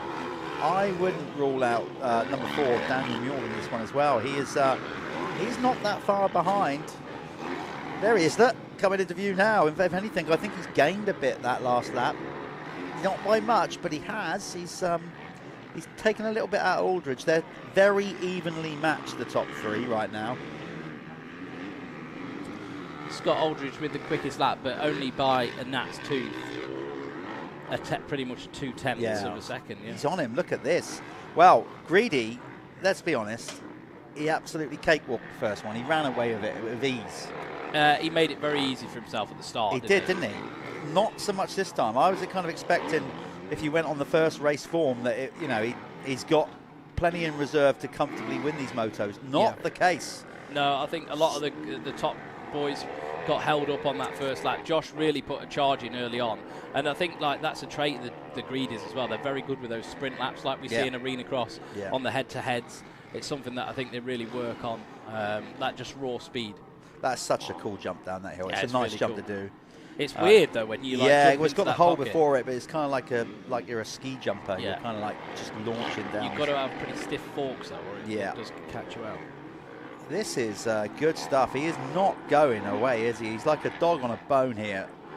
Scott Aldridge. I bet Scott's frontal part of his body is very bruised with all this roof. Yeah, I bet it is. He's trying so many things, but do you know what? This is absolutely. I'm gonna repeat what you've said. This is where Greedy's Arena Cross experience in keeping a rider behind is going to help. Yeah, because sometimes in Arena Cross you get so close, you have to do that. You have to be good at protecting your lines. And I think Scott's pretty much ran out of options. Unless Greedy makes a really bad mistake, what's Greedy going to do here? Is he going to take that inside? No. Both opting to carry their momentum around the outside there. That's definitely faster to do. Yeah. Now the track's like kind of pushed out. But now Greedy's going wide on that corner. He keeps hitting that little verge as he jumps into that hole before the big step down. That's twice he's done it now. Scott did that very tidily. He hasn't done it. He didn't do it so bad that time, but we've got 1 to go. Okay, so we weren't sure if they're with the boards, so I better get over there because it was so touch and go whether they would actually get the 1 lap board or they do another lap. So they got the 1 lap board. So Callum, over to you. Yep, I'll fill this one in till the end. Obviously, you can see Scott Aldridge there working at the back of Josh Greedy. I just think he's running out of options. He's trying to use all the track, as you can see, on a different line there. But Josh doing a very good job of riding defensively. They both changed lines down there at the bottom of the hill now. It looks like the outside rut's kind of blown out. And that really was probably the last place you're going to see a passing opportunity, unless Scott can get close enough to... Oh, Scott trying to do everything there, using all the power of the bike. Everything he's got left in his body is reserved. Carries a lot more momentum down the hills, though.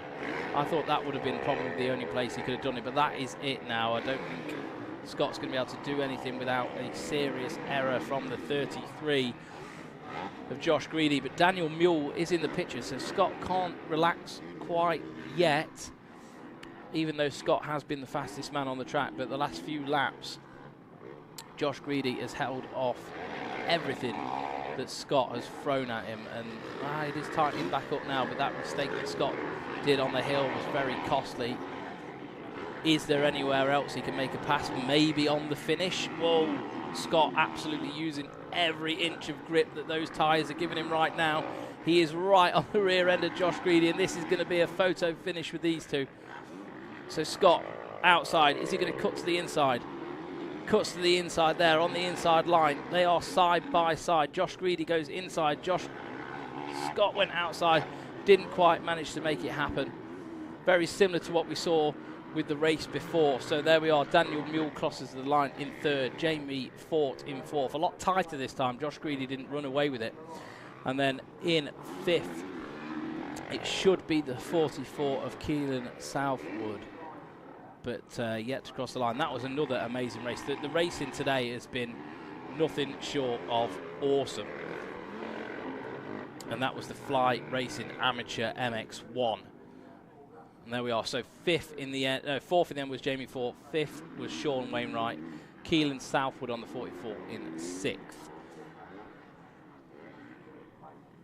And next up, we are going to have the Honda Cup again, where we saw Graham Irwin take the win in the first race with a very tight and hard charge from Howard Wainwright. Right, we're going to send this off to an ad break now, and you'll be seeing Jeff in the winner's circle in just a moment.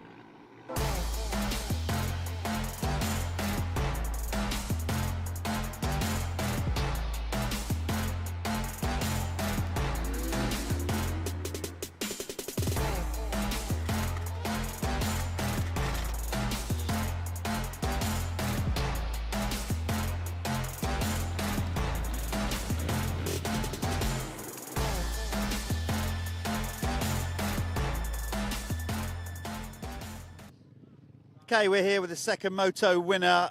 First race, got a good start, checked out, kind of managed it, paced it nicely. Breathing a bit heavier in this one, my old pal. Yeah, no, Scott, I found out Scott had a front brake issue in the first one, and I knew he's one of the fastest ones here, so.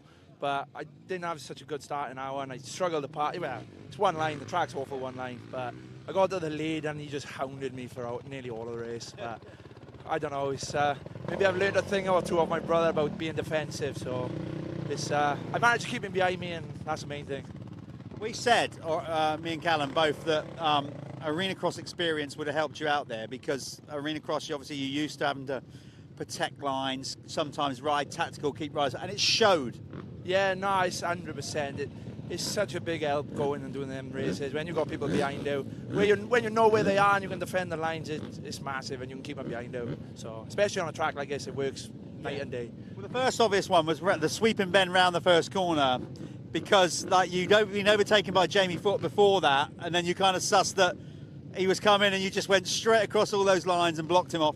Yeah, no, I could hear him going wide, and there was no way he could carry that speed on the inside rut I was in. So when I could hear him behind me, I just jumped across, found the line. But I had a sketchy moment before on the step down, but we got lucky with that one.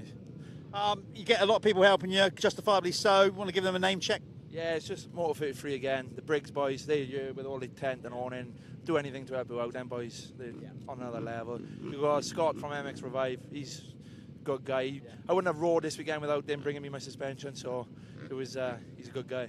Well, good luck in the final moto. See if you can make it 3 for 3. You've got a little bit of a buffer now. You've got 2 wins, but I know you'll want to go for 3 moto wins. There you go. Josh Greedy, let's see if he can make it 3 in the final moto. Well done, mate. Hi, I'm Jake Nichols and I race the Honda CRF 250R for Honda Racing MX. This year we have something real special going on. Honda have the CRF 250R Cup, which will be running alongside the Fastest 40 and AMCA Championship. The Cup gives you the chance to win a brand new CRF 250R by winning either of the championships. But there is more than one bike to be won per championship. The rider that shows the best racing attitude throughout the year will also win a brand new CRF 250R. So 2 bikes per championship. That's 4 bikes that Honda have put up to be won this year. It's not just bikes that will be won. A brand new fly helmet will be given away at each race for the rider of the day, and you will also be given a brand new set of Fly Honda branded race kit when you order a new CRF 250R. Head over to the Honda website and follow the links to get registered today.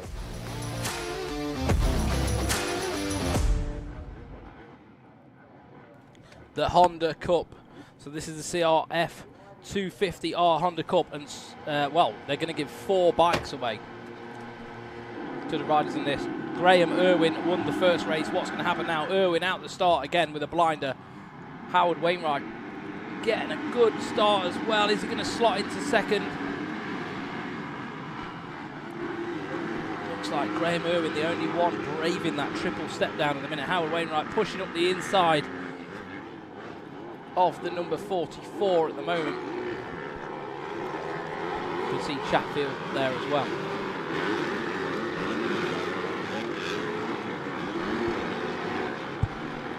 Wow. So Howard Wainwright scrubbed that tabletop to death then and managed to save it. I do not know how he did that. That's the 925. Not sure who that is. Once we get timing up, we'll be able to figure that one out. So it's Graham Irwin, Howard Wainwright and Adam Chatfield now in 3rd position. The other guys, I will fill you in the second we've crossed the line and done a lap.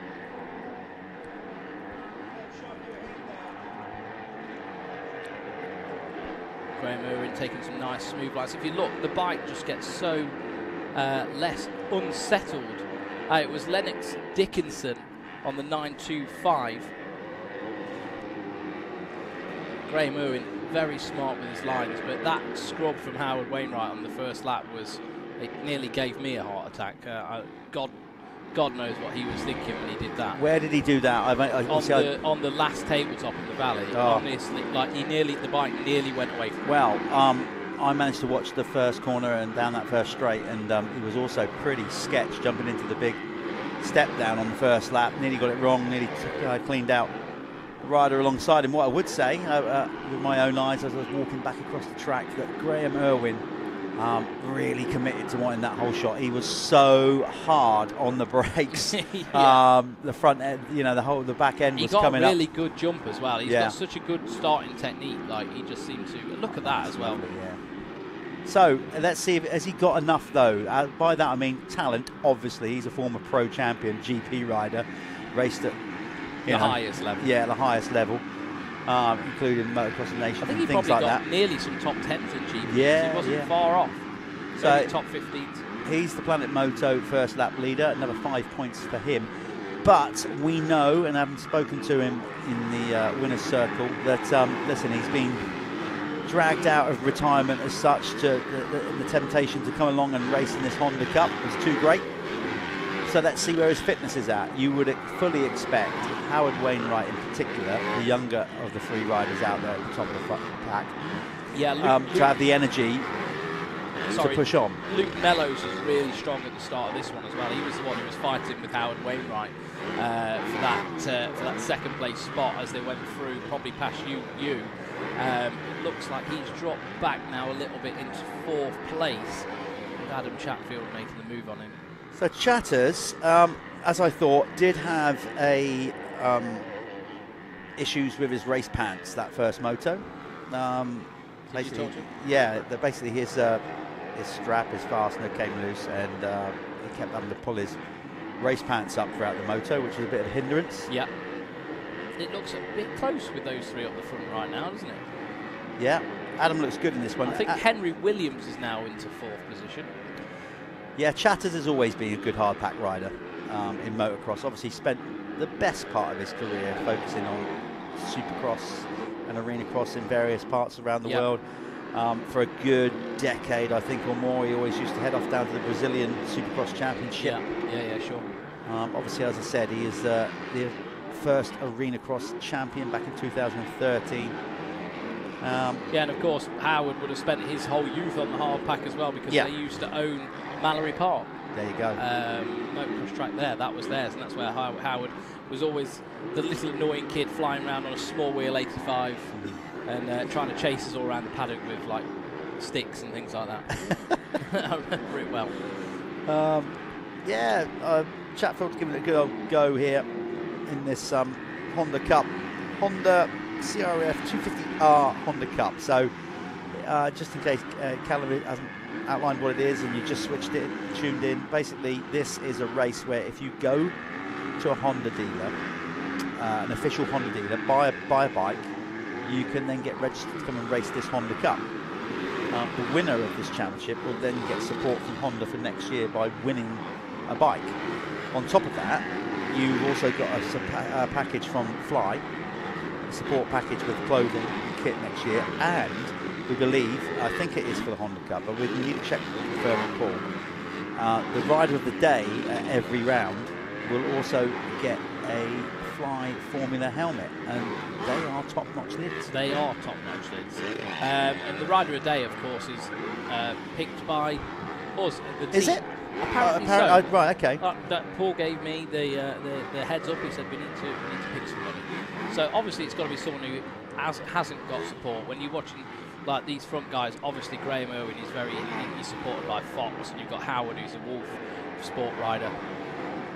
I think Chatfield gets some help as well, but we'll look into that and we'll see who deserves. Yeah, quite right. Well, if we're going to be part of the committee, I think we're on the selection committee. Okay. Wainwright has set the quickest lap of the race. This one 2:17.4. So he got a little bit sideways coming down that hill. That was frisky. That was. That was frisky. Good word. Frisky, yeah. I tell you what, Irwin's got away a bit there that last lap. He has. Can he keep it going though? That's the issue. He certainly felt the heat towards the end of the opening moto. I've got to say, he's got good stamina, Howard, hasn't he? Like two fantastic days yesterday in the pro class, like, you know, fighting for top fives, and then today racing as well. Like he's got to be. But he's got at least 10.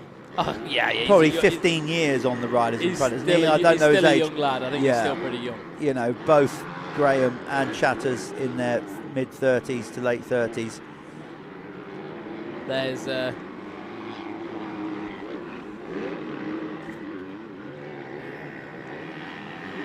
Foxhill is as I said, it's a track you need to show the utmost respect to. It's also a very gratifying track when you find the flow. Yeah, never had that. What's that? It's when you don't, it's just a challenge, you know. Yeah, Foxhill, that's why I don't race anymore. The entire thing was a challenge. You know, you feel like you're fighting it, like you can't seem to get any rhythm.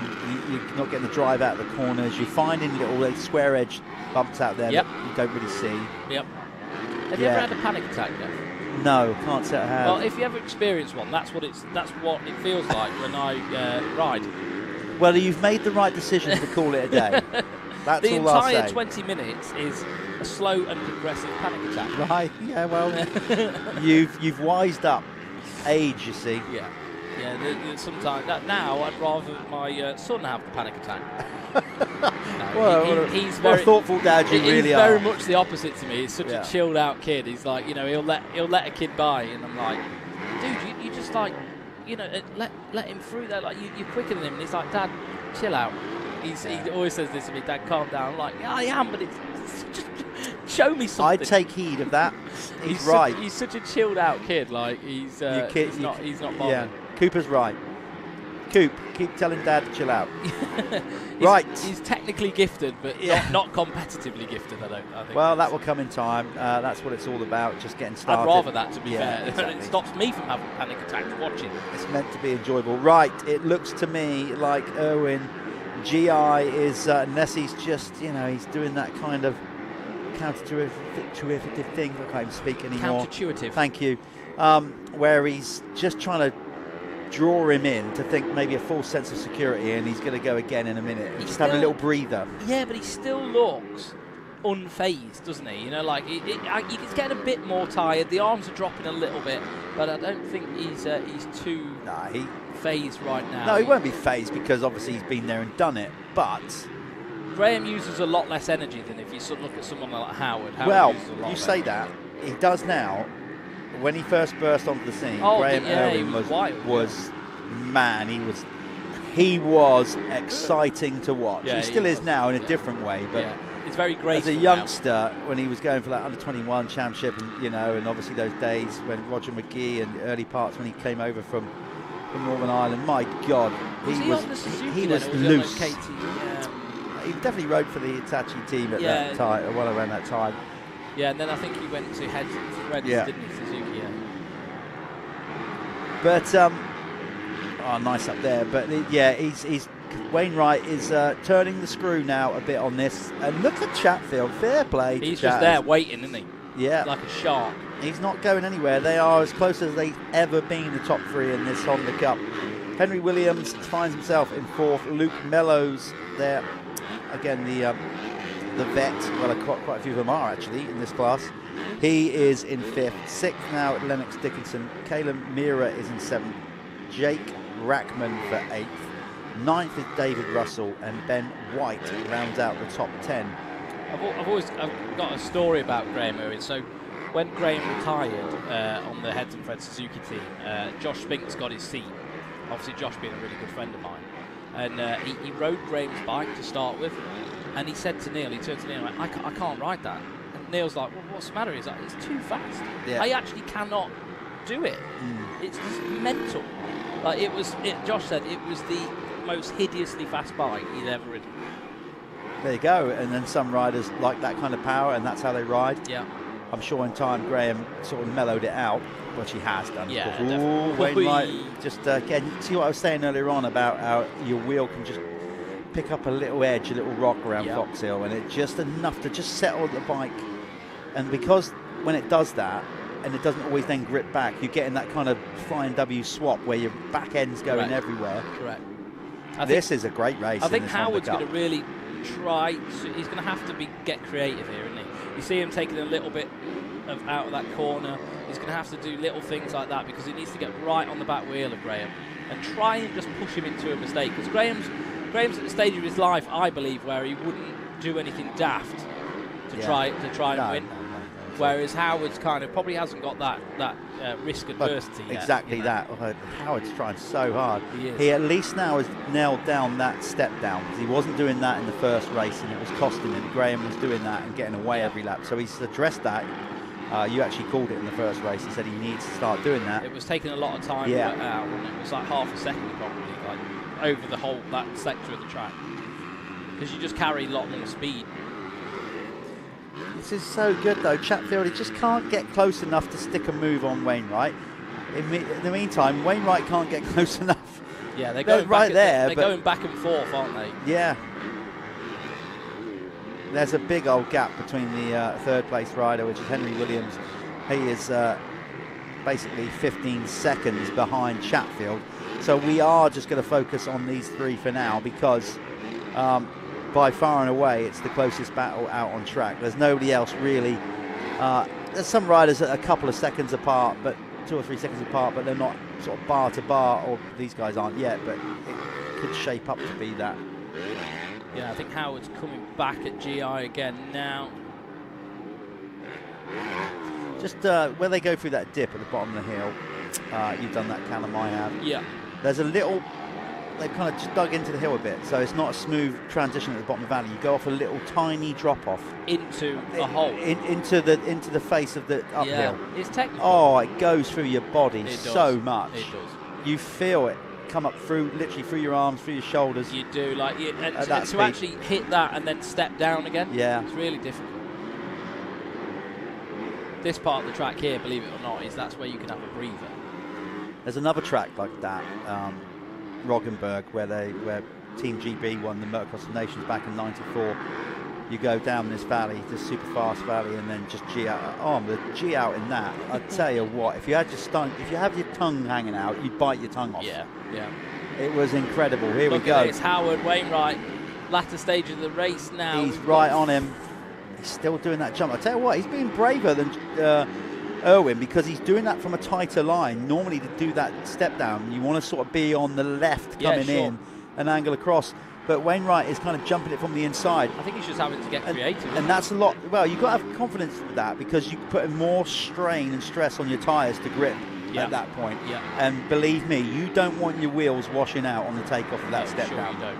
I've actually seen that happen. It wasn't very pretty. So now, they've got, when they cross the one line, to go.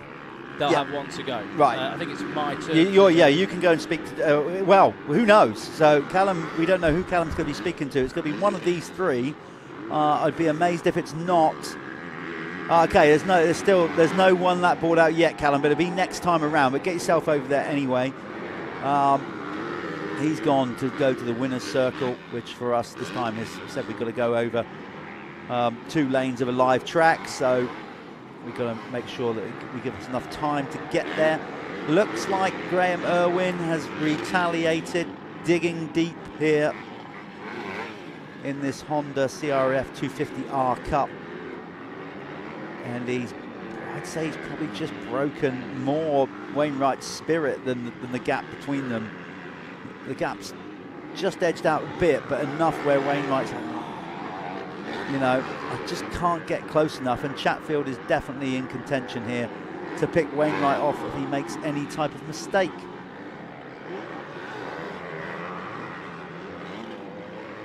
See the track now with the sun out more this afternoon. Day's got brighter, the clouds have cleared, and the track is starting to dry out a bit more now. But we've got the sprinkler system here, or the Language Club have. So here we go. It's going to be 1 lap to go as a fallen rider in that corner. You should see the board when they cross the line now. There you can see it's out. So it's 1 lap to go for Graham Irwin. Other riders looking over their shoulders, making sure they're well out of the way as the leaders come round. Yeah, he's definitely pulled the pin, Irwin now. He's found that second wind.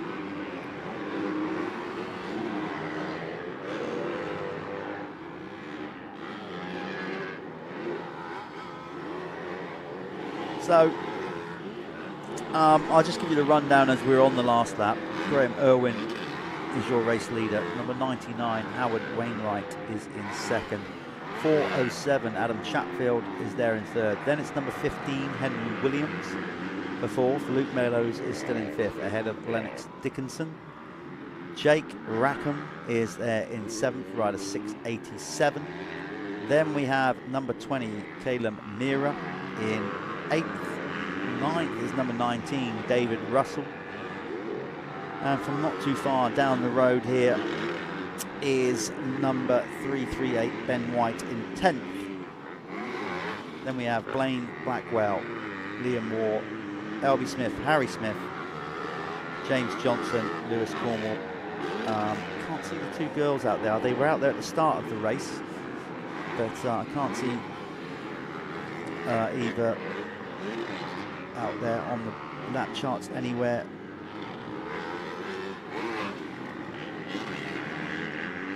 Anyway, back to the racing here. It's looking good here then for well, I'm still looking for both Eva and Anya out there, but I think they might have just pulled out of this race. I did see them circulating earlier on, so I hope they're okay. Right now it's 2 corners to go from this point for another race win for GI, Graham Irwin. Nice, he pops himself up over there on the 01 machine. And it's going to be, oh, there's Anya there. It's 52, Anya Colley, she's bringing it in. I saw her after that first race. She was, it's just like, God, that was tough. That was really tough. I don't think she's ever really ridden much of a track like this. Obviously coming into motocross now from a jet skiing background. So I think she had fun. She looked absolutely shattered, but kind of wry smile on her face, go like, I achieved it, I've done it, so good on her. Wainwright comes in second, Chatfield for third. There's a big gap to Henry Williams, so we will go to an advert and then we'll see what Graham Owen's got to say with Callum straight after this quick ad break. Hi, my name's Dave Thorpe. I run the Crendon True 7 Honda racing team. For the 2024 season, Honda UK have come up with a really good initiative. It's the CRF 250R Cup. It's an opportunity for you to enter through any official Honda UK dealership. You can sign up in there, or you can go online and register your interest in the Honda Cup. If you haven't got a new 2024 Honda, from 2021 upwards you can enter the series and have the possibility to win a brand new 2025 CRF 250R. Of course, not everybody can be a winner. There are 2 brand new 250 Hondas available. They will be selected by a panel of people that maybe look at riders, best presented, best attitude. You know, there's lots of reasons why you could win that extra bike.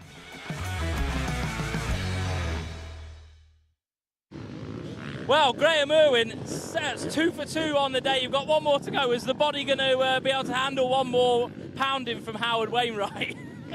Honestly, this is so much fun. Every lap I'm laughing inside the helmet going, oh, what a battle this is. Don't get me wrong, I wish I had bigger lungs, no doubt, but unreal, so much fun. It was close there, so Chatfield and Howard were like, it was all 3 of you could have been done. I think you were just a little bit wiser with line selection and stuff like that. You seem to be like finding the smooth parts of the track.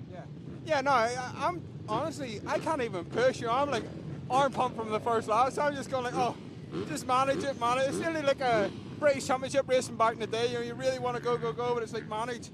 Yeah, I don't know if that's sick. That felt like forever, like a 30+2, but I mean, what was it? Yeah, 7 laps. It wasn't.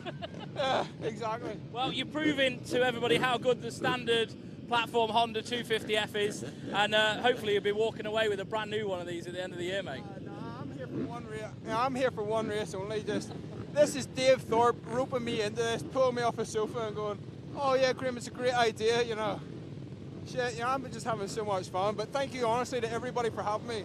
Honda for letting me, you know, use this bike for this round, and yeah, heads up. There we are. There's Graham Irwin, and yeah, he's showing everybody that he's still got a little bit in the tank. I'm going to throw this off to an advert now, and you'll see Jeff in a moment.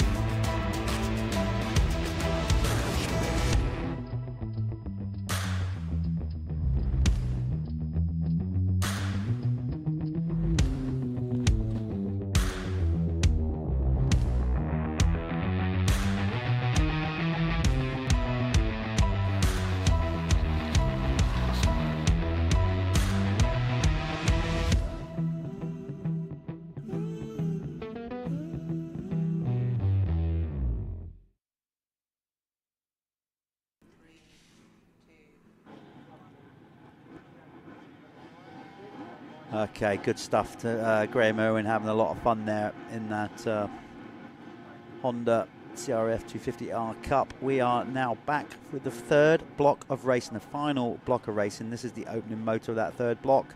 The final race for the RFX Clubman MX2 at round 1 here. Who is going to pull the whole shot?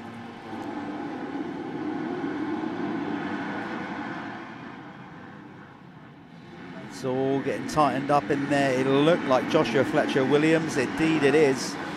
So can he hold on to it? I think he can just about do that. He's got the inside on this next tight corner. Some big old holes as they come out, because that's obviously chewed up at the top there, that inside line, but he makes a clean break. The question is now for him, can he keep hold of it for at least one lap to get himself 5 points with the Planet Moto First Lap Leader Award? And then from there on, can he hold on for it for another 6, 7 laps, whatever it is, and take a race win?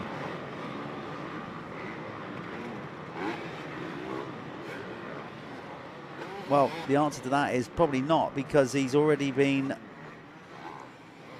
disposed of by number 11, Richie Roberts, who has taken all the first 2 moto race wins. So Richie finds himself in a much stronger position in this one. He's had to work hard for those other 2 moto wins, but he's going for the maximum clean sweep here, and he's got the early lead on that Ruts Racing machine. Fletcher goes wide, Fletcher Williams, but just flies back into view with all that drive up the hill. That's such a cool jump. It's brilliant feeling. I can't tell you how good that is. You're rocketing up the hill, you're hooking gears, and then all of a sudden, like, you just go weightless. It's brilliant. Used to love jumping up that hill. It's a real good part of the track. So Richie just trying to protect his inside lines for this first lap until he can maybe get a bit of clear leeway. I haven't said that. He was a bit nose high jumping up that hill.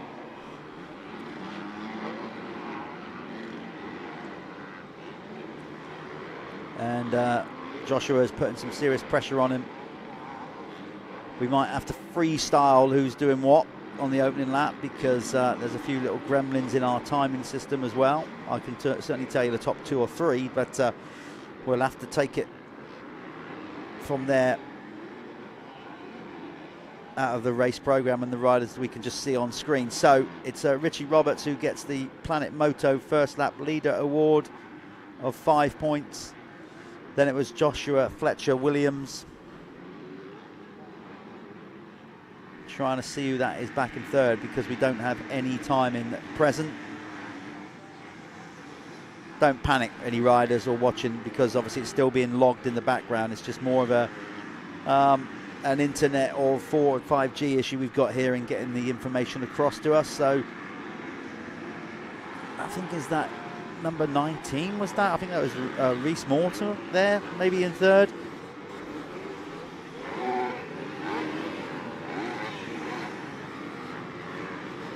This is Fletcher, Joshua fighting back, and as they sort themselves out in the top 10. Is he going to go for it? Little burst of speed? Yes, nice move. So Joshua goes back into the lead. So Fletcher Williams, whatever, I don't think he made a mistake. I think he's been a bit too tentative on that first lap.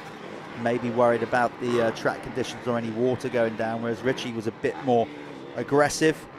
But now Joshua has had 1 lap under his belt, felt confident enough there to give it a little squirt of throttle and make that move into the lead. Richie will be okay with that at this point, I would have thought.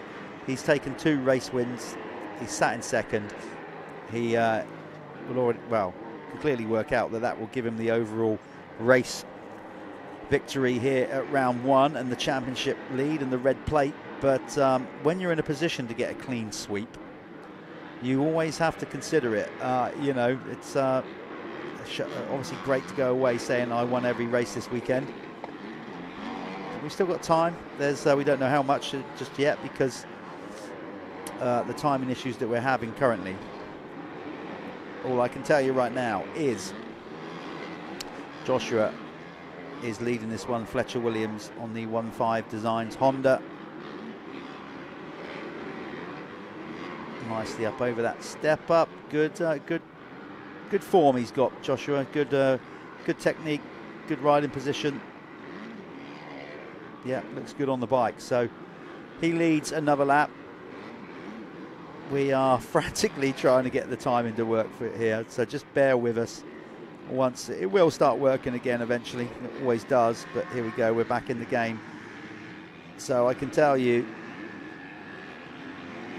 who's where in this RFX MX2 third moto for the Clubman.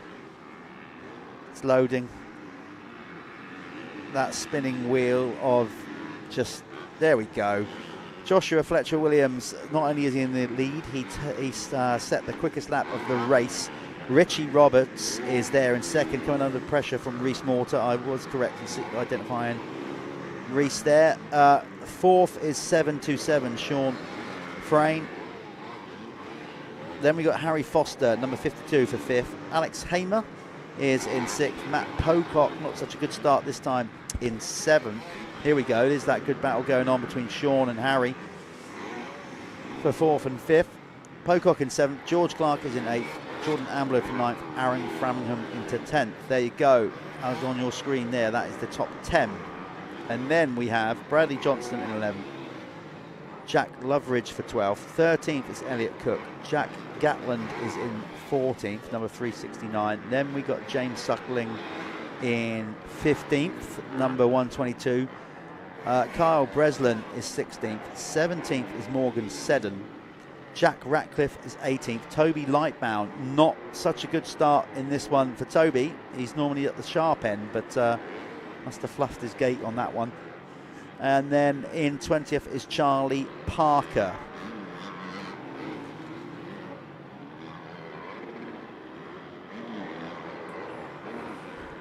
Callum is back, he's getting energized on his Monster Energy pineapple flavour.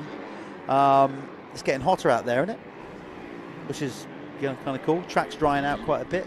It's getting warmer. Yeah, there's still a bit of moisture in the spot, you know, when you're walking across the finish there. Yeah. But yeah, I think it's getting a lot firmer, that's for sure. Last block of racing, I think the track will hold up. Oh yeah, absolutely. You know, we've got 5 races to go, 14 minute plus 1 lap motos. I wouldn't say the track's in a position where we're certainly going to see any like major dust kicking up, giving the riders any issues with that. I'll tell you what, they were out there till about 10, 11 o'clock last night with the diggers. Yeah. And then up early this morning. Oh yeah, the Langris Club put the work in. You know, definitely about that. And also, while we're talking about it, I want to like what you see there.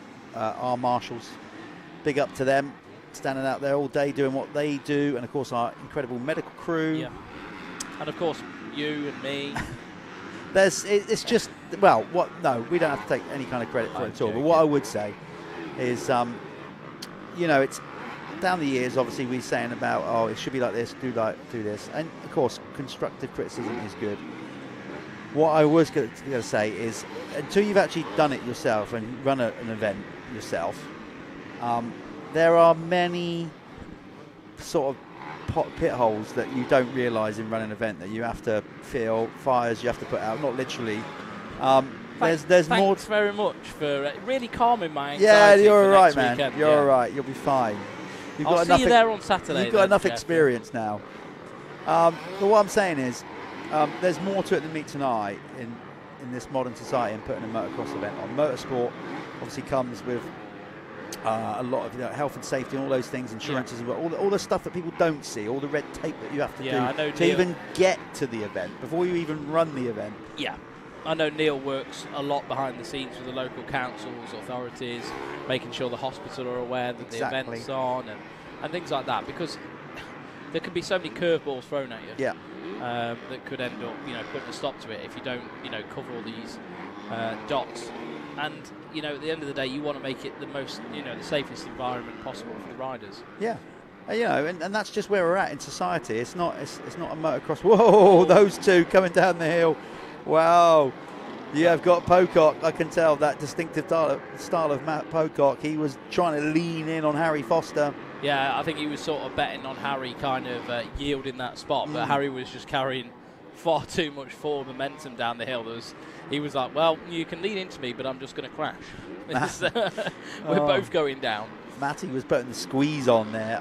He's probably still angry from the second moto where he was furious. Yeah, where he pretty much had it in the bag, and a silly, tiny little tipple over on the last lap cost him the race win that went to Richie Roberts. So, yeah, hopefully he's put that at the back of his mind as he launches out across the finish line. Yeah, speaking to some of the riders who rode yesterday, well, Howard in particular out there, he said he's really sore. Really, really sore, like the backside. Yeah. It's extremely sore. So I imagine Richie Roberts now is probably feeling that same sort of pain. He'll be glad to get this one over and done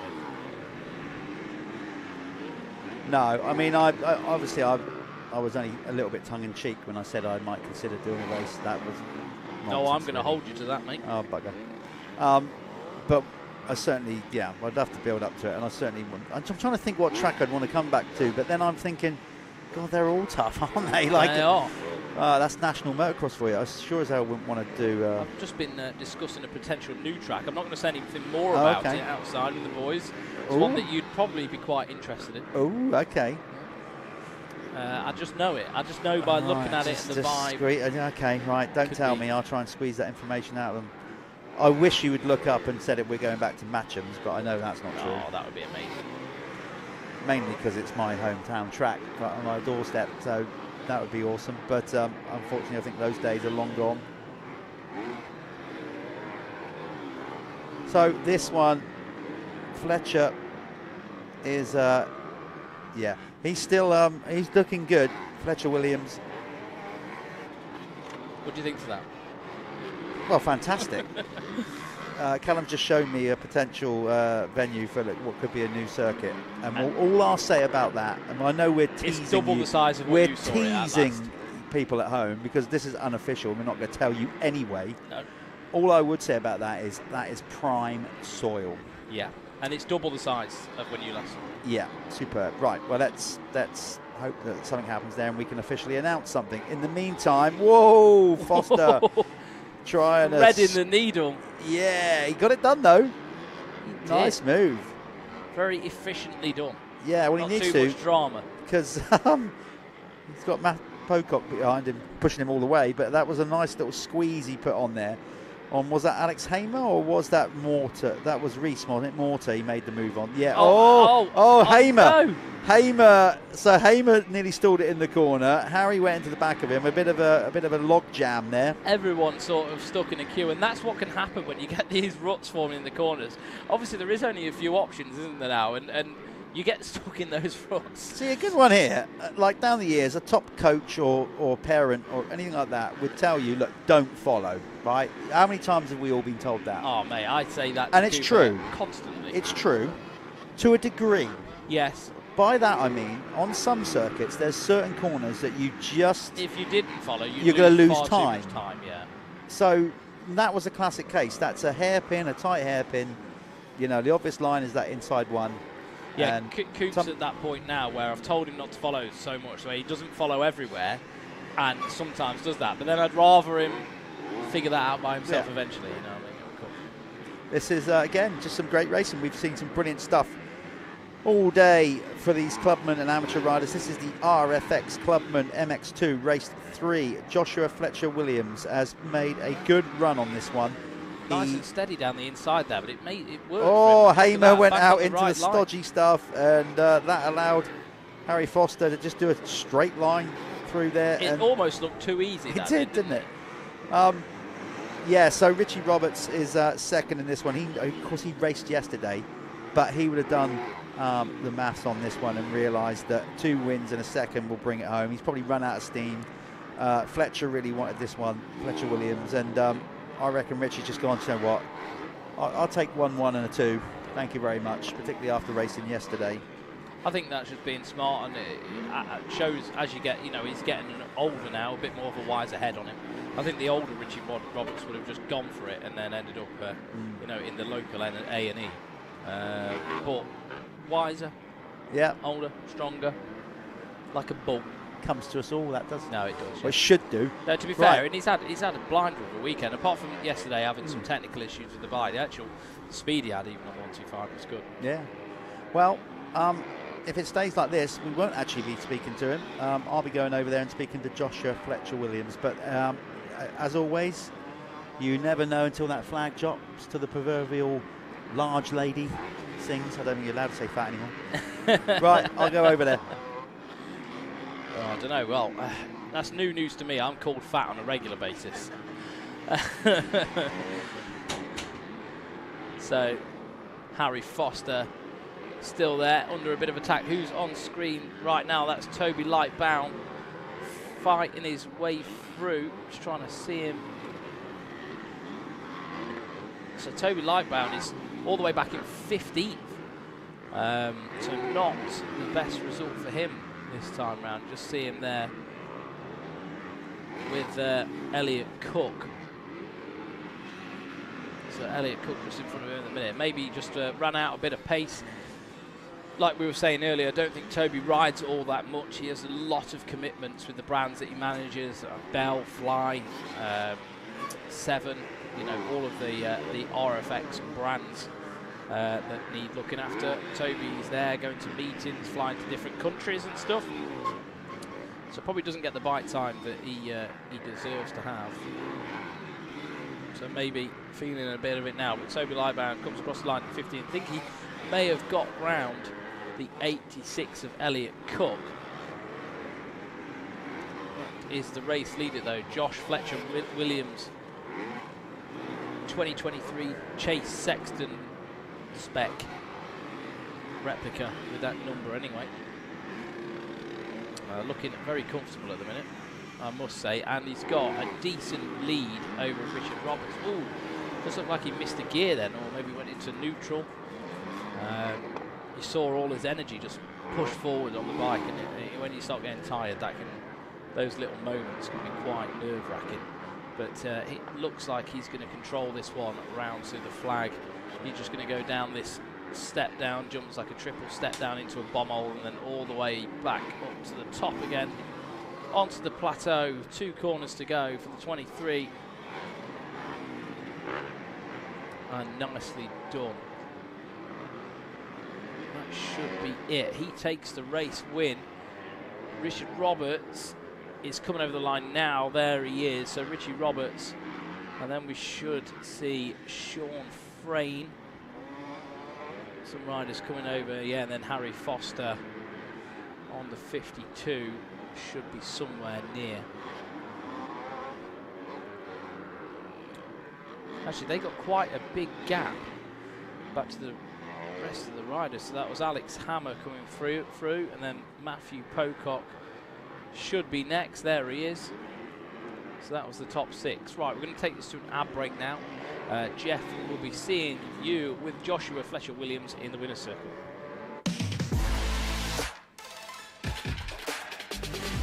Clean.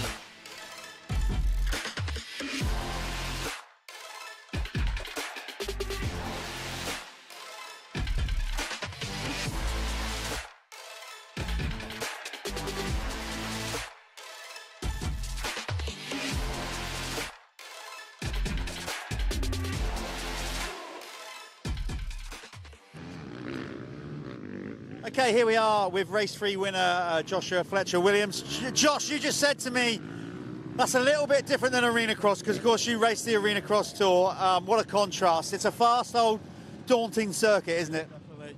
It's it looks a lot easier than it is, definitely. Yeah. I've got to say though, you look like you really wanted in that one. First lap you was a little bit tentative, and you soon worked out that you found a couple of good lines and stuck it on Richie quite early as well. I guess, did you realise you're younger, a bit fitter? He looked like he was starting to wilt a bit, and you just got your head down. Yeah, I found a couple of lines down the bottom and just tried to make it work, and it worked. So good race, really. Yeah. You got. We always say now you look cool. I'll definitely give you that. A little bit of the Chase Sextons about you with the number and everything like that. Have you got a good amount of people helping you out? Yeah. I mean, massive thanks to George Rees, MX Engineering. He comes and spanners for me, and he's helped me out a lot today. mum and dad. My granddad will probably want mentioning as well. Yeah. And then just trying to promote my company, really, 15 Designs. That's about it. Are you in for the whole series and looking forward to the rest of the rounds? Yeah, I'll be in for the whole series. Preston Docks is next, I think. Yeah, it'll be good. And what do you do, like 9 to 5 then? What's your day job?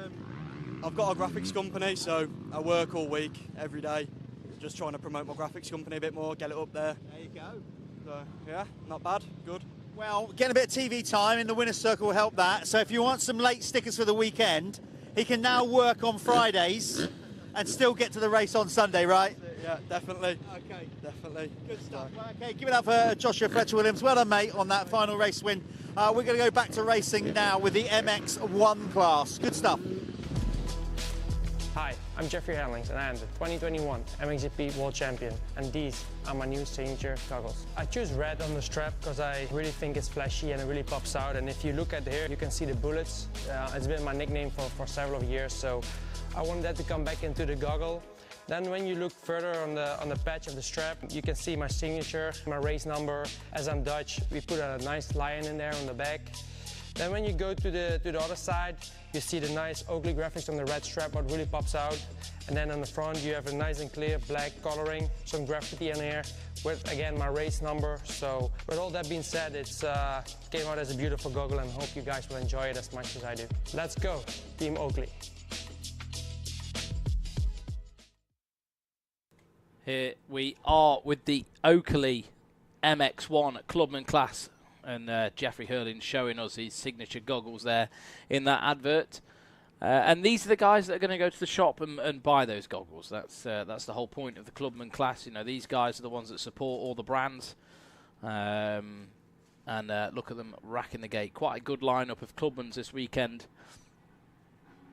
Who's going to take it? Is it going to be Harry Fletcher again? Is Luke Bull going to try and find a little bit more in the tank? Just seemed to fade off towards the end of that one. It'd been interesting to catch a word of him, to be fair, but we didn't manage to do it today. We're just interviewing the leaders, the winner of the races. Matt Dowes was in third. Charlie West was fourth. Fifth was Justin Robinson. So that was the top five in the in the second race of the day. This is their third and final moto of the weekend. This is race 12, and this is the Oakley Clubman MX1 class.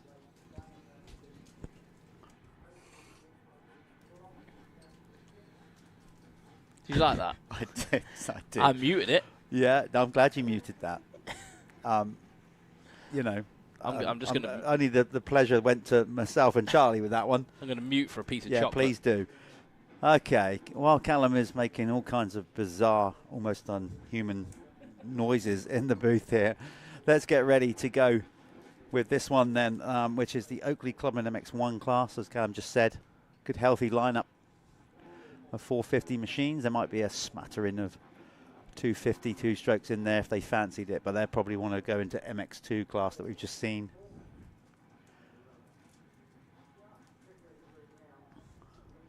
So Harry Fletcher, as we said, he took the win, as Callum just mentioned. So it was a great race between him and Luke Ball. Can Fletch do it again? Some good names in this one. It's been a bit up and down. I wouldn't want to call the overall at this point. Although Luke Ball was, he's had a couple of seconds, hasn't he? So he's in pretty good position. Can't remember what Fletcher had in the first one. Let's have a look, actually. I'm going to check it out, see what he got, because I can't remember.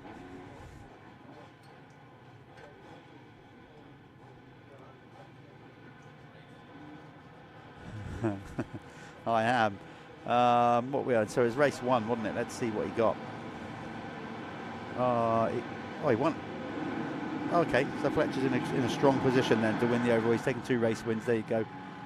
And is he there or thereabouts? Can't see him. No, he's on the outside, like number 17. So he's made a good start. with the start, though. Yeah.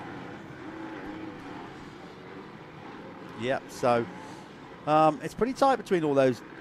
Not lads. A lot of them are. Well, most of them are fully grown men, obviously. So. Let's see what Harry Fletcher can do in this one, if he can make it 3 out of 3. Not made such a good start, but Luke Ball has made another blinder and leads the way. Is he going to be still leading the way when it comes to the Planet Moto First Lap Leader Award? I think Luke Ball was another one of the guys who went into the arena almost. Yeah, But, he's done it before. Yeah. I think did he get hurt or something maybe this year? I don't know. No, I don't think he did. Maybe not. It was, but the amateur class was really good, really good this year at Arena Cross. Not too many accidents. If anything, there was more, injuries and hiccups for the pro riders than there were the amateurs. There definitely was that this year. Yeah, that was unfortunate. Just one of those freak rounds at Belfast, really, where everybody kind of picked up injuries at the same time. But anyway, that was indoors. This is outdoors, very much outdoors. The most outdoors that Yeah. you're going to get. It's probably one of the most iconic outdoor circuits in the country. In the world. No doubt about it is known worldwide. So back in the day, when they first started coming here at the beginning of the 80s, as they go down that big dip that we just said, well, Archie, I'll wait next time around. I'll explain when they first came here. All right.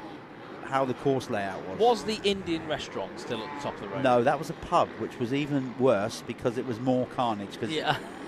So I can tell you right now that the glory heady days of GPs in the mid-90s were crazy in there. Yeah, that pub got closed early on a couple of occasions. I'm not going to name names as to why or who let off the fire extinguisher.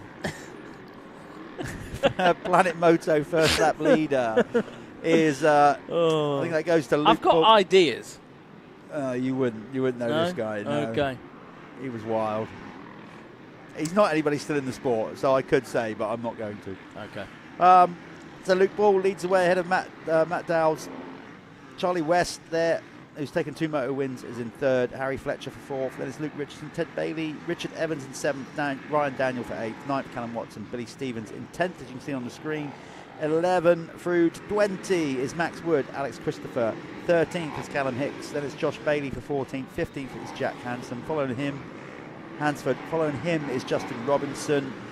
Jordan Meredith is in 17th ahead of Billy Saunders. Colin Ellingworth for 19th. And Darren Manning-Coe rounding out the top 20. So, yeah, Luke Ball actually making this one a little bit easier for himself because I don't think he's had the start in the other two, has he? He's had to really work for it. Well, he muscled into the lead last time around. Yes.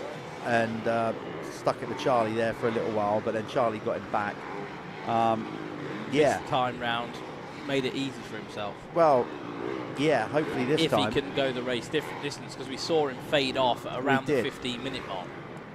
So, yeah, with those last few laps, So he's got number 20, Matt Dowles, between him and his closest competitor, Charlie West. So if he can keep Matt there, and that'll give him a little bit of a pad.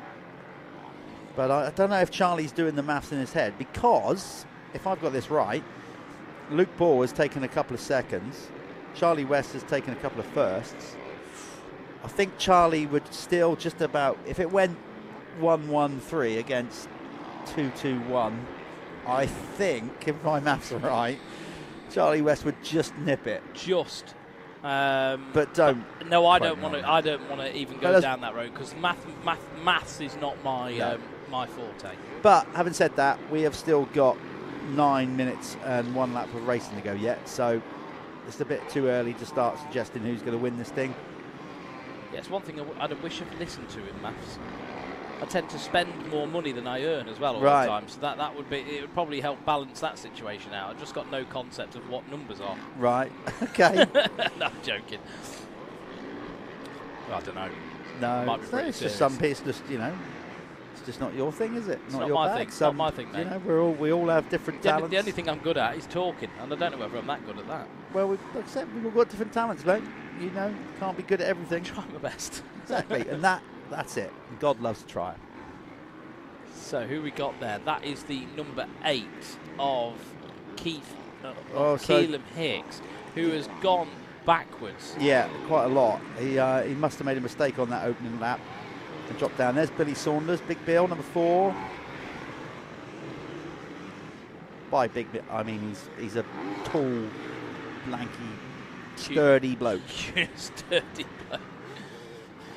Burly, as Jack Vernicle would say. God. Yeah, Billy Stevens. is a unit.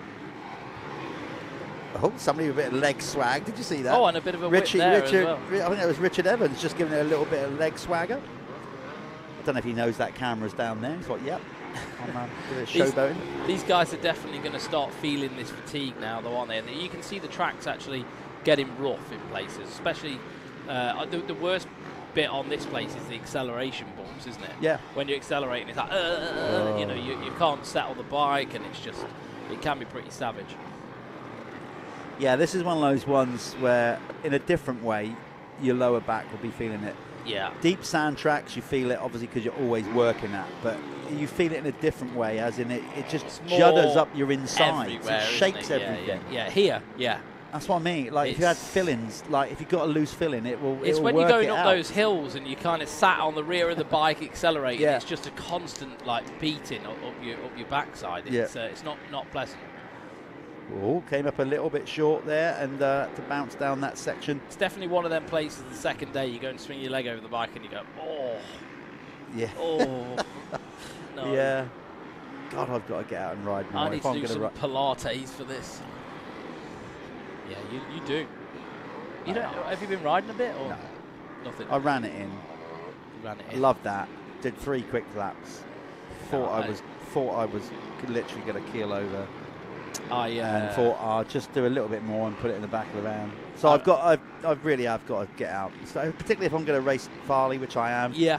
No, you need to. Yeah. I mean, it's hard work though, isn't it, when you're trying to do everything else? I mean, I rode the other weekend at Greenfield and did 6 laps, pulled off, and that was it. I'm done. Like, I needed to do it just to check. To be sure. Just to check whether I didn't want to do it anymore. Yeah. God, some power moves going on here by Justin Robinson. If he made that mistake, which we're assuming he did, the old red mist has come down, and he is he's just having it. He is absolutely twisting the throttle to try and make up that time. He is he's down there in 11th, but he dropped way down further than that. But now he's getting a definite march on. There's a big group of riders there all together, isn't there? There's a lot of easy pickings for him if he can just knife through them with, you know, and be smart. I wouldn't want Justin to run it in on me as well. You can see there he's another one, like just a big guy. Yeah. Yeah, I wouldn't want him. So just checking what's going on behind him there. See that everyone's getting a bit tired now. There's a lot of straight Daves going over that tabletop. There is. I'm just keeping an eye because Harry Fletcher is now starting to get in the groove a little bit. If he could, listen, I think he's still going to win the overall if he stays there, but he will definitely clinch it if he can just pick off Matt Dowles and get a second. That would give him a 1:12, which will 5 definitely. seconds back from the current leader, Luke Bull, at the minute. But lap time wise, is a smidge faster, but he does need to shave a little bit more off that. Is that him creeping up there? No, that's 2:40. Is that Alex Christopher? I haven't seen. Yeah, Alex. No, good to see Alex out there. Of course, Alex moved up, didn't he, at one point into the amateurs, didn't he? Yeah, because he was our Clubman champion. Then he went up to the amateurs, but that was in the 250 class, and now he's come back down to the Clubman, but on the MX1 bike. If I seem to remember, have I got that right? He was in the MX2 category. Either way, he definitely stepped it up to the amateur class there for a while. Here we go. So there's Harry Fletcher. He is closing on Matt on that Yamaha ahead of him. In fact, has he gone into second? No. Well, I'm sure Matt Dowles earlier on was on a Yamaha. Is that Pete Dixon? There's Pete. Like I said, out there, 60 years of age. Big old smile on his chops, getting back into the bike riding and riding Foxhill. Probably loving life with no pressure and no. He basically said the last time he rode Foxhill was probably in the 80s. Yeah. I'm sure that's what he said to me. I think if I was Harry, it would be you just know if you pass Matt. If you haven't got anyone working a pit board for you there and you don't know, you'd probably want to pass Matt just to solidify the fact that you're going to get the overall. Yeah. Even though he kind of knows, but there'd always be that like 1% doubt in your head, wouldn't there?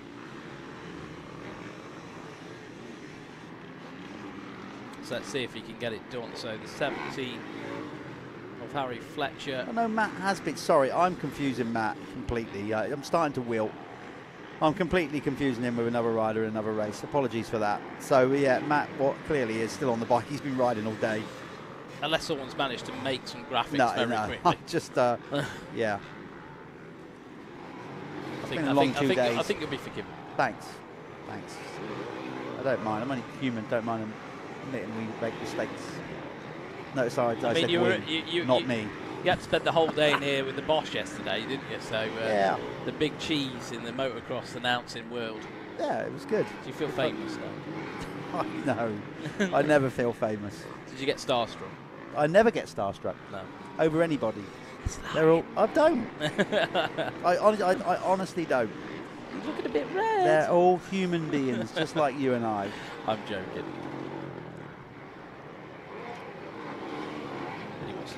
I was not. Harry Fletcher, I don't think I think Matt Dowes has just put in a really good lap just then and managed to open this one out. And he's looking across the track a little bit there as well. So maybe he's actually feeling the fatigue now coming into race 3. Of course, these guys used to, on the old format, just do 2 races per day. Now they're doing 3 on the one day, so quite a physical day's work. He did pass him, yeah. So he's gone past he did Matt. Get it.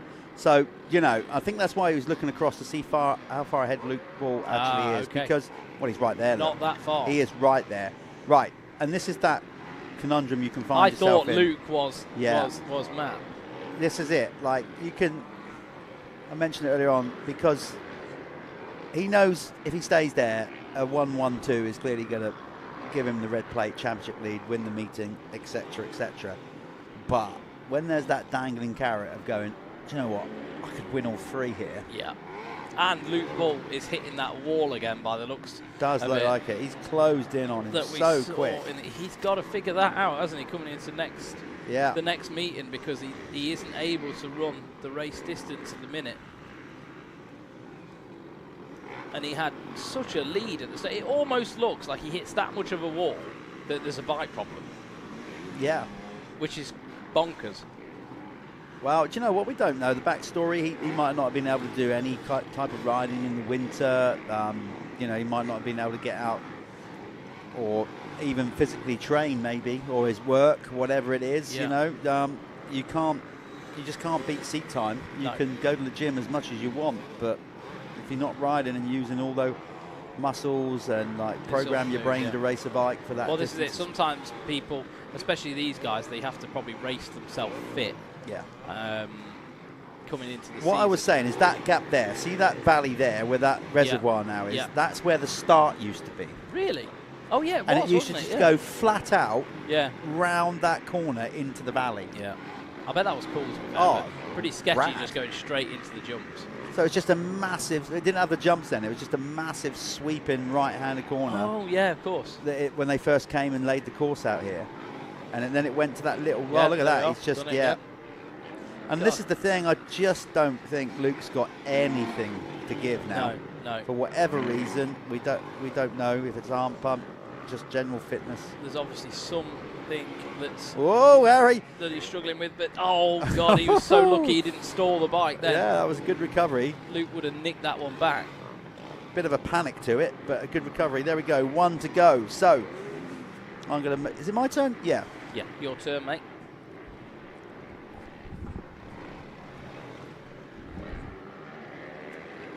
So Harry Fletcher in control yet again, working his way forward. Luke Bull just seems to be struggling with a little bit of fitness, but there's the top 10. Harry Fletcher, Luke Bull, Matt Dowes, Charlie West, Ted Bailey, Billy Stevens, Ryan Daniel, Alex Christopher, Luke Richardson and Justin Robinson rounding out the top 10. And the 17, Harry Fletcher on board that Honda, looking strong at the minute. Is Luke Bull going to be able to fend off Matt Dowes, because Matt Dowes is coming, and Luke Bull's last lap time was a 2:28 compared to Matt Dowes' 2:26, so definitely slowing down quite a bit.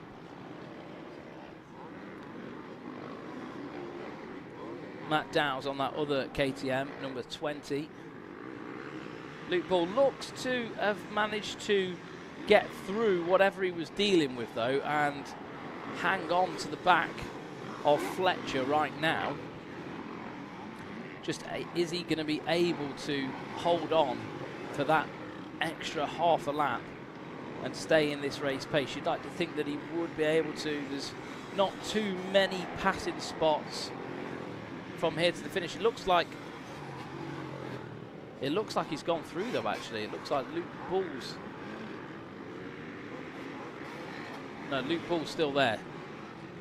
Actually, what's happening is Luke Bull's closing back up to the rear end of Fletcher. So Fletcher in a bit of trouble here. Of course, he'll still get the overall, provided he finishes second place.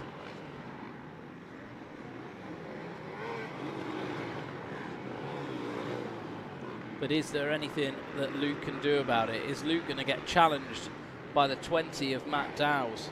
Because he is there. There's not much track left to go. They're going to go down this triple step down, up the step up for the very last time this weekend.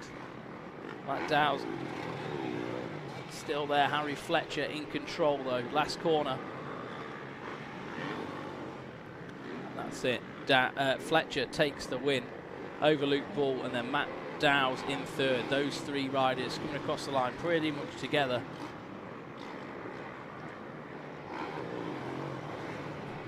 And that was just Aidan Wigger going a lap down.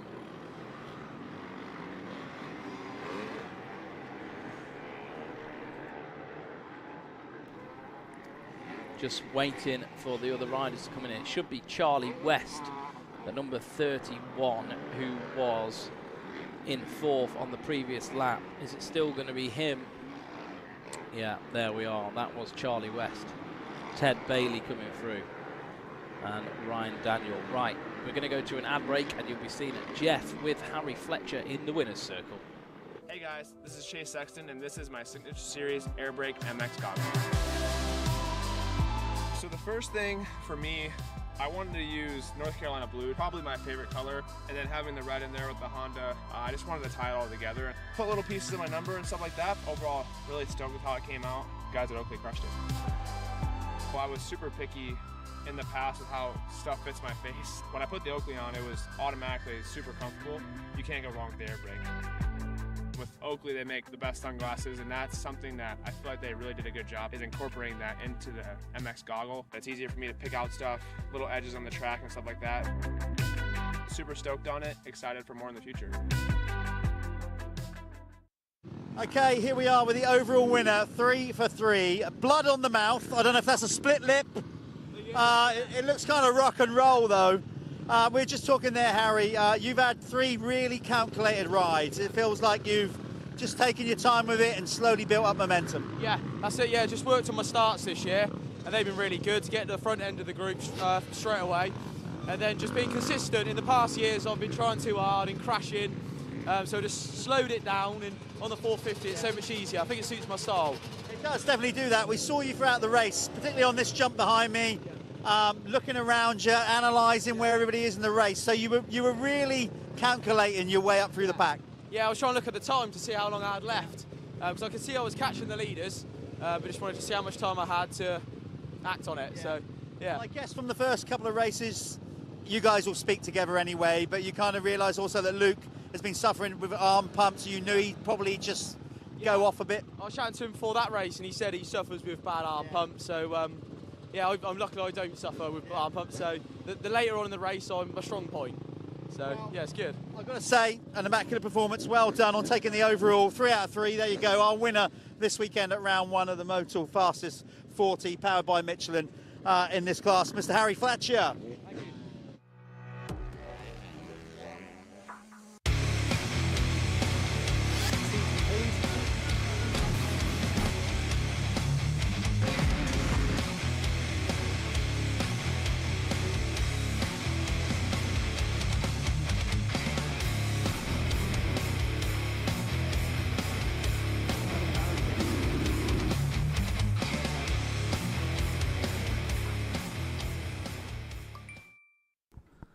Back in the room. Right, that was Clubman MX1. And on the line now, we have, I am confused. I'm trying to find this. Amateur MX2. There we are. This is race 13. We're deep into the day and deep into my mind. This is where I start going slightly insane. There's Scott Aldridge and his dad leaning over the fence. I've seen a lot of Scott this weekend. Obviously, he's going to be next up in the Amateur MX1 class. So probably looking at maybe starts, because that's what he's going to need to try and make something happen. So yeah, a lot of time for those guys. They had time for me when I was a nipper. But let's get into Amateur MX2 and see who's going to get the start. So Charlie, if you can get me the results up from last time out. There's Charlie Hamlet on the 300. And I can see Dan Bruff lining up there. James Lassou's there. Yeah, so last time out, the 101 of JRE, Jonathan Roderick Evans, took the win on the Yamaha. You can just see him there, the 101. From Harrison Greenoff on the 417. Charlie Hamlet was third. David Plank was fourth. Daniel Bruff was fifth. So, bit of a rough one for Dan Bruff because he's had some good, strong results. James Lassou having a good one in sixth. Taylor Johnson was seventh. Eighth was Ryan Osborne. Ninth was Tom Hughes. 10th was the 40 of Azira Blackwell on the Suzuki. You can just see him there, the number 40 bike. The Meredith Suzuki rider. Right, that's nearly all of them racked up on the gate, all opting for the inside. Apart from a few which are going to go for the sweep around, which can work. Pretty hard at Foxhill, though. The inside is such a short line. See these guys getting themselves properly pumped up now. There's Dan Bruff on the Ruts Racing bike, and the 30-second board has gone up. We've got Paul Irwin, the steward and the race director here, giving the green light to go. Let's go racing. Who's going to get the start? Looks like the 417. And that's the youngster, which I've forgotten his name. It's gone out of my head. 417. Come and help you. It's just Harrison Greenoff. Harrison Greenoff. It just went. Yeah, just, it know, does I that. just literally had writer's block. Oh, it's, you're only human. It happens all the time. Yeah. And JRE. Okay. We're A allowed little bit to of say insight. Yeah, if you're allowed to say that. A little bit of insight. I spoke to Harrison then. Yeah. I said, come on, you've got to get it done now. You've got the speed clearly. Just got to stop lying down on the track. I'm getting a bit bored of it.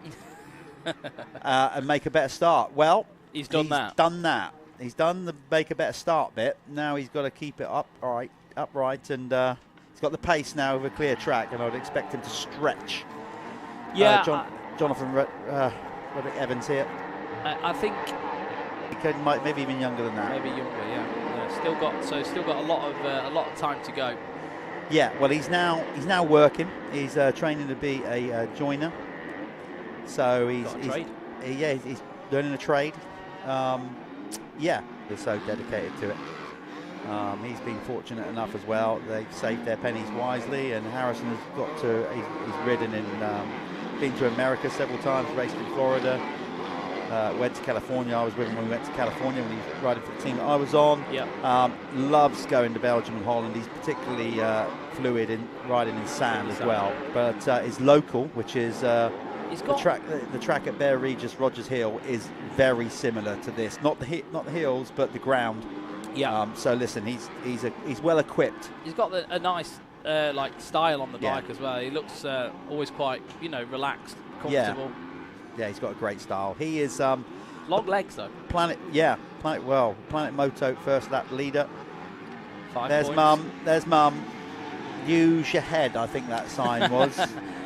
Keep it on 2 wheels. Either that or Steph was doing the I'm a little teapot. I think the track now though, it's got to that point where when it chops out and it almost makes you more aware to keep on your toes. Yeah. Like before when you can absolutely send it, it can catch you out. But now I think the bumps, the braking bumps, the acceleration bumps, it's going to keep him on his toes and make him aware of what's coming through a little bit. Yeah, I think so. So he is leading. Jonathan Roderick Evans is in second. David Plank for third. A much better start for Sean Springer this time around. Fourth. Fifth is Taylor Johnson. Charlie Hamlet for sixth. Seventh is Henry Partridge. Jacob Randall in eighth. Ninth is James Lassoud. And Dan Brough rounding up the top 10. Yeah, so Brough obviously feeling a bit rough. Yeah, from great. yesterday. He's probably got a bit of fatigue, hasn't he? But Charlie Hamlet as well, not the greatest of starts here for the last moto for these guys today. Well, when I spoke to Dan after the first race, because he took the first race win, didn't he? He said his arms are just feeling it. He stepped off that 125 onto the 250, a heavier bike, weightier bike, and he said, I'm feeling it now through my arms. I still like to think that he would want to compete in both days of racing going forward. Yeah, maybe but he doesn't sort of side with one day over the other. You have to tune yourself into that, though, don't you? It takes a lot. Obviously, he's going to have to get out, do some practicing over 2 days, probably on both bikes, and kind of replicate the race feel. You know, like it takes a bit of work, and adapting to different bikes over the weekend. It's got to be difficult as well, jumping from one to another. It just shows you that he's got some talent, though, because it's not easy. Not everyone can do that. To get the opening moto win, pretty impressive. Yeah, as we said, it's a tough old game, particularly when you've been riding the day before as well. But nobody is forcing Dan to do that. That's his choice. He loves it enough to think, I'll take on 2 days. And that's what I'm just saying. Hopefully they kind of figure that he still wants to ride 2 days, because it would be good to get, definitely. Well, particularly yesterday. I mean, he had a relatively good day. He did. In the 125, you know, because we separated them with youth and adults, and I think he got third in the 125 adult class yesterday. So got himself on the podium at least. Harrison Greenoff looking good at the minute, though, but fastest time was put in by Sean Springer. There you go. So he's springing back. Oh, brilliant. We're getting all the puns in now. To the top. He, yeah, Sean's local is Canada Heights, which is nothing but, well, it is actually. The top part of Canada Heights now has gone really hard up in the orchard and all around there. And Stony as well. Yeah, so actually, half of Canada Heights, so particularly in the summer, is pretty hard pack up the top. Not the other bit.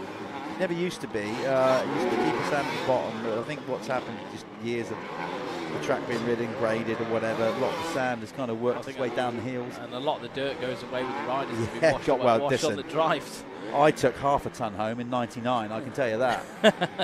Oh, God, that was a wet one. You know, that was so bad, for those that are old enough to remember. There were three bikes that were just left out on the track after the final moto, two of which they had to get the digger bucket, the full dozer digger bucket, and just scoop them out, because it was that stodgy that even like 4 or 5 people trying to lift it could not lift it out. So they just dug the entire bike out in a big bucket of sludge. Could you imagine washing it? Oh, mate, it was a British Championship round. It was so muddy. I was on for actually maybe winning the overall that day, and ran out of fuel in the last race. No. Missed the podium, so Did finished you blame the mechanics for that, or was it? It's a 2.5 hour drive home for us from there. That was probably one of the longest journeys we ever had. Yeah. There was not much said. Was the bike brimmed, or? Well, between the chaos of getting the bike ready between motos, my two brothers thought, well, one of them thought he's filling it up, the other thought he was filling it up, therefore it didn't get topped up. Yeah. Looked like James Lassoud was on the move forward there. He's on the back of Harry Partridge at the minute. Got some chaos. Did Jonathan Roderick Evans go down? Because it looks like the 89 Jacob Randall is now in front of him, so he may have had an issue there. Yeah, well, he must have done, because Randall's way down, so he has crashed. Definitely, yeah, he's dropping down the ranks. So Springer up to second, Plank third. Oh, and he's crashed again. Brough, what a ride he's had on the opening now. He was quite a way down. He's up to 4th. So JRE has gone down again. Jonathan Roderick Evans went down on the finish corner. Now that could throw away the overall. Well, definitely he was in the strong place, because he won the second moto He had a relatively good first one, and it's all gone, that peak tong in this last one. Sean Springer has definitely found a spring in his step. He has. He's got, like, where is this Sean been all day? Yeah, exactly. Where has he been all day? Again, he's made a slightly better start. Maybe he's not been doing the riding, and he's had to just kind of bed his body back into the racing speed, and he's definitely got there now. Good to see Sean back up there, because, of course, a couple of years ago, he was very dominant in the class. So there's Jacob Randall, I think that was. Is that Randall? Yeah. He was having a good second motor. So where are we now? He's miles. That's James Dasu, who's back in 6th. Greenoff has now got a bit of a march on. He's got his lead out to 5.3 seconds. Yeah, so Jonathan Roderick Evans is back down in 13th place. That's really going to throw a nail in the coffin, isn't it? Well, I mean, he's got to have an amazing 5 minutes plus a lap here if he's going to get back into contention to be the overall winner here at round 1. You can see there where they land, down that long view there. There, look, can you see that hard pack shiny? Oh, yeah. Mate, when I did the VXDN, I was coming down there, my legs couldn't hold this trunk of a man up anymore. My foundations were gone. Were rocking. Yeah, they were buckling. Yeah, there was like an earthquake happening above them every time I went through that part of the track. Nice. Looks like Hamlet made a lovely pass there on the 921. Yeah, Henry Partridge was there. Yeah, so he's moving forward. Is Charlie Hamlet going to come round and be sort of, he should be 5th place, shouldn't he? So he's made a lot of moves on that last. The overall in this one is all over the gaff. I wouldn't want to call who's going to win the overall here this weekend, because it's been up and down. Like Dan Brough had a opening moto victory, not such a good second moto. He's now in 4th. He's in with a shout. Charlie Hamlet is in with a shout at the overall, as is Jonathan Roderick Evans. You could even argue Greenoff is as well. It's going to be close. And I'm not going to call it. I'll wait until we get to the podium to find out. Of course, if you're watching, and we really hope you are live, if you watch it back, you might have even seen the results by the time you've watched it back. But you can go on Speed Hive, and when all these motos are finished, collectively then, shortly after, it will give you the overall result on the weekend. So all the results will go into the techware, and they'll be automatically calculated. Well, that's beyond our pay grade. That's beyond, absolutely. And then we know who's done what.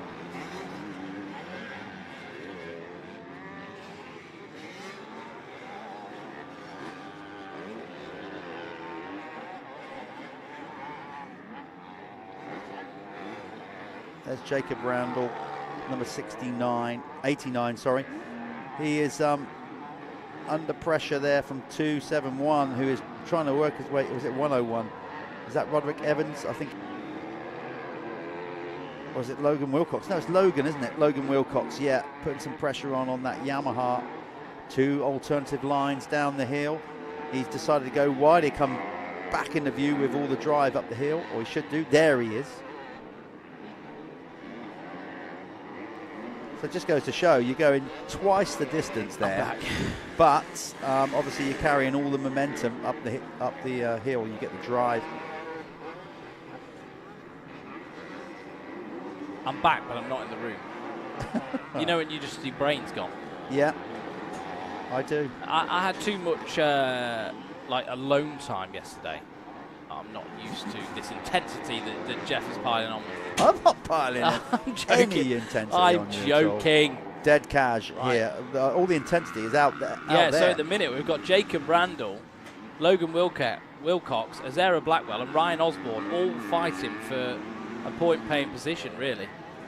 We got 150 to go plus a lap, so I would suggest, yeah, that's 2 to go from, well, it depends where Harrison Greenoff, the race leader, is on track.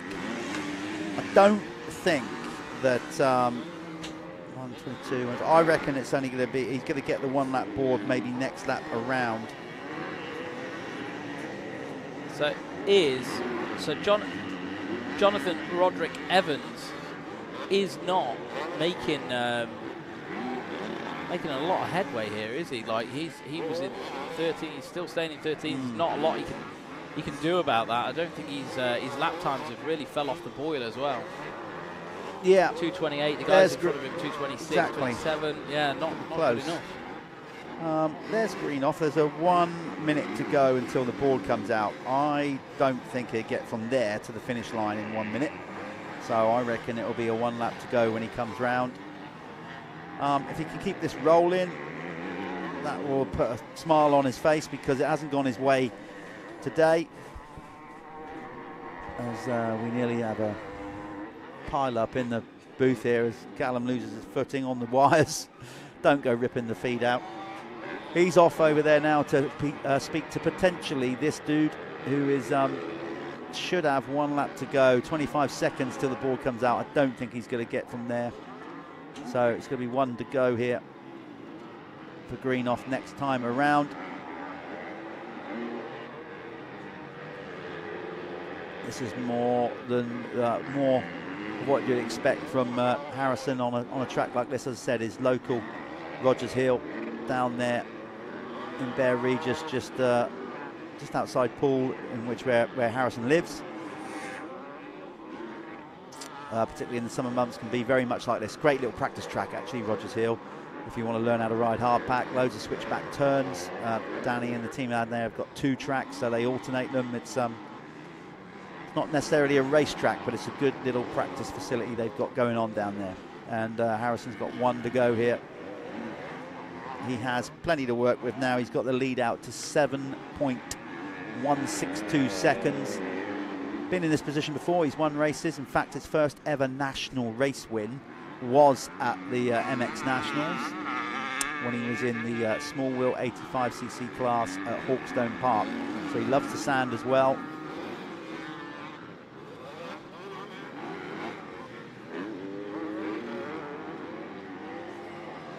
And he's definitely not rushing this one. Up on the balls of his feet.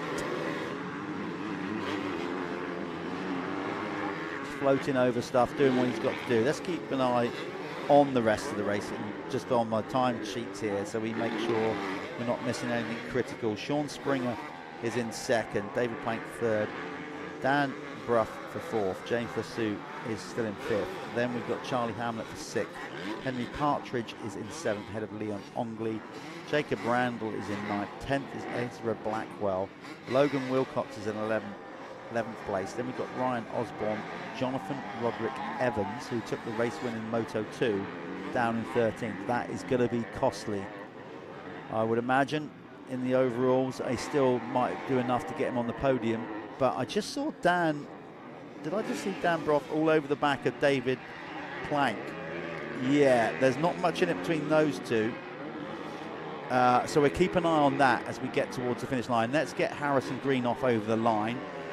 It would be nice to get the race winner crossing the finish line, his moment of glory. So we'll come back to Harrison when he does that. There we go. We'll keep an eye on that as well. But we'll also see if we can get Harrison in across the line. Yeah, let's bring Greenoff in, and then we'll revert back to that race for the potential 3rd place. Here he is then, Harrison Greenoff. Well, a good way to end the day. It's been a frustrating day for him. He's had too many little mistakes, too many bad starts, but he takes the checkered flag in this one. Let's see if Springer gets a 2nd here. We haven't seen much of Sean. There he is over the line. 3rd, David Plank is just about going to hold on to it, ahead of Dan Bruff. There we go for 4th. Lassou, number 2, comes in 5th.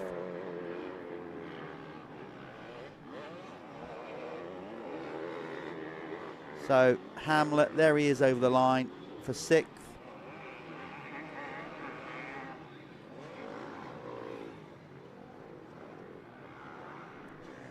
Okay, we're going to go to a very quick advert before we catch up with Harrison Greenoff and Callum in the winner's circle.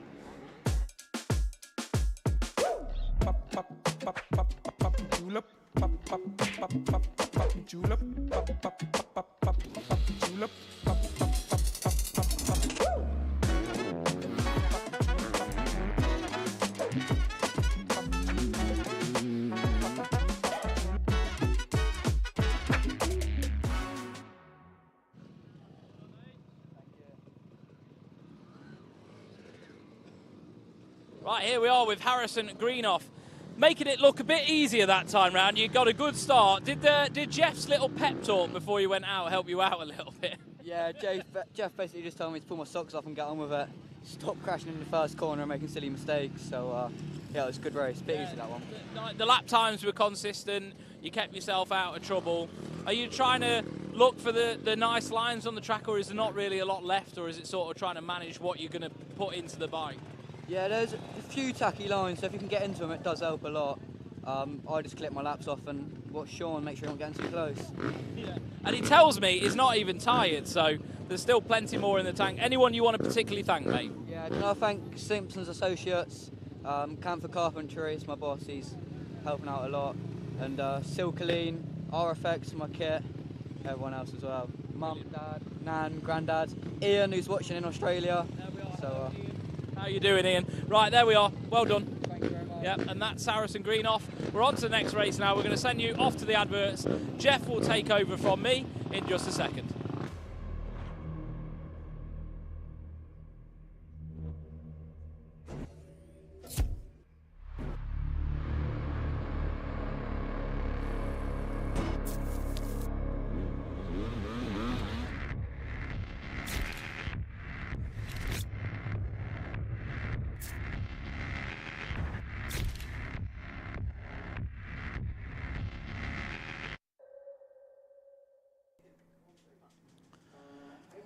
Yep, that was some good stuff there.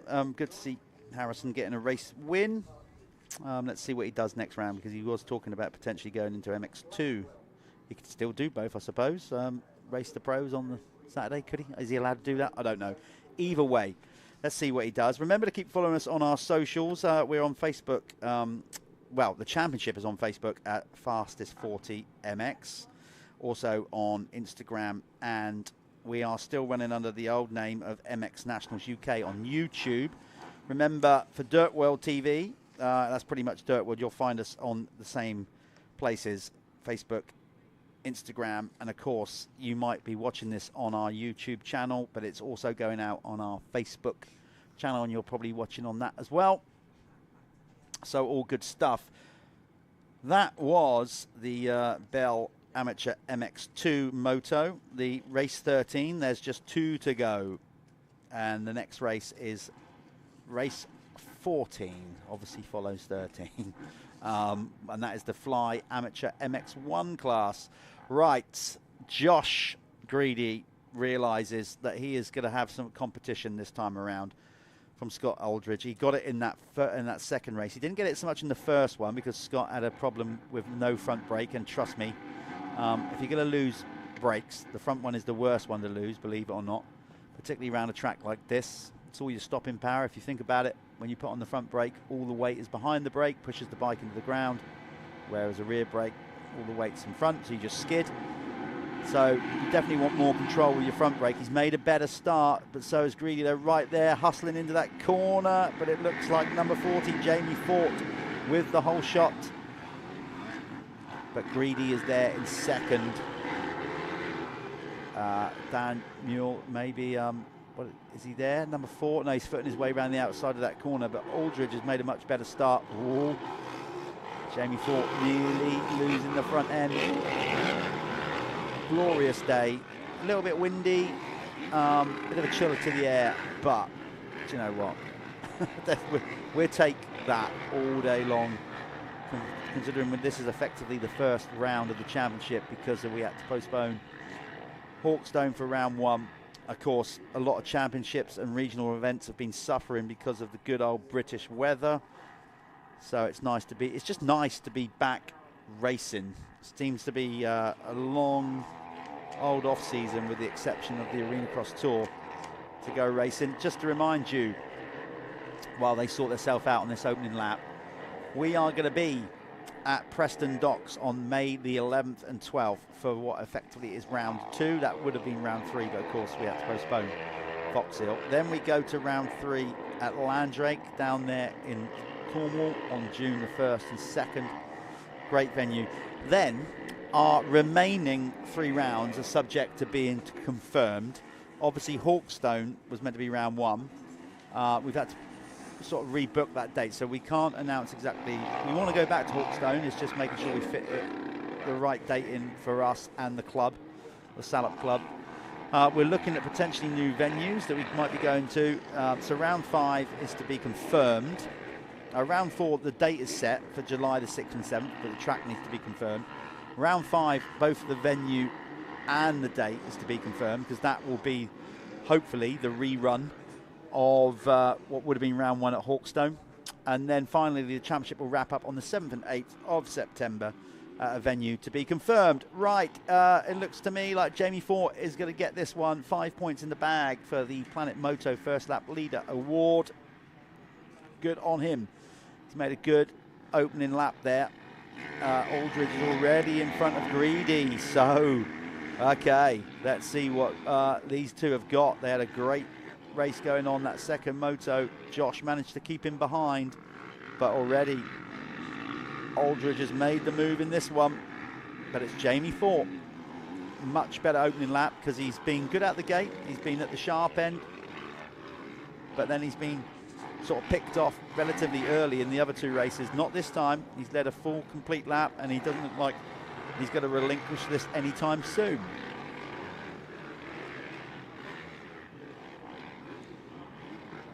That's another cool section of circuit there, I have to say. As you come up the what they call the veranda, the kind of cutting that goes across the hill, and then yeah, your wheels go light and it just drops away from you. Do this cool kind of float down the hill on an angle. It's really cool, real fun part of the track. Starting to tighten up now though. Greedy back in the mix. This is going to be a good little 3-way battle as they've started to gap Daniel Mule in 4th. Then you've got Radham Reeves for 5th. 6th is Keelan Southwood. Sean Wainwright down in 7th. 8th is Shane Davis. Brad Thornhill in 9th. And 10th is Laurie Davis.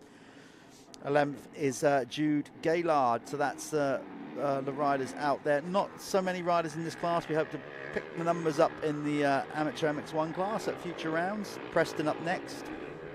Oh, he's on the brakes there, and both wheels will slide in for Jamie Fort. And they continue to slide round that hairpin.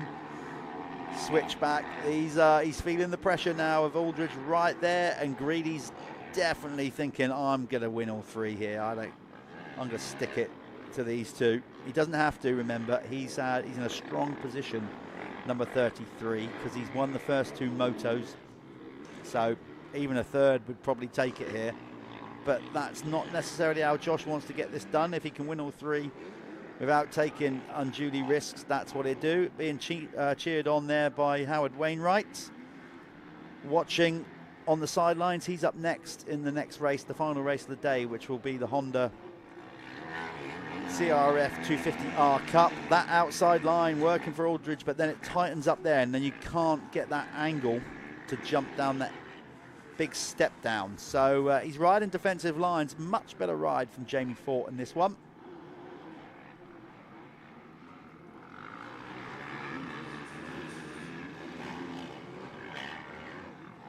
Seen some really good racing today. It's been close all around the track, but we've seen a lot of really good battles for the actual race win, and that's always kind of cool when you get close battles for who's going to actually win the race. There goes Greedy. Will he put an aggressive move on Aldridge? No, felt like he was a little bit too far back, but he's applying the pressure.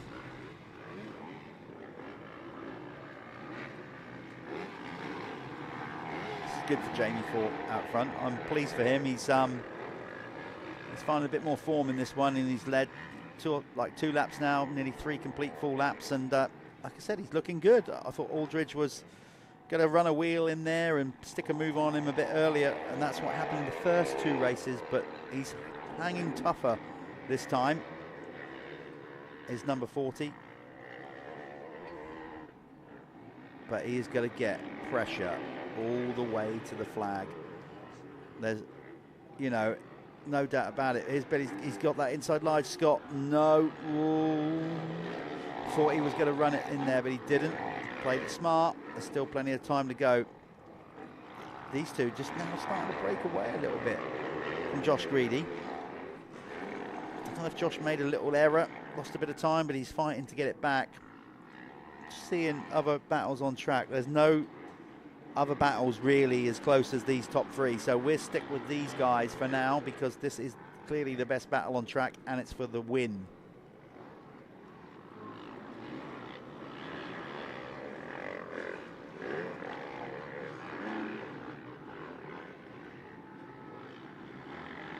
Let's see what Scott Aldridge does here. So he's tried the outside of that before. He's going to do it again. He keeps trying it and he gets close. This time he's got it done because he was just that little bit closer coming in across the finish line and round that sweeping corner. So if you don't succeed at first, try again. And this time he got it done. Right, let's see how Jamie can handle the pressure now then. Can he wind up the whip and get back at Scott, or is he going to be more concerned with the number 33 closing in on him, which is Josh Greedy?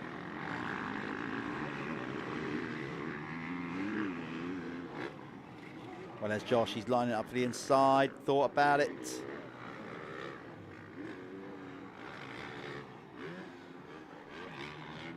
It's, as we said, TV. No justice for how steep that is. It definitely, because when you're watching it, you think, go on, you could just go a bit more there, just twist it a bit more. But honestly, it's so steep, and you'll be amazed by if you just miss your braking point by about 3 or 4 foot, you'll soon run on that same distance over the corner and over the rut. So, yep, it's technical out there now in this last moto for the Fly Amateur MX1 class.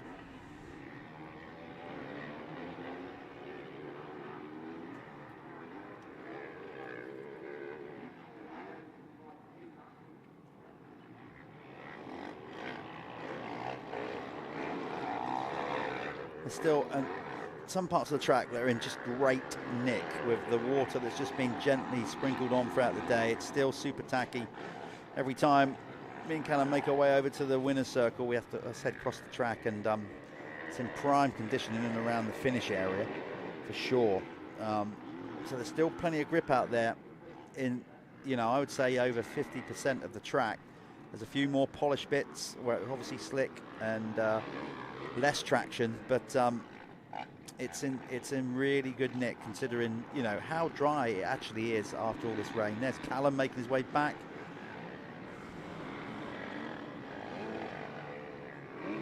Right, this is Sean Wainwright trying to chase down number 44, Keelan Southwood. Oh, here it comes, Greedy. He's going to go for it. No, he's going to protect his line quite rightly there. Jamie fought as Aldridge spins up out of that corner. Right. Oh, he just couldn't quite get the power down. I thought Josh was going to put himself in a position there to get on the undercut coming into that. Still where he wants to be, though. So he gets a drive maybe into this corner. He can come outside to in. You can see what he's done there. But again, just lost his footing. He's trying to work those different angles to what Jamie is in front of him. Again, look, he's going outside to inside. This time he's much closer. I'm suggesting he puts it in there, and this time he does. And really, that was all set up from 2 or 3 corners back, where he's just not following, going inside, outside. So he put himself in a position where he could come into that corner at the top of that hill on further out to the right, so he could get up the inside at the same speed without having to back it down. Momentum, yeah. And sorry about being late. I was being filled full of ideas regarding MX Nationals by some of the veteran riders, Dan Brough and everything like that. Cool. They're just coming up with good constructive criticism. Yeah, constructive criticism. That's what we want. Yeah, just good honest feedback. Especially when we've got new formats like we are doing. We need it. We need it. Yeah, at the end of the game, is that we all want the sport to be as good as it can be. Yeah. And it's not exclusively anyone's sport. No. It's our sport. We're all in it together. So if we can all work with each other rather than feeling like, he's bigger he's taking he's better this, than me, he's taking that, all that kind of stuff, Well, just let's hear it from you. Let's hear, because there's riders out there and even fans alike that might have an absolutely brilliant idea where we all look up and go, that's brilliant. Yeah. Why don't we think of that? I suggest we do a round table event for it, maybe. Yeah. For the Fastest 40. Is there food involved? Well, there's got to be food involved. Maybe like a little Costco snack section. Scott Aldridge, though, looks to have this one figured out. And I can confirm Scott has a new tyre on. Well, I told you. Which absolutely blew my mind. It's the There you first time go. I've ever seen it. And his dad's had to put a new disc on for this race as well because they bent the disc. Well, that was the problem he had in the first race. Yes. So he had no front brake. If you were wondering, well, why not? Because he only bent the disc. That's the trouble. When you bend the front disc, it keeps pushing the pads out. So you have So to you pump have it got if a you front want. brake, Yeah, but you've got to pull it in about 3 times. Yeah, to get it back. And even then, sometimes it still doesn't do it, depending on how fast you're going, because the, you know. And also you can boil the fluid as well. Yeah. That's the worst case scenario, and it locks the front wheel up. So there's lots of bad news. He did okay. He did. He did. You know, better than okay, because you don't want to be riding this circuit for many laps without a front brake. It's daunting enough launching yourself down those hills without a front brake and being able to stop properly. I did observe the speed he was carrying down the hills in that first race, though, and that might have been due to the fact that there was no front brake on the motorcycle. Yeah. But looking really strong now, the number 67 of Scott Aldridge. And it's nice to see he has actually got some support, you know. They've got I think Fee Hilly's on there. Yeah, I saw that, yeah. On the bike. It's nice for him to actually, you know, get some recognition, and he's always been a fantastic rider, like I was talking about, you know, even back to I think he's got some BYMX championships when he was a kid on small wheel 85s and stuff. Yeah. I always remember as a kid, his dad was showing me, his dad used to like tinkering, and they had adult bike brakes on the 85. So they had the big brakes on, but back in the day, you know, they had like the big like 125 brakes on the 85, and I was always like, whoa, that looks so cool, you know, it did look mint at the time. So things have moved on. Yeah, well, because the stock bikes come now in such good nick, Yeah. with so many good components on them anyway. So Greedy has made his way past Jamie Fort. That is going to be enough for him. It's going to be a 1-1-2 that would clearly give him the overall result. So, do you know what? With 13 seconds plus 1 lap to go and being about 4.5 seconds behind, I don't think even Greedy would go. I'm going to push on for that. I will settle there nicely for a second and take the overall. Yeah, he's had a brilliant day, to be fair. Like, I mistook him this morning for Ash, and like that's a compliment to him, to how he's been riding. You know, like it's the tables have turned. Yeah. I think Ash is sort of on the back seat now, isn't he? And they all go to push Josh along. On screen there, that was Shane Davies on the Yamaha, looking good and working the back of is it Keelan Southwood at the minute. Sean Wainwright having another consistent ride in 5th. Not been able to do much more than that, has he, over the weekend? I think we had a little bit better result maybe in the first race. Yeah. But no, good to see him. I think he's just riding himself back up to fitness after a few years of injuries and things. Yeah, exactly that, and that's what you've got to do actually. Yeah, it's so easy to go right back to where I was, thank you very much, yeah. And that's when you actually end up back on mistakes back and on going hospital backwards. bed. Yeah. So, right, I'm going to make my way over there. It looks like I will be speaking to Scott Aldridge, but you never know. Callum bring this one in. It looks like Jamie Fort's actually closing back in on the back of Josh Greedy now. Not sure whether there's much time to do anything about it. Passing spots are going to be limited, especially at this part of the day when the circuit's got so firm. Scott looking clean though this time round. Nice form on Scott, using them big long legs. As Jeff was saying, looks a little bit like Benny Bloss on the bike. Not quite as tall, but not far off. And it's cool how he's here with his missus, Gabby Hamlet, Charlie Hamlet's sister, and got his kid with him as well. It's a nice family day out, and finishing the day off with a win, hopefully, when he goes up this step up. 2 corners to go, keep these nice and clean. And that will be the first win for Scott Aldridge this season at the Motul Fastest 40 British Motocross Championship, supported by Michelin as well. I know we've got one more lap. I was premature. Sorry about that, but yeah, we've got one more lap. There we are. Sorry, we all make mistakes. I'm definitely making them now. The day's going on. One more race to go when this one's finished, but that's going to actually give Jamie Fort a little bit more time to fight back at Josh Greedy, but I don't think anyone's really managed to make a pass on Josh Greedy all weekend. So that might be close. It might be worth getting the cameras on the 33 of Josh Greedy, because it looks like Scott Aldridge has got this one sealed in the bag right now. It's a little bit further down the track, sort of 5-6 seconds back. There's Josh coming into shot. No, that's it. So I think Jamie Fort had a little go on the last lap, got a little bit close, but Josh Greedy's managed to step up the game and pull that gap out a little bit more. So there's a good gap in between both those riders now. Darren Mule also quite the way back from Jamie Fort. So this one is very much being controlled up the front by Scott Aldridge at the minute, just taking a little look over to see where the rest of the riders are, and you've got plenty of track time, mate. You can start winding this one down, but not too much. Don't lose the focus. That's always the worst thing. Lovely style going down there then. Just looked like he was really light on the bike. Took his hand off there. Don't know what that was about. Give someone a little wave. He knows now, he's pretty confident that this one is sealed and written into the history books at Hawkstone Park. Just step down, step up, 2 corners to go. The 67, he'll be really happy to get this one done. I spoke to him briefly before this race, and he's really frustrated about the first 2 motos of this weekend, and wanted to just, you know, end the day on a bit of a high, and it looks like he's managed to do that now. There we are, across the line, takes the checkered flag, takes the win. Dad Chris will be really happy with that. And next up we're going to have Josh Greedy coming through, and then Jamie Fort not too far behind him. Should be Darren Mule next, but they were quite a fair bit back. Just keep an eye out. We've got our flagger there.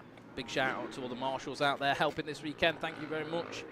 So much to all those guys, the medics, and everybody else involved with the championship. God, they had a lot of track. A lot of track to cover. They're still waiting now for the rest of the riders. It should be the number 4. There he is, Darren Mule coming across the line on the Yamaha there. Right, let's take this over to the ad break, and Jeff will see you in the winner's circle with Scott Aldridge.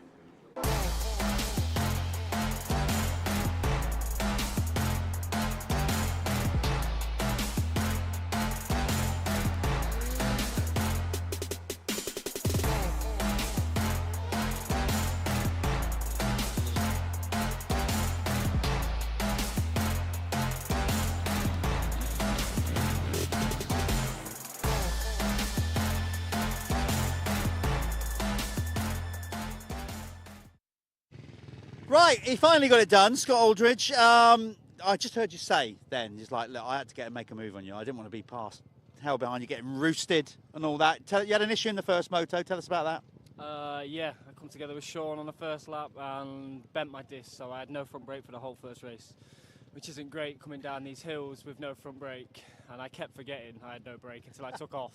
Oh, man. So yeah, but that race, just I couldn't let Josh be in front of me again. The roost is killing and I cannot get past him around here, so just had to make a do or die move and then hope for the best. A solid ride. I mean, he did say that he classed you as the biggest threat. You kind of proved that in the second moto, pushed him all the way. You've got to be pleased with at least getting one moto win, if not the overall. Yeah, very pleased, because hard pack is not my specialty at all, so hopefully at Preston Docks we go a bit better than this. Yeah.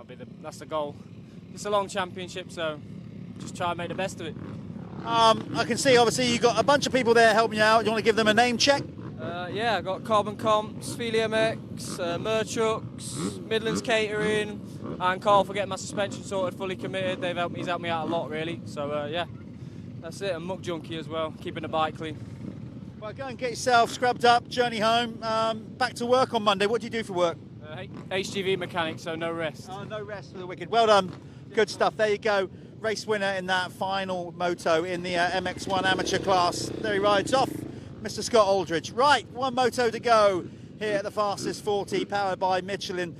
This is the Honda 250 CRF-R Cup, the final moto, race 15 of today. Can Graham Irwin make it 3 out of 3 on his, I wouldn't say a comeback, it's a one-off comeback ride. Let's see if he can get it done. Over to you, Callum.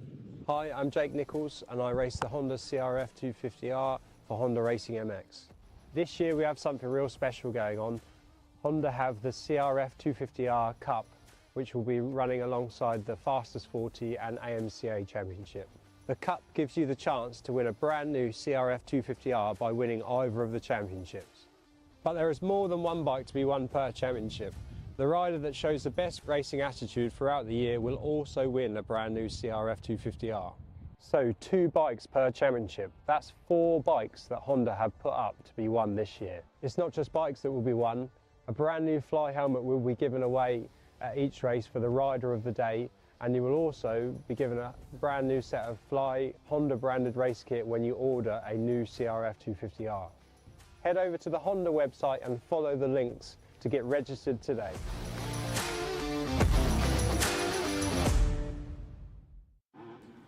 There we are. This is the final race of the day. This is the Honda Cup. You are watching live on DirtWorld-TV. Who's going to get the final race win? Is Graham Irwin going to go 3 for 3? Is Howard Wainwright going to push on and try and get a win? Or could it be the 4:07 of Adam Chatfield? They're under starters orders. I did speak to Howard before this one, and he said he just wants to survive and go home healthy. So let's see if he's got anything in the tank. Who's going to get the important start? It looks like, oh my God, Howard rockets out the gate this time round. And looks like he's going to take it. So the 99 of Howard Wainwright getting a whole shot. It looked like Graham Irwin was just sleeping on the jump there. He just didn't quite get it. And I don't know how easy it's going to be for Graham to make many passes around this circuit. So we've got the 44 there of Luke Mellows in the running, and also Adam Chatfield's up there. Henry Williams looks like he's up there as well. And there's all the Honda CRF 250s coming through. Like Jeff was saying earlier, if you've bought a Honda CRF 250 from a Honda dealership in the UK, you are you can register to race this class to win yourself a Honda deal for the following year, which is amazing. And also Fly Racing stepping up with a support package too. But the 44 of Luke Mellows is up there right now. Don't know where Graham Irwin is right now. Howard Wainwright making a proper headway though. It looks like Graham's back there in 4th, trying to make a move on Chatfield. Not going to make this too easy for himself. We've seen all afternoon it's getting more and more difficult to make those passes. Looks like Chatfield's still holding this one so far. Henry Williams looking good. Sorry, not Henry Williams, sorry, Luke Mellows looking good.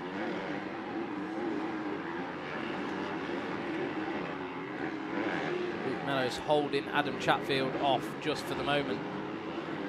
But Chatfield's looking up the inside, just showing a wheel. Chatfield's looking to try and move forward because Graham Irwin's coming. Chatfield does a nice scrub up that step-up jump there. They're all kind of single file through here though now. There's only one line really worth taking. I'll tell you what, there's some wily old dogs out there, There right? are. I'll tell you who got that? Chatfield Was it just just tried passing him, but I don't know whether Oh, he's but it going was to be able Wainwright that has got the Planet Moto points. Yeah. Yes. Yeah, Wainwright's got it. Wainwright has led the opening lap, and I think it's going to be hard to beat with his speed that he's shown all weekend. But Chatfield, I don't think we can leave this one out. But it looks like Graham Irwin's coming through as well. Luke Mellows now has been pushed back to 4th place. I was laughing because Graham said he was having fun, but he looked a little bit fatigued coming out of that corner. and the front end kind of lifted up, and he did that classic, you know what, I'm not going to clutch that, I'm not going to bring that back in, I'm just too tired, I'm just going to let that roll. If I flip out, I flip out. And he rolled. It was quite funny. He said he had really severe arm pump after that first one, but I'm not surprised. I'm exaggerating. I mean, he didn't have his front end that high, but he kind of just just went, oh, do you know what? Yeah, I can't do it. In race trim, he would have got his weight way over the front. Yeah, tried to get the wheel down, the power down quicker, but he just kind of like, oh, I'll just roll this one. Yeah, it does look like he is suffering from a little bit of exhaustion now. You can see the elbows have kind of dropped a bit as well. That is such a long way down a hill. It doesn't look much, but trust me, they're jumping about 80 to 90 feet down that one. Now, this one even bigger. If Howard wins this, Chatfield's second, does that give Howard the overall? Well, it's definitely going to be close. Isn't it? It's going to be close. What I would say, obviously, again, like we had in a previous race earlier on, if Irwin can pick off Chatfield, then that seals the deal. Yeah. But right now, I wouldn't want to call that. Obviously, Wainwright. Well, what have they had in the other races? Dare I touch the timing? I'm too scared. I'm going to go for it. I think Howard's had two. I'm just going to double check with what we had in the other races. It seems to be working at the minute. Right, so in Moto 1, Howard had a second. Chatfield was third. In Moto 2, we knew who won it. You see, so it's so close because they've been top three in that order. Does a 2-2-1 beat a 1-1-1-3? I think it probably would, but we're going to find out, aren't we, soon enough? So you're going to work out the Charlie's going to be good enough because she's the one with the brain in this operation. She's currently using the monkeys. Yeah, she's currently using the team brain. And she's going to get on there with the point scores if the points are in there and work it out.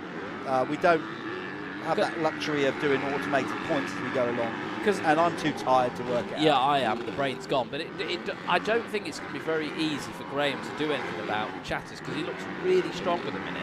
Yeah. And, although he's not going forwards with Howard, he rides quite a wide track and he knows how to race. Obviously, with a lot of the arena cross experience and stuff, not going to be an easy guy to pass. But saying that, they're actually closing in on the 99. I mean, Howard's got the young element inside. Yeah, but he is also he has also done 2 days racing. That is true. Yeah. So a bit more difficult. Chatter's just having a little sly look over his shoulder to see where Graham Irwin is. Of course, great camaraderie between all these lot. Been around a long time. That's the beauty of it. Particularly as you get older, you've still got that fight when you're younger. You know, you're a little bit. Maybe don't get so close to your rivals because you want to be. As you get a bit older, you kind of friends. Become friends, and it's a bit more of a thing. That's another reason why I absolutely love the VMXDN event. It's because it's way more than. It's nostalgia. It's catching up with friends. Well, the thing is, it's people that had these intense rivalries when they were younger, and now they're grown men have managed to figure their lives out, figured out who they are in the world, and bit of a different time. One thing that I will note, Graham Irwin, that bike. I mean, I mentioned it was a stock bike earlier on, but it is actually out the box. Apparently, they haven't even set the suspension up. It is just like pick it up off the showroom floor and go and ride it. Well, I think it's the bike that they've put aside for promotion and to promote this thing through some of the shops and whatever, because the graphics have all got the Honda Cup on it. There's no other branding on it other than that. Imagine now the track's breaking down. That's going to be quite a thing to handle. I mean, Graham's very smart at line choice, and we've seen that all day. But it's going to start beating him up, because if a bike's not set up for you, no matter how good the bike is, it's still going to start hurting. This is on, man. This is it. He's taking a tight line in there. He is putting some heat on Chatters. Like I said, that will definitely clinch it if he can go past Chatfield with a 1-1-2. It's just where is he going to be able to do it? I think maybe down one of the hills. Graham looks like he carries a lot more speed. But then Chatfield's turning quite tight at the bottom. Oh, we're working out the points. Well, we're not. Oh, we're not actually. This could be close. This could be so close to the fact that Wainwright wins it. With potentially Irwin second and then Chatfield third. Look how close they all are. Very close. Howard's starting to struggle a little bit, I think, isn't he? Definitely going to start feeling the fatigue. Yeah. Told us how sore he was. definitely told me how sore he was going into the you know, second if people race. listen to us who have never done this sport and they're tuning in for the first time, we've got to do better at selling it, because we always say about how stupidly tough it is. It is on your extremely body and like the demands, but that's a big sell, because when you accomplish something, when you achieve your goals, you've absolutely earned them. Oh, for sure. That's the thing with it. It's so gratifying when the effort you put into the sport, that when you have a good day, it's ridiculously rewarding. Yeah. Because you know, and a good day could be winning, or a good day could be getting a top 10. Yeah. In a club, whatever race. it is, whatever You know, your targets are. Yeah. When you hit a goal, everything's gone right, and you feel comfortable on your bike. Everything clicks. There's no better feeling. No. This is fantastic racing between these two old dogs out there, and of course Wainwright, the young pup at the front, is. He's got to be screaming in his helmet, just trying to push on through this one. How much longer have we got? We've got 5 minutes. The two old dogs here want to give this young pup a bit of a schooling, I think. It's Chatfield's now definitely turned up the heat on him. Yeah, now lap traffic as well becoming involved. That's on your collie. She's staying well out of the way. Oh, enough to let. Well, I've got to say, Irwin made a great move there. Oh, Chatfield though. Right, look how much less track he's used up there. Because he turned tight on the corner before Irwin, which gave him that angle and that short route to dive down the inside. Yes. On the finish corner. Right, let's see if he's going to. Well, see, Howard stopped doing that step down. Yeah, and Graham's look at the still distance doing he's it. made up there. And Irwin's gone back to riding a lot of tight lines. It suddenly looks like Chatfield's gone, do you know what? I put in 2 or 3 laps of effort there. I'm done. And I'm done. Yeah. Yeah, Irwin's scrubbing the jumps. I think that'll be it. No time at all in going past. Wow. That's it. Look at that. Like, Irwin's just had a blinding lap there. You can see Howard's like now sitting down a lot as well. Like, I think he's definitely feeling it. Oh, he's trying to come back. Looking up that inside. He probably wasn't quite expecting Graham to carry that much momentum through there, but Graham just scrubbed his way through the valley. Yeah. This is absolutely fantastic racing in this Honda CRF 250R Cup.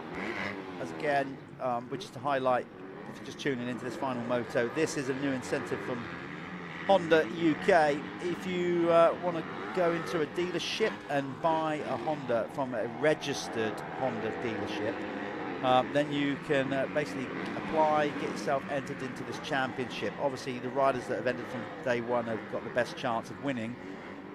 Winning means you don't just win a championship, you get your hands on a 2025 CRF. Is it 2025 or 24? I'm not sure. Either way. I have to check on that. Either way, it's a new Honda. Right? Yeah. A support package from the guys at Fly. Each round we are giving away a Fly Formula helmet to riders in this class for the rider of the day.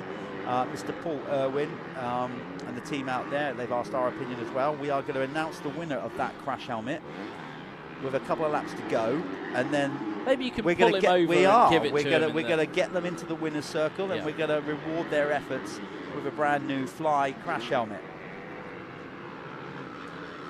So that is obviously, like I said, a little panel of judges. Whoever feels like it's not always the winners that are necessarily going to win that crash helmet, just riders that have maybe, you know. All 3 of these guys in the camera shot at the same time, it's just wicked, isn't it? And that's why I love stock bike racing. I love it because it's just, there's no one's got any massive edge on each other. These guys are all on pretty much stock engines. I think even Adam's bike's pretty just bog stock. Howard's on a 12-month-old clutch. It's all going on. And it is really cool to see. And do you know what? It's quite a healthy gate, isn't it? A lot of riders have come out for a first year at something new like this. You know, a manufacturer-led, manufacturer-only class. Yeah. Yeah. So it's really good. Well, you know, I remember being a youngster and doing a manufacturer-only class. I'm not going to say what it was because it's not fair on Honda. But I remember doing it, and it actually influenced me to go and buy one of those bikes, like, because I thought I want to do that race. So I went out to the dealership and I bought the bike, you know, that suited the race, and you know that's what it does. You know, a lot of these guys would have gone, do you know what, I fancy that, and I fancy a new bike. I might as well go and get a Honda because then I can go and do this national race. Yeah, totally agree. So it does work. So Wainwright is now trying to fend off Chatfield as Irwin is just slowly breaking away. I think pretty much, unless something drastic changes. Oh, something did happen. Oh. Wainwright did spin out and let Chatfield through. I think that he'll still be okay for but second. I still think it'd be okay for second, yeah. I agree. He's just really fatigued now. It's just whether Chatfield has got anything in the tank now to try and catch up. Graham Irwin, I wouldn't have thought so.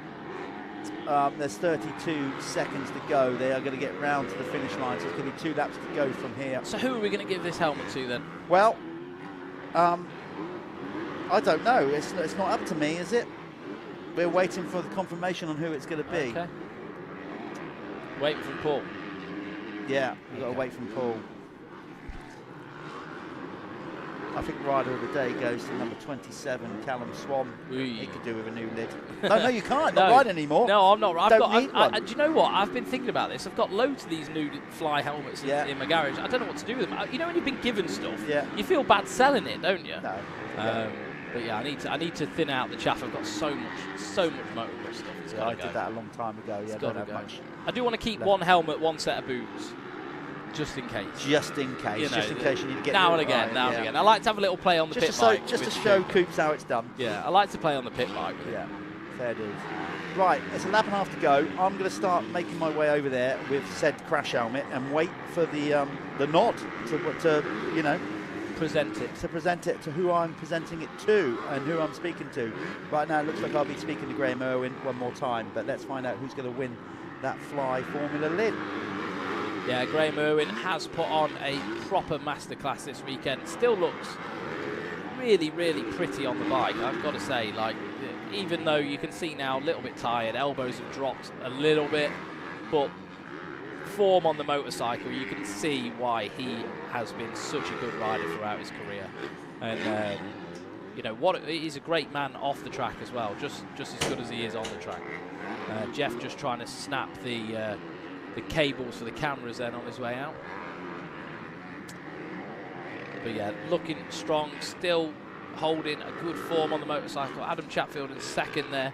Nothing's going to change providing there's no drama on this last lap and everyone stays, you know, with their heads, with their brains firmly in their head. Howard Wainwright should be second on the day, even with a third in this race. Not going to change too much.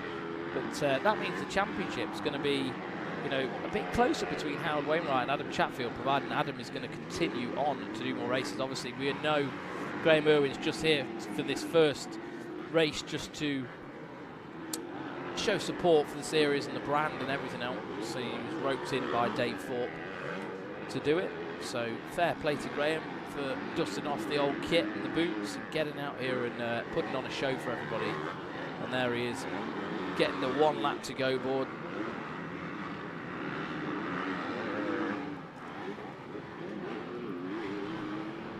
So, we are going to give the Fly Formula helmet away to a rider very soon. It's going to be announced by Jeff in the winner's circle. So keep an eye out for that. I was actually going to blow that out the water then until Charlie was waving me the don't talk signal. I nearly ruined it. She's writing down notes now, telling me off. What?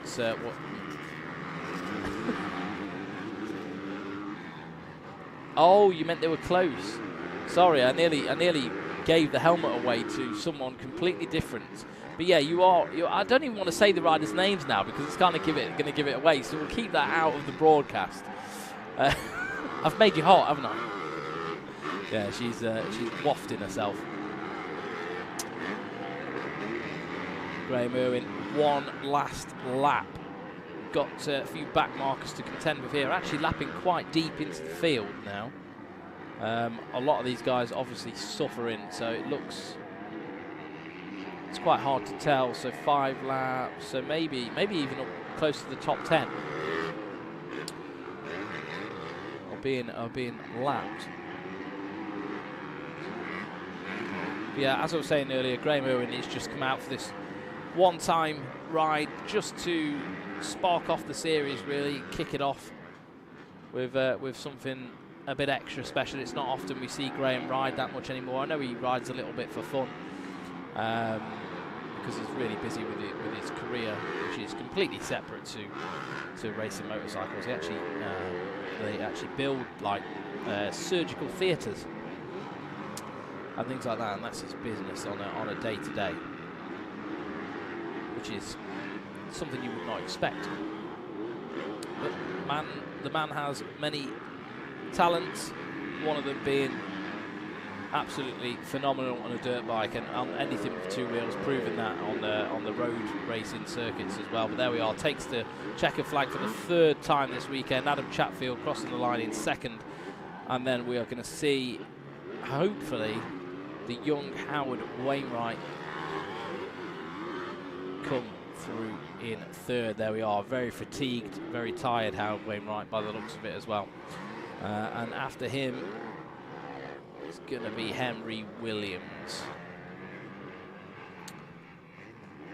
followed by Luke Mellows, Lennox Dickinson, and Jake Rackham. Right, we're going to go to one of our final adverts of the weekend, and you'll be seeing Jeff in the winner's circle giving away a brand new fly helmet and congratulating Graham Irwin on his final win of the weekend. Hi, my name's Dave Thorpe. I run the Crendon True 7 Honda racing team. For the 2024 season, Honda UK have come up with a really good initiative. It's the CRF 250R Cup. It's an opportunity for you to enter through any official Honda UK dealership. You can sign up in there, or you can go online and register your interest in the Honda Cup. If you haven't got a new 2024 Honda, from 2021 upwards you can enter the series and have the possibility to win a brand new 2025 CRF 250R.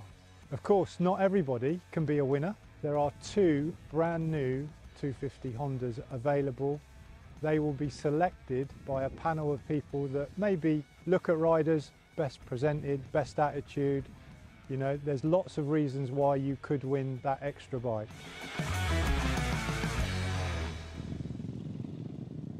Here we are then, old dog, no new tricks. He's still got it in the tank. In fact, I'd say he's been sandbagging it, and I'm joking. Graham Irwin, you've had an absolute blast coming out of retirement. You've enjoyed that, haven't you? Yeah, honestly, it's been one of the most fun days I've had in a long time. You know, any race I've done recently, it's always on one of the old big Evo bikes, or this has been mega. So it has. Great day, great event, fair play to Honda, and thanks for the invite. And I'm glad now Dave actually persuaded me to do it. So no, honestly, thank you. Now, you just said about the new bike. You've ridden, you know, like GP spec bikes or whatever. You've been off a bike for a long time. Obviously, this is a great bit of kit. Yeah, fantastic. I mean, we have not touched the clicker in the suspension. Yeah. It is how you buy it from a shop.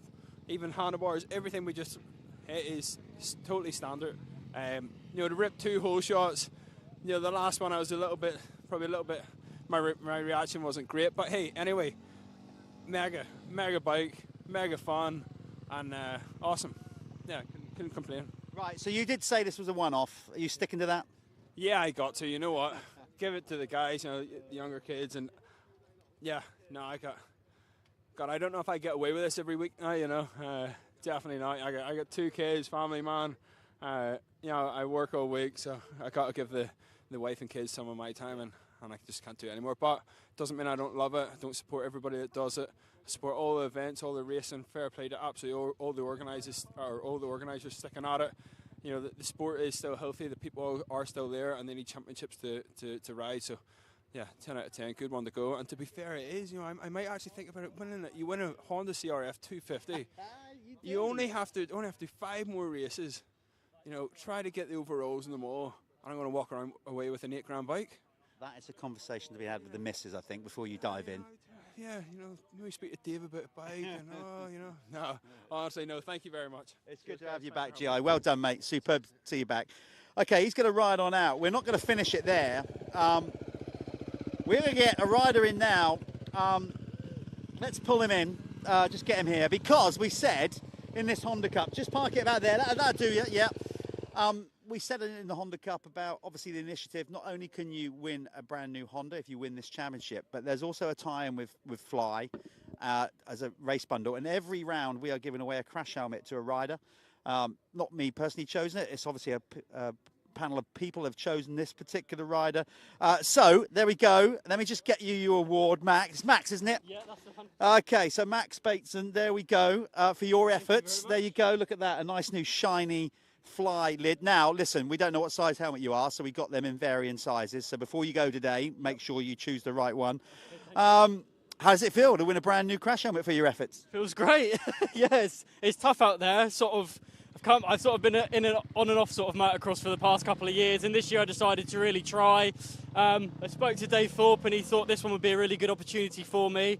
So I'm really lucky to have a ride with S. Briggs as well for this year. They've just said to me, as long as you smile at the end of it, that's all we want. So it's just going to be a year of progressing and trying hard, and that's it. So great stuff. And obviously the Honda Cup is a great initiative, so you're happy to be a part of that. Realistically, like you said, you're kind of just getting back into the sport or whatever, so you probably realise maybe not in contention to win the bike. So I should imagine this is a real nice reward for all your efforts. Oh, this is amazing. I didn't think I'd win anything like that today, so that's great. No, I really appreciate it. And how was it out there? Did you enjoy your weekend? Obviously a new format, for club riders and amateur riders. The track got a bit gnarly, but a lot of fun, I think, for a lot of people. Honestly, really good fun. I think it's been a really good experience today. Deep ruts, quite slippery at the start, and then the confidence just sort of built throughout the day, so it was really good. Have you ever ridden Foxhill before? Once about 10 or 11 years ago on big wheels and Kensworth Club. So. Worth coming back for. Remember, when we go over to the podium, stick around and we'll make sure we got the right size for that lid. We got more of you, and you'll be taking that home with you today. There you go. I'll take that one off you. Come and meet us at the podium. You ride back, get yourself a drink, get out of here. I'm going to sign off there. So there goes Max. Well done, Max. We'll get that crash helmet to him. And, well, basically that wraps it up for an incredible first round. As we said, this was actually scheduled to be round 2 of the championship, but Hawkstone got postponed, so this ended up being round 1.